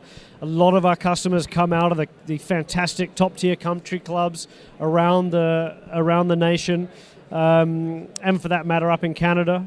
Would you believe there's over 25 cars racing regularly at Area 27 on the west coast of Canada? So, whether it's Autobahn, Spring Mountain, Apex, we sold something like 120 cars at Apex in 4 years. Atlanta Motorsport Park, the list goes on. But you're quite right. Lovely thing about Radical Cup racing, and again, the car, you can still be a dad and lad or have the single car trailer and literally come to the racetrack and tinker yourself. In fact, Vaughn Glace, who was one of our superstars at the World Finals, missed out on the title, but was on the podium. He was spannering the car himself with the owner of Proper Performance, but that was literally a grassroots operation, well and truly punching above their weight against the might of a number of pro teams as well as the Radical dealer teams. And so, yeah, you're quite right. When it comes to the Radical dealer teams and those pro teams, many of them are offering arrive and drive solutions as well as being able to look after a car that you may purchase yourself. And you touched on the World Cup as well, which I got to witness in person for the first time this year. That seems really cool to me, that you guys are part of a bigger global picture. How does that work? Yeah, I think Radical's really one of the only manufacturers outside the typical three, if you like, being Porsche, Ferrari, and Lamborghini, that offer racing all around the world. We're on multiple continents. We've got championships in Australia, throughout Asia, the Middle East, and as well as the UK. We've just announced a sister series to our North American Cup Championship. The Radical Cup Europe will be starting next year, running alongside Creventic. So you can tick off the bucket list tracks, whether it's on this continent or overseas. And then, as you mentioned, at the end of the year, we all come together from around the world and take part in the world finals. And these events have been spectacular. The first one, the inaugural one, was here stateside at Spring Mountain. We then went to Portimao. We went to Yas Marina last year, and we've just come from VIR, Virginia International Raceway. And again, the caliber of driving was spectacular. Some young kids, I think there was 7 nationalities, young kids, older guys. We didn't have any girls this time, which was a shame, because there are quite a few girls running in Radical. In fact, Abby Pulling's a good example of that.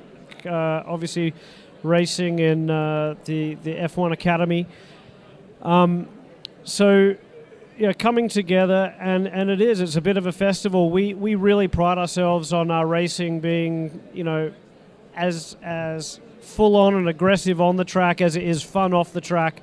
We had lots of big social events, and it was a great weekend, and some great champions made, some really well deserved. Young Raiden Nicole, who also won our national championship. He came away with the win in Pro 1500, and that was a spectacular performance. Had all didn't have any luck whatsoever throughout that weekend, but pulled it together when it mattered. And a great example of a very, very well-deserved champion and a name to watch for the future. You talked about the what class he's running in. There's 4 different classes, right? What differentiates what you've got out there on track? So both machinery and driver. So at the pointy end of the grid, typically it's the platinum class of SR10s, Radical SR10 being a Ford EcoBoost engine car, about 430 brake horsepower, 380 foot-pound of torque though. So actually Jim Booth, one of our longtime customers, coined it the torque monster. This thing is just a rocket ship on wheels, and quite an interesting car to drive because obviously a bit more weight in the drivetrain, a Hewland Formula 2 gearbox hanging off the back of that Ford engine, very sophisticated power plant that Radical produces in-house. It's not, there's very little Ford left in it, but very reliable engine and putting out a huge amount of torque and power. Obviously, being a turbo car, you've got to be quite delicate on the throttle and commit to the throttle so that you're not losing that boost. And that class is for drivers over 30. So we've made that distinction, and it's a really good place. We're seeing a lot of people that in the past have run things like Formula Atlantic, high horsepower cars. One of our, in fact, he's our brand new champion, Wayne Williams, came out of sprint cars. So it's very much attracting guys that want and girls that want to get into high horsepower cars. Okay. Then we have a gold 1500, which is the 1500cc version of the Radical SR3, our most popular car around the world. That is, again, for 30 years of an age over. And then the Pro 1500, which is from 14 years up in that 1500, same platform car, and the 1340cc SR3 class. Again, that's a pro class, so ages from 14 all the way through, and a good mix, again, of people that are coming to the sport later in life, as well as young guns looking to make a mark. So multi-class racing.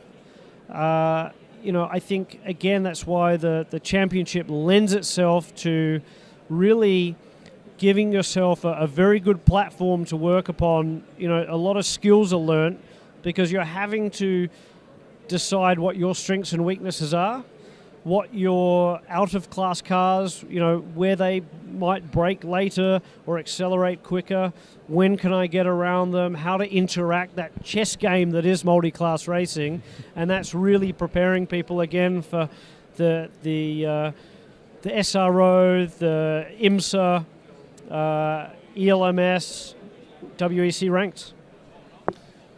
Well, this is all fantastic stuff, and just checking real quick here to see if I've missed anything. And one of the things that I do like about the series, because I see you guys a lot of weekends that I'm working, is it seems like you take really good care of the drivers too. Your tent and everything looks top notch. What are some of the non-racing perks that come with this? Yeah, so you mentioned it. I mean, look, we pride ourselves on the camaraderie in the paddock. It's something that we've been very lucky over the years, perhaps because of the country club roots, if you like, in this country. But there's a lot of friendships made in our paddock. And again, even though the racing is tough, we don't shy away from hard racing. We want to see competitive action on the track. But it's very important that everyone comes together for breakfast and lunch. We have fully catered hospitality. That's part of the entry fee. So you've got access to that all weekend long. Actually, each entry comes with 4 tickets, so quite often the wives, girlfriends, etc. are in the hospitality, family members as well as the crew members. It's a very much a communal atmosphere at breakfast and lunchtime. And, obviously we've got some great partnerships as well. Sanctioned by USAC means that you're FIA affiliated. The licensing can easily lead to gaining an international license for other events or other activities you may want to participate in. Hand-cooked tyres are on site doing all of the tyre service. Partner with Sunoco, so again, high-quality fuel at every event and a spec fuel. The list goes on, and it really does mean that throughout the weekend, it's not just about the on-track. We try and do a lot of activities. Karting at any event where there is a go-kart track in the vicinity. Road America is a good example of that. We get everyone out. You know, typically you find in all these paddocks, the mechanics know how to drive. There's team owners. There's, silly sods like me behind the scenes on the series side, where we've all had a steer at some point in our lives. We're all frustrated former racing drivers, and we love to get out and have a play. And again, to be able to put friends, family, at the World Finals, we had a relay race. I think it was 50 different competitors, friends, family, and it was just a blast. Hector Pinheiro and myself, my colleague Hector looks after sales for Radical here in North America. We were gesturing to Ray and Nicole to take out the opposition. We'd been thwarted a little bit by one of the UK executives. Wasn't quite as fast as he needed to be, but Raiden did his best. We came in P2 at that one, so that was all right. But it was just a great atmosphere, and again, whether it's going out for dinners and having some drinks at the start of the weekend, it's all about having fun on a Radical Cup weekend. And talking about, you coming from that racing background, those who have watched the series and listened, obviously will probably recognize your voice. How did you go from, the racing side to getting behind the microphone? Well, it was just to keep me out of race control, to be honest. Yeah, I mean, I was lucky enough back in 2008, 2009 to come over and race IMSA Lights, and so I have very fond memories of being lucky enough to race at all these wonderful racetracks around the US and up in Canada. And so I really try and use my own experience of what I would have liked to have seen maybe better, what the customer experience was like from the drivers, from the teams, and try and think about that when we put together the program for Radical each year. But yeah, in the early days, I was doing a little bit of race direction. I actually love it. Racing is so competitive. It's interesting. As a kid racing go-karts, I was always getting called up to the stewards. So I've sort of, come up with every excuse in the book. So I found it quite fun adjudicating things when I've already probably thought of the excuse, whether it works or not, etc. But at the end of the day, wearing the badge, and obviously having a relationship with all our customers as well, it wouldn't be quite appropriate. So I started. Really, I think the first necessity was our first bigger IndyCar event. We needed a commentator. And so I thought, well, I don't wear enough hats during a weekend. I'll wear one more. But, it's been fun. I mean, I think the lovely thing for me is, again, we've had so many long-term customers. I've got a bit of an insight into them, and it's enjoyable, hopefully conveying a little bit of that throughout the broadcasts. Amongst Murray Walker moments where I'm making the wrong call about whose car just spun out or whatever it is. I feel you on that. Yeah, it's and of course the curse of the commentator is a brutal thing as well, isn't it? It's amazing how many times you mention something and then all of a sudden, of course, as it would happen, that person gets taken out or has a mechanical or whatever it might be. But no, it's been really fun watching from the sidelines and enjoyable growing this championship up, really from a very grassroots level to now something that has been supporting IndyCar for a number of years, will be alongside a World Endurance Championship event next year. And we're always looking at ways to make the championship bigger and better, and just give our customers, again, experiences, memories that last a lifetime, and that's what it's all about. Well, is there anything else that you'd want the viewing audience to know about the series? Anything that I haven't touched on here? I think, look, the reality is, just to check out radicalmotorsport.com. Obviously, there's a number of ways to get into the sport, be a part of it, whether you want to be a fan and come out and see some of our events, particularly the large spectator events, be a part of it. We've got a huge online racing community. The sim racing, when it comes to Radical, is massive. The cars are on most of the big platforms. iRacing, of course, you can race the SR10. There's a great SR3 model on a Assetto course and all of the other major platforms. We've got a lot of presence on other gaming platforms with mobile games, etc. So you can get involved on that level. And then if you want to actually try the cars, we've got two fantastic racing schools here in the USA, one on the East Coast at Atlanta Motorsport Park run by Primal, and then the other one on the West Coast out at Spring Mountain Country Club in Nevada. And they're great opportunities to actually put on the helmet and experience these cars firsthand and what they can do. Well, great stuff. And again, really looking forward to 2026 and getting to be on track with you again. Likewise, looking forward to, we're always ducking in and out of the commentary booth. So I'll try to be more cognizant of not leaving my stuff in your way. we'll be rubbing shoulders, I'm Yes. sure, at a few tracks next year. Looking forward to 2026, and again, just being part of the USAC family. It's amazing to think of the growth that USAC has had, particularly on the road racing front, and Radical and Radical Cup are very, very proud to be part of the USAC family. Well, proud to have you as well. Thank you so much for chatting with me. Cheers. Thank you. Tom Drewer from Radical Cup North America. I believe up next we have Dan Anderson. Looks like we're going to bring him over here in a second.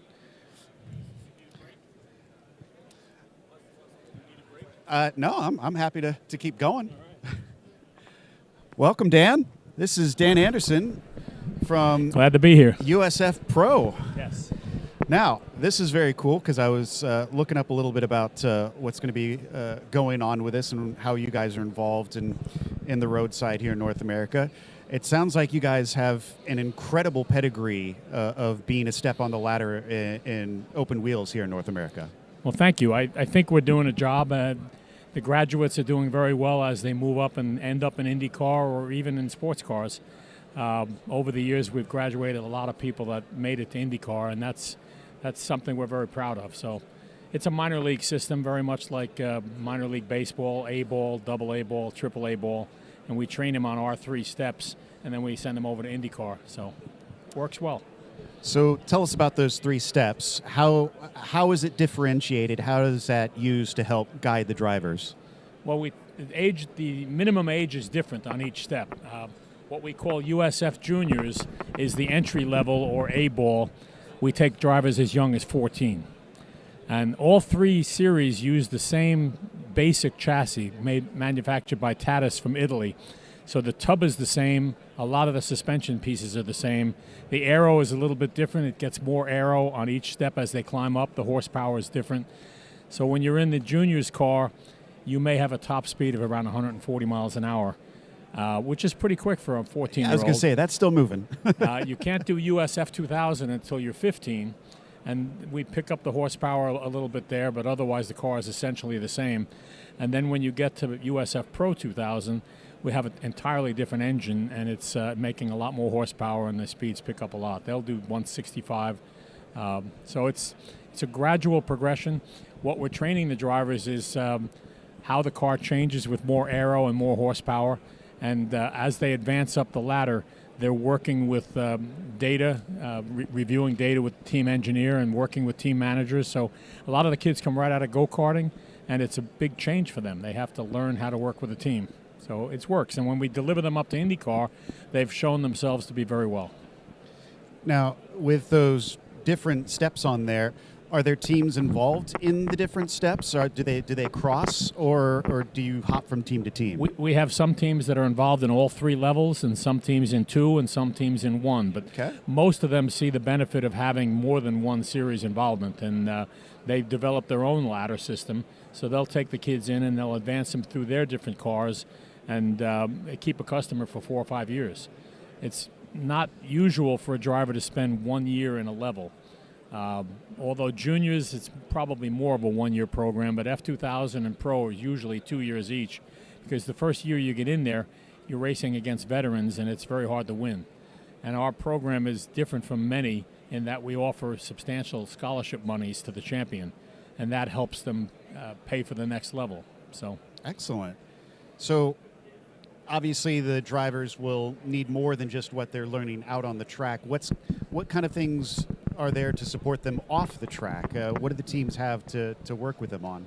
Well, as a series, our public relations staff at spring training, which is in February every year, we do a whole media training exercise, and we follow that up during the season with a lot of driver involvement in autograph sessions and interviews and things like that, trying to teach them how to deal with the media.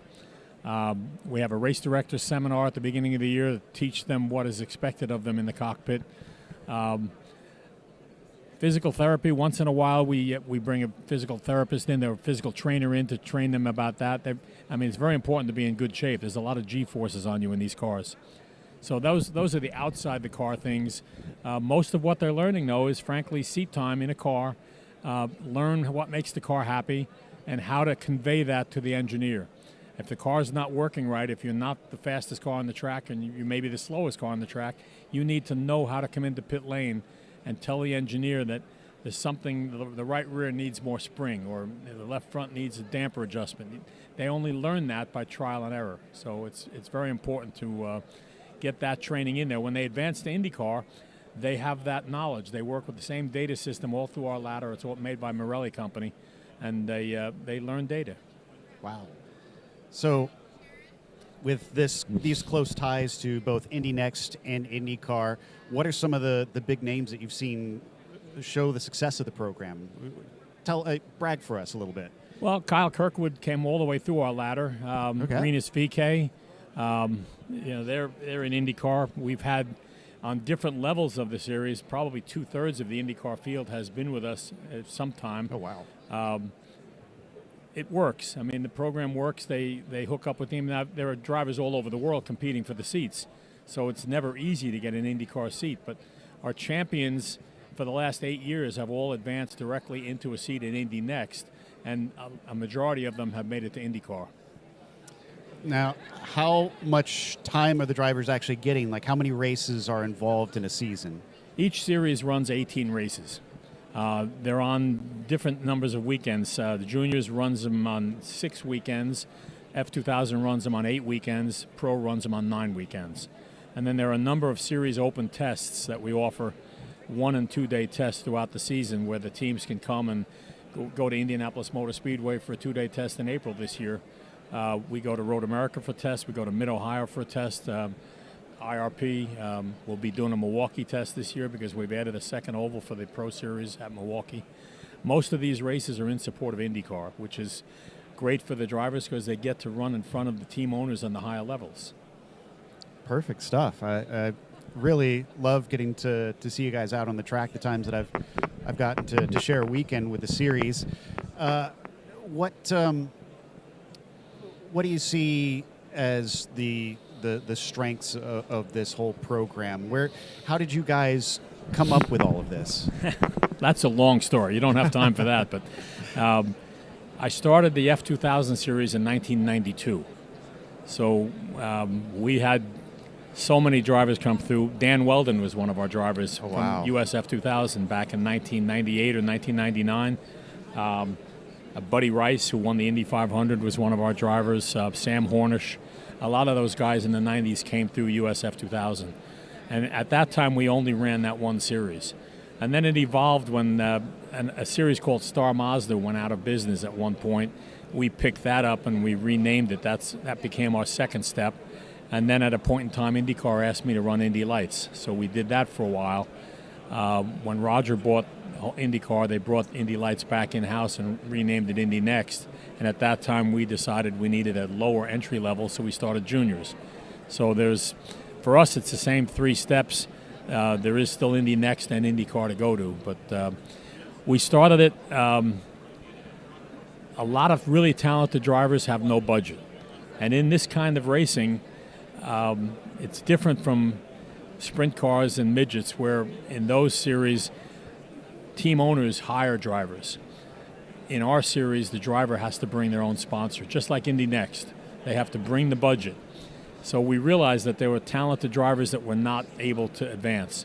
Kyle Kirkwood, for instance, came to us on a Skip Barber Racing School scholarship to get into my first level. And then he won championships on all 3 of my levels. So he made it all the way up, including Indy Lights. He won the Indy Lights championship. He made it all the way to IndyCar on scholarship dollars, which pay most of the cost for the following year. So if you win juniors, you have most of the budget to race F2000. If you win F2000, you have most of the budget. And we give out $1.5 million a year in scholarships and prizes. And there isn't really anything in the world that does that. Most of the time you race for trophies. It sounds like the proof is in the pudding on that one. Yeah, there's a lot of talented guys have come through, and many have made it. I love walking the grid at the Indy 500 because typically out of 33 cars, I'll know 20 to 22 guys that came through our ladder, and it's fun. Now, I was also told about Anderson Racing Imports. Tell me about this. What's this? Well, that's something new. We just actually launched this month.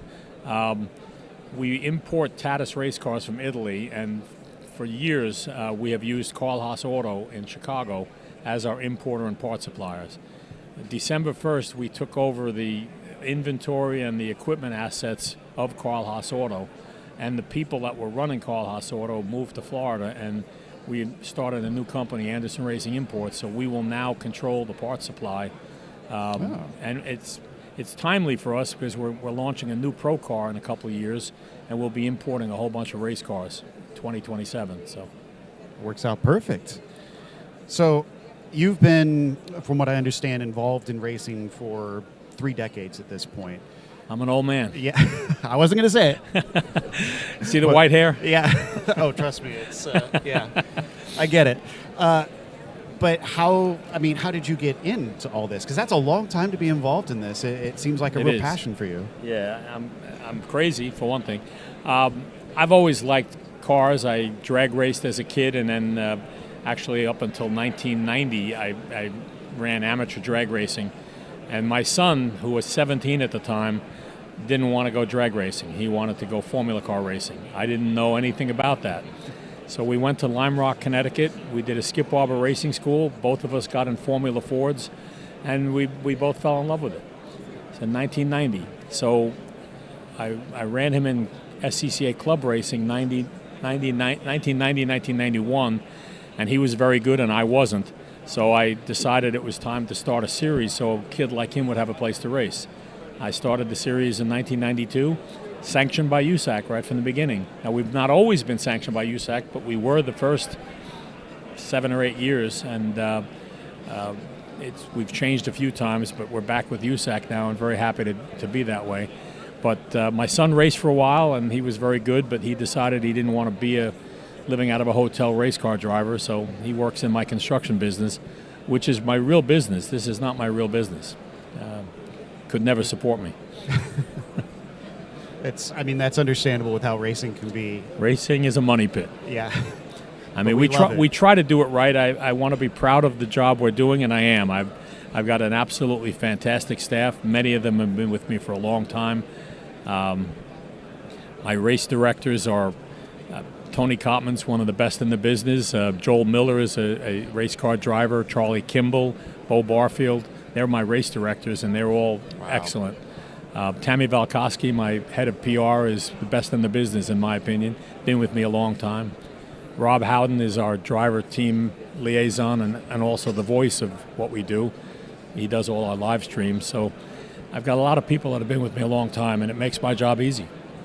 It sounds like it. And of course, my daughter, Michelle Kish, who is here with me at the show, she's the COO, the coup, and she actually runs everything. I mean, I'm the public face, but she's the one doing all the books, doing all the employee contracts, managing the staff. So I'm very proud of the job she's doing. So what are you most looking forward to in 2026 then? Is there any events that you're excited for? Yeah, we're going back to a few places I haven't been to in a while, and we're going to some new places. Okay. Glad to add Milwaukee as a second oval for our pro guys. We want more oval training as part of our program. And I didn't mention that, but juniors only races on road courses. F2000 races on road courses, street circuits, and ovals, and pro races on all three, and now they'll be doing 2 ovals. So there's a progression in the training that gets them used to the different types of venues. We're going back to Lime Rock, which we haven't been to in a long time, and I really like Lime Rock a lot. It's close to my New Jersey home. Going to Dallas, which is a new event for IndyCar, and that'll be a really fun street race to go to. Going back up to Moseport, CTMP in Canada. Haven't been there in a lot of years, too. So, yeah, 2026 is going to be an interesting year. And the new street circuit in Markham, Ontario. That's right. They moved Toronto over to Markham, so we're really excited to go there. And our competition director, Tony Kottman, actually designed both Dallas and Markham. He's a track designer. Oh, wow. Well, it sounds like the drivers are going to get plenty of new experiences then. It'll be a very different year. Normally we repeat with only 1 or 2 changes, but this year we've got a number of new additions, and it'll be fun. I'm looking forward to it. Well, is there anything I haven't brought up that you want people to know about for the series?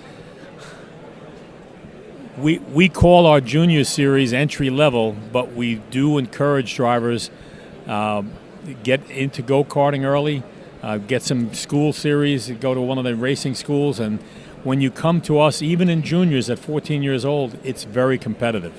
So I encourage drivers to, you can come and start in juniors. If you have no racing experience at all, it'll be really hard, and we're very strict on licensing. We want to see drivers that have actually done some wheel-to-wheel competition. So that would be one of the things I would say to anyone listening who's thinking about a career in this. Get into go-karting early. Get into SCCA club racing. Get into school stuff. And when you're 14, 15, 16, come race with us. I mean, we race on a lot of fantastic venues, and we've produced a lot of good drivers. Well, I can't thank you enough for all that you're doing for the racing community. Honestly, seeing you give opportunities to young talents like that, I think is a great service. Like you said, it doesn't always make money, but it makes for a great sport. But I'm lousy at golf, so I need something to keep me busy. Well, I think you're keeping busy is keeping everybody happy. Let's put it that way. It's very fun people ask me why I do it. I really enjoy seeing something that if we do something and we do it right, it makes me happy. I like seeing that, and when we see the drivers move up and advance, and I see them in the next level and the final level IndyCar, and they're performing very well, it's a very proud feeling. I mean, we did something here. It's a cool feeling. So. Do you think you've developed a little bit of an eye for that one's going to go places? Yeah, people that work for me have a better eye than me, but yeah, it's for drivers. People think there's all natural talent. You have to have commitment. I mean, in anything, if you're a musician, you have to have the passion and the commitment to put the time in. Nobody, even though the movies show a guy jumping in the car and going fast, it doesn't work that way. You better be committed to the point where you block out a lot of other activities and you learn your craft, and you come in and you get better when you race against serious competition. I mean, I mentioned starting in club racing. You go club racing. I remember when we did our first pro race, my son had been doing 2 years of SCCA club racing, and we did our first pro race in Atlanta, Road Atlanta, 1992. We had 33 cars, and he was winning races in the Northeast in club racing, and he finished 18th out of 33. And he said, "Dad, these guys are really good." Yes, but it makes you better because you know the guy can go through that corner at that speed, so you know you can. You have to just figure it out. Great stuff. All right. Well, thank you so much for joining us. Glad to be here. Thank you. Looking forward to 2026. You must be talked out, too. I do this for a living, so I'm used to this. All right. Thank you very much.